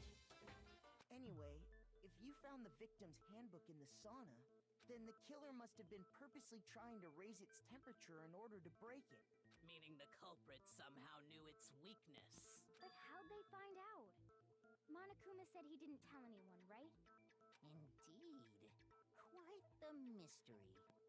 What if they found out by accident? What do you mean by accident? Is Mondo's also broken? What if the killer took their own handbook into the sauna, not knowing its weakness, and it broke? They'd realize it was broken, of course, and it wouldn't be hard to figure out why. And once they had Chihiro's handbook, they knew they had an easy way to dispose of it. I won't say it's not possible, but who would have done something like that? I don't know of anyone who took their handbook into the sauna. I might know someone who did. We might know two people, but one of them wasn't wearing clothes. Seriously? I think the one who may have taken their handbook into the sauna was... Might have brought their handbook into the sauna. It had to be the one who wore all their clothes into the sauna. It was... Oh, it was Mondo.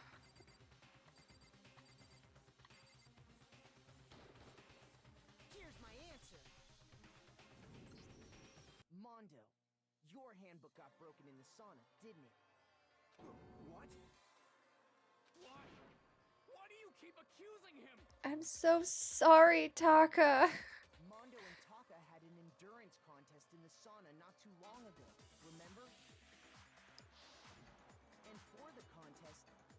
just so happened to keep his school uniform on. Yeah. Little did he realize, he'd also left his handbook in one of his uniform pockets. And when it was all over, Mondo discovered that taking your handbook into the sauna could easily destroy it. Wait, hold up! You've got it all wrong! He would never kill! Taka. I don't accept this! Show me the proof! The actual solid proof!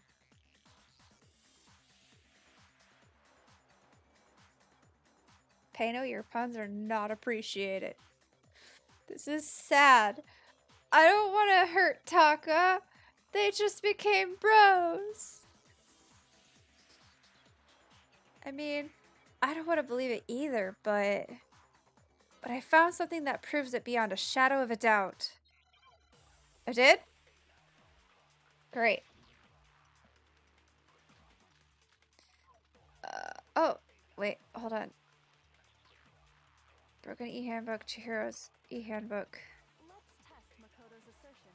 and the card reader. What he says is correct. Then Mondo, you broke your own handbook.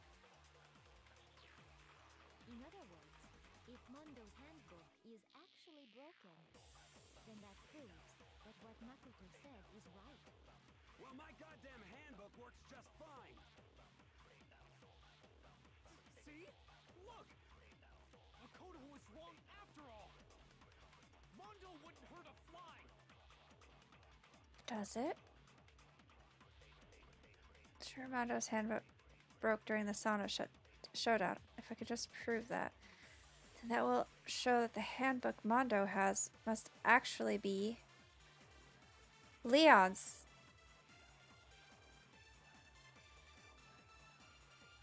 The one Mondo has is Leon's. Let's test Makoto's assertion. If what he says is correct, then Mondo, you broke your own handbook. In other words, if Mondo's handbook is actually broken, then that proves that what Makoto said is right. Well, my goddamn handbook works just fine. Oh no! No! See? Look! Makoto was wrong after all! Mondo wouldn't hurt a fly!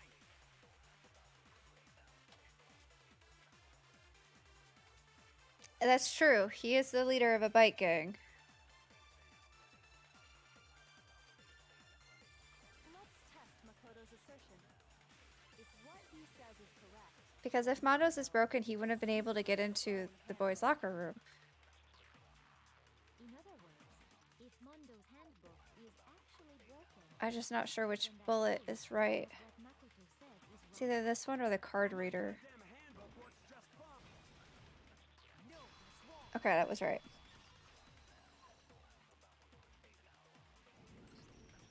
Mondo, the handbook you have right now, is it really yours? It's Leon's. What is that supposed to mean? He switched with Leon's. The broken handbook that was in the main hall, isn't that one actually yours?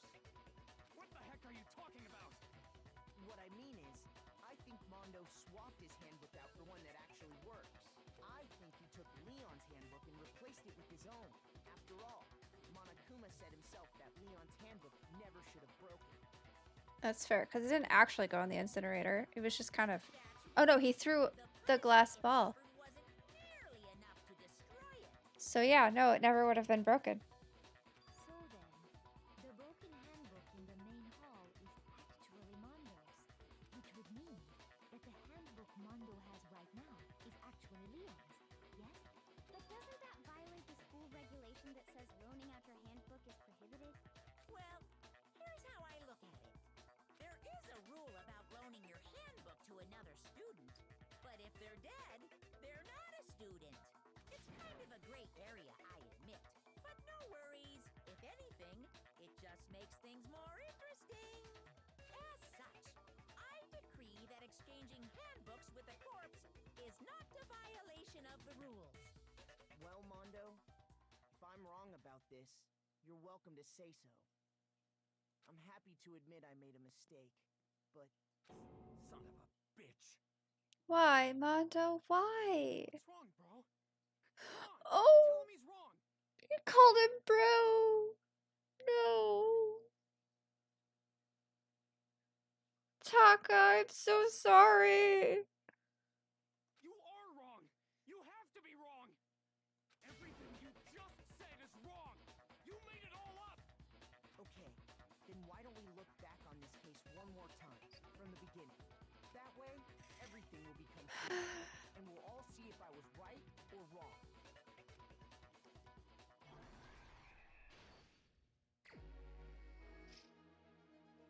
Okay, I get to put these things together. Okay, Chihiro, the tracksuit. Likes like the. Oh my gosh. Looks like the friend. Okay. There are.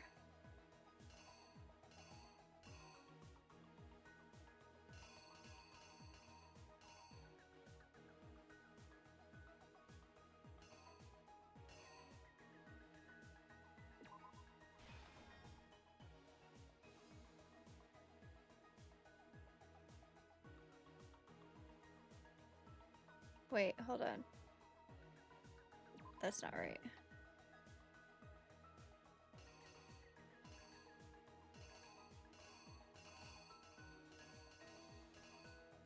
Oh.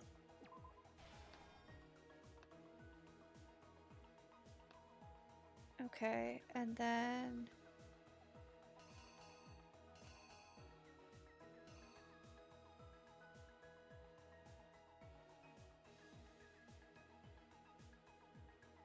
This one go here, and then this one go there?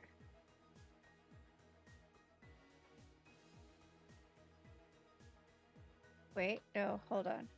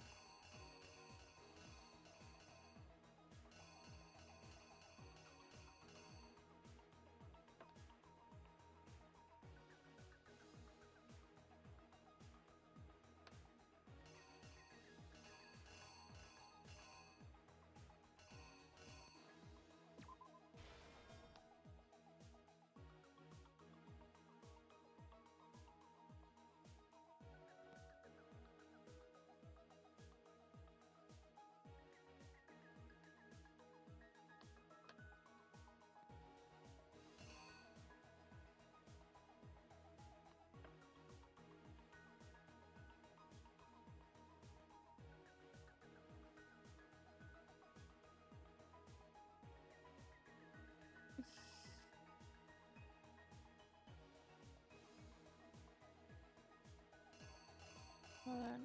I'm not missing something, am I?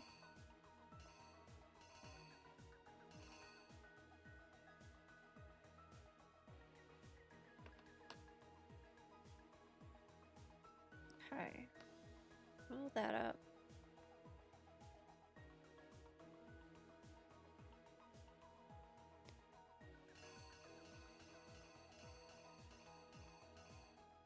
Take that down. And grab that.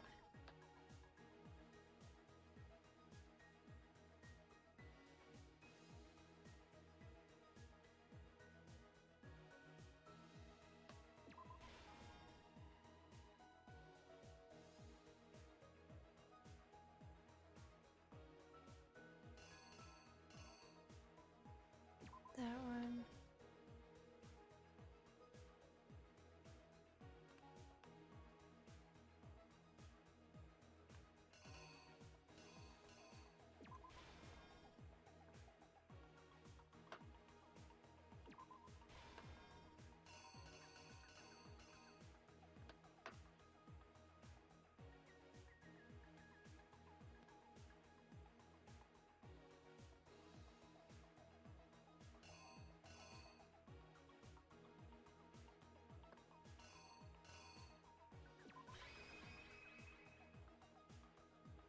Voila. Here's exactly what happened. I did it. First, let's take a look back to before the incident. Last night, Celeste saw Chihiro in the warehouse, correct?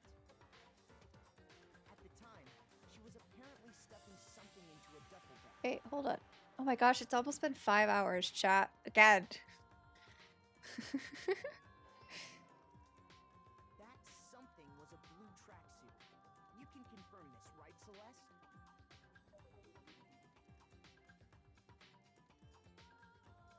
With bag in hand, Chihiro headed out, even though it was officially nighttime.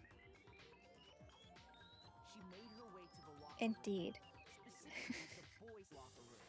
But how could the victim, who was apparently a girl, access the boys' locker room? Simple, because she was really a he, which is why he was able to use his own handbook to gain entrance to the boys' locker room. Just couldn't hear the tick. Oh my gosh. Pano no. Once inside, he met with someone there. And the person he met was the one who killed him. It seems likely that the killer grabbed the nearby dumbbell, approached the unsuspecting Chihiro, and attacked him. Oh, Lycroth! Welcome! Stains on the poster and carpeting in the boys' locker room came from. Welcome, Raiders. We won't be going too much longer. Pretty much gonna probably finish up this trial, and then that'll be it, because we've been going for almost 5 hours. But thank you so much for the raid, Lycroth. The pack attacks. Oh, can we plug the content warning real quick, just to be safe, before I continue?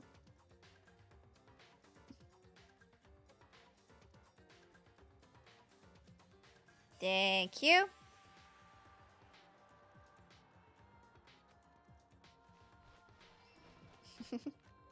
Mod love.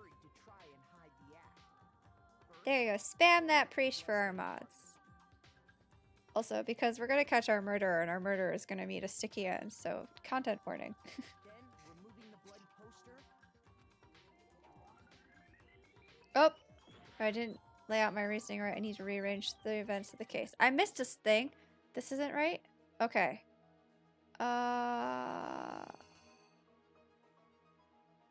What? Wasn't that? Remove the poster. Picked up Chihiro.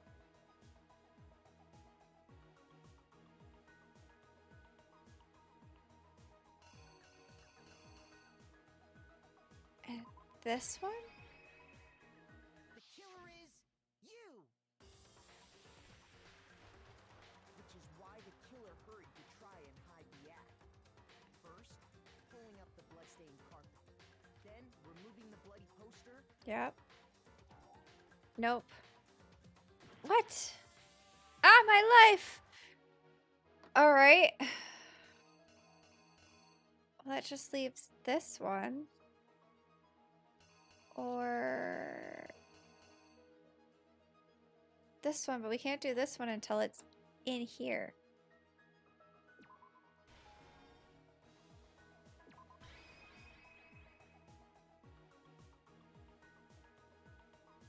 The killer is Yeah. you! Rip to Corey's HP, yeah. Why the killer hurried to try and hide the act. Then, removing the bloody poster. Okay. Alright. I got it. I just put that in the wrong spot. Finally carrying the corpse into the girls' locker room. A girl's handbook was necessary to get into the locker room, of course. But this alone doesn't prove that the killer was necessarily a girl. After all, Sayaka and Junko's handbooks had been placed in the main hall. Using one of those, a boy could get into the girls' locker room without much problem. And that's exactly how the killer did it.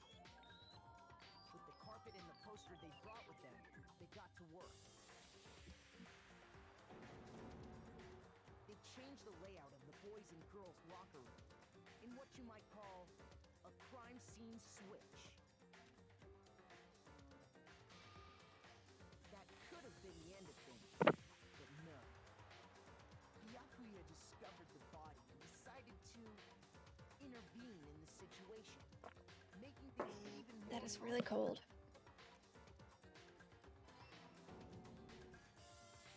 So, after stumbling on the crime scene, What was Byakuya doing in the girls' locker room anyway? he went and grabbed the extension cord from the We never library, did learn that. and then he got to work. He used the cord to string up Chihiro's lifeless body. Takami things.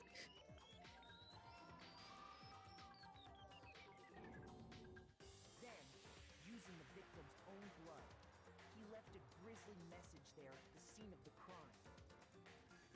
He wanted to create the illusion that Genocide Jack was responsible for the slaughter. And why did he want to do that too? We didn't actually think.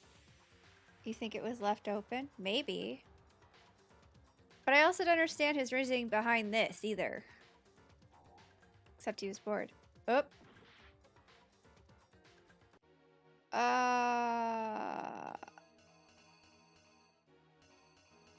It's the door. This one. This one? The killer is you! Yeah. Get rid of the real killer? Nope. Okay. Sometimes this is difficult. The killer is... I don't know how much HP I have. Okay, that's the right one. And around the same time that Byakuya was putting together this facade, the killer, having already disposed of Chihiro's bag and other belongings, arrived at the sauna. Framing the who he think it is guilty party, I'd assume. Oh, so Byakuya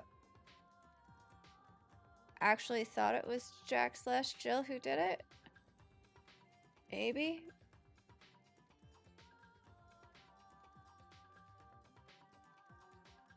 Because he did know the secret.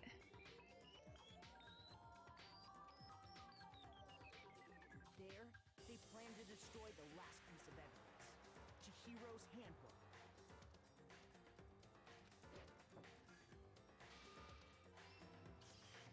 And just as the killer expected, the steamy sauna was enough to ruin the electronic gadget. Somehow, the killer knew that the handbook couldn't stand up to the heat of the sauna. And the reason they knew that is because the sauna had already wrecked their own handbook. And that's how it all played out. You know, we could just make Mondo hand over the handbook he has and see what name is on it.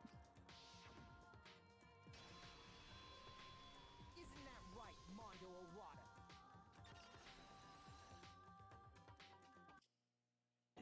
Taka, look away. Wait. No. This can't be right. Taka, just cover your ears. It'll be okay. It's not gonna be okay, but I'm lying to you to help you feel better. Maybe. It's possible. You need evidence. You need proof. We just laid it out for you, Taka. What more do you need?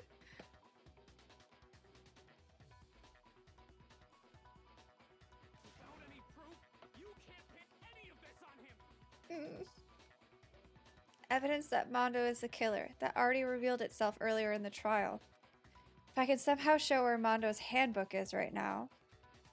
Once I do that, everything will become clear. A new element? Oh, not more new elements. Bullet time battles. Would you like to hear more? Abso-fucking-lutely. Let's talk a little bit about fever time and nega time. Excuse me?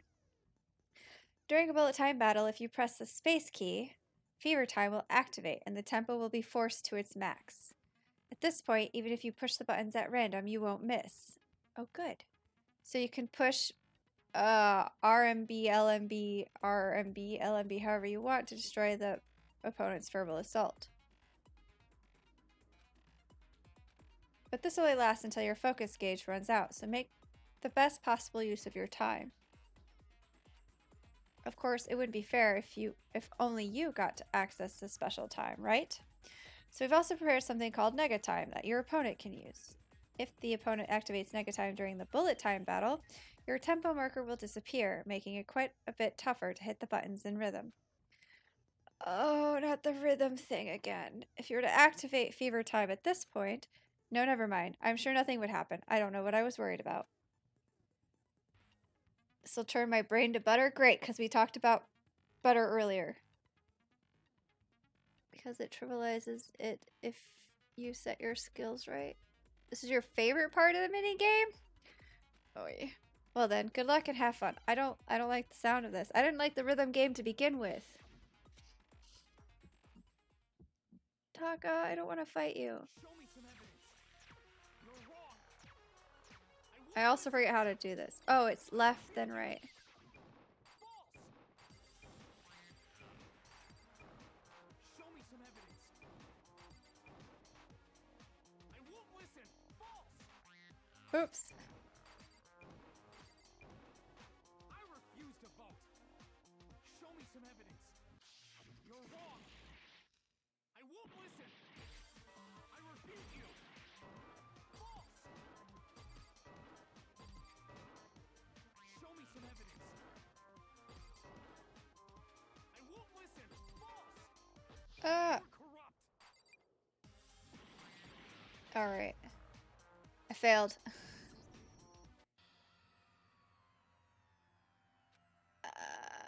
No.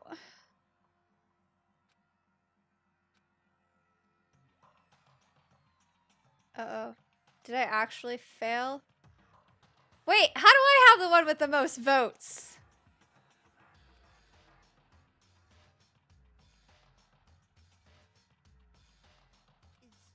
Is this really the end for all of us? Yes, I want to give it another shot. I refuse to give up yet.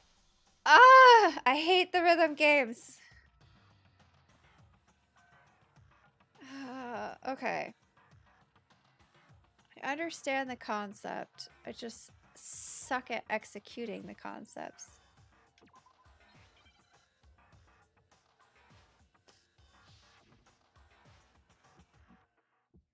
And why do we have to go against Taka? Show me some evidence. You're wrong. I won't listen. I refute you. False. Show me some evidence. I won't listen. False. I refuse to vote. Show me some evidence.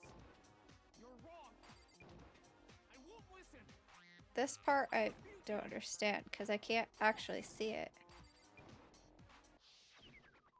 Show me some evidence. I won't listen. False. You're corrupt.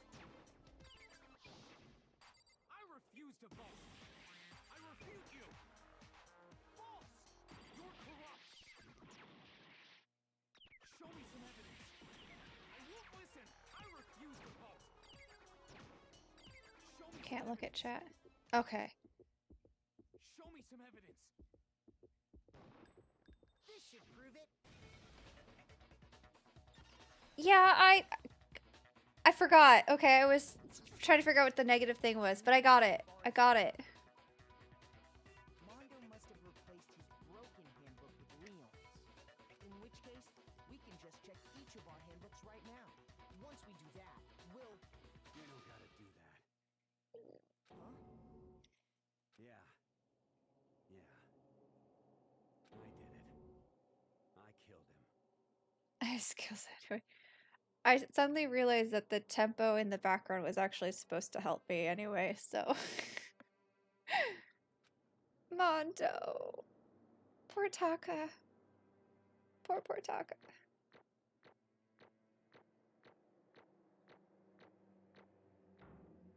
Wow, I got an A.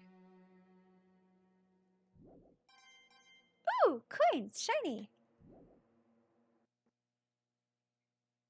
Ah, no, wait, hold on. What happened to the game? Uh-oh. Game crashed.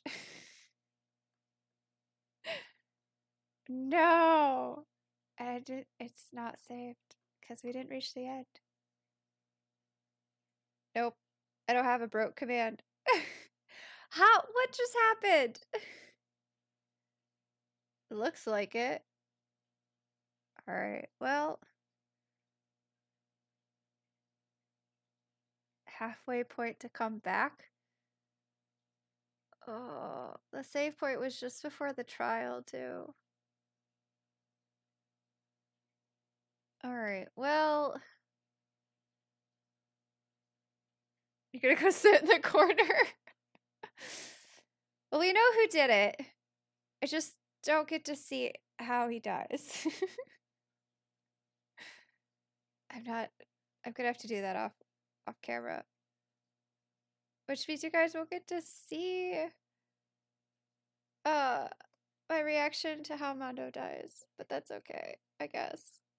I'm very upset about Taka. Poor Taka's gonna be a mess after this. Now you get to do it and get A+? I doubt it. Why is this the sadness? I'm so confused too, like why it just crashed like that.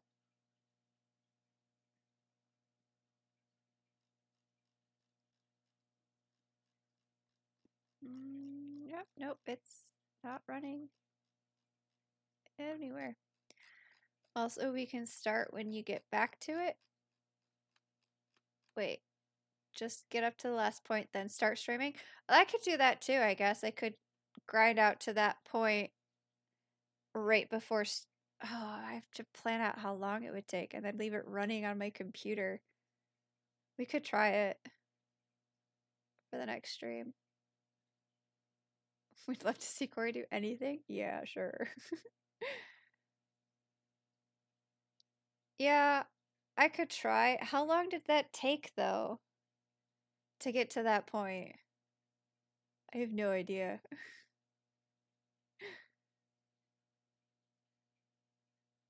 Took a while.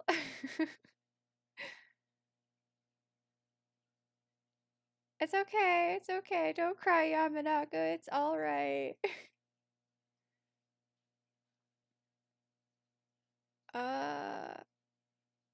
Maybe what I'll do is on a day that I'm not streaming, we'll just do it on the, like, I'll stream it on the Discord.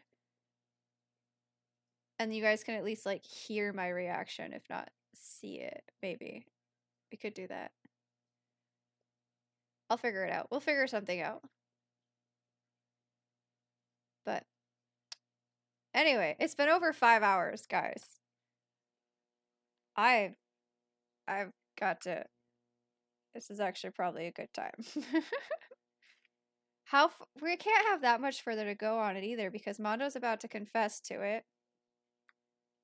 And then we get to find out if we're right or wrong, which we're right, sadly. And then punishment. That's probably it, right?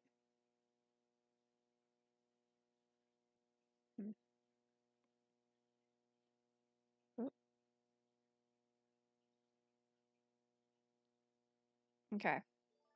Ah! Kyle, no! Wait, why does the activity feed say you rated with a party of 0, but I can see in the chat you rated with like 13 people? Welcome, raiders!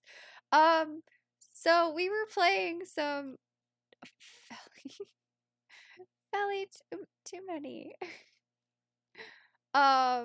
We were just playing some Danganronpa and the game crashed. Hi, Jenna, welcome. And the game crashed just before we finished the trial, so I'm not going back through it because we'd have to do the whole trial again. Yes, Peanut is here. Say hi, Peanut. Say hi. Peanut has been in and out of camera for the whole thing. So yeah, we're actually just about to end and raid, but oh yeah, look guys, I've got a new plushie. He's so cute. Oh, kawaii desu. Raid train, I'm down. Okay. Is he adorable? I love him so much. Okay, so I was actually planning on going to go raid Rena, the Destroyer. She's playing Dark Souls 3, which is fun and cool. No, pay note, no. Because I've been streaming for over 5 hours. I gotta do other things. So I'm gonna put that in. Rena the Destroyer. Rena's a great person. She's really sweet. Yeah, it is. But like Danganronpa does that because you lose track of time so easily because you're so focused on what you're doing and solving the mysteries. So we're gonna do that. Give Rena a yeah, that's the right icon. Give Rena a raid here. Say hello. But thank you guys so much for being here. Anybody who's been here for any part of the stream, thank you so much. Kyle and gosh, Lycraft for the raids. Wow, I'm so sorry. I appreciate it. I really do. And I appreciate everybody who's here so much. But hopefully I'll catch you guys in the next stream. Tomorrow I'm doing a writing stream. Probably about 4 again. So I hope to see you guys there. But this is where I say goodnight. So good night, everybody. Night night.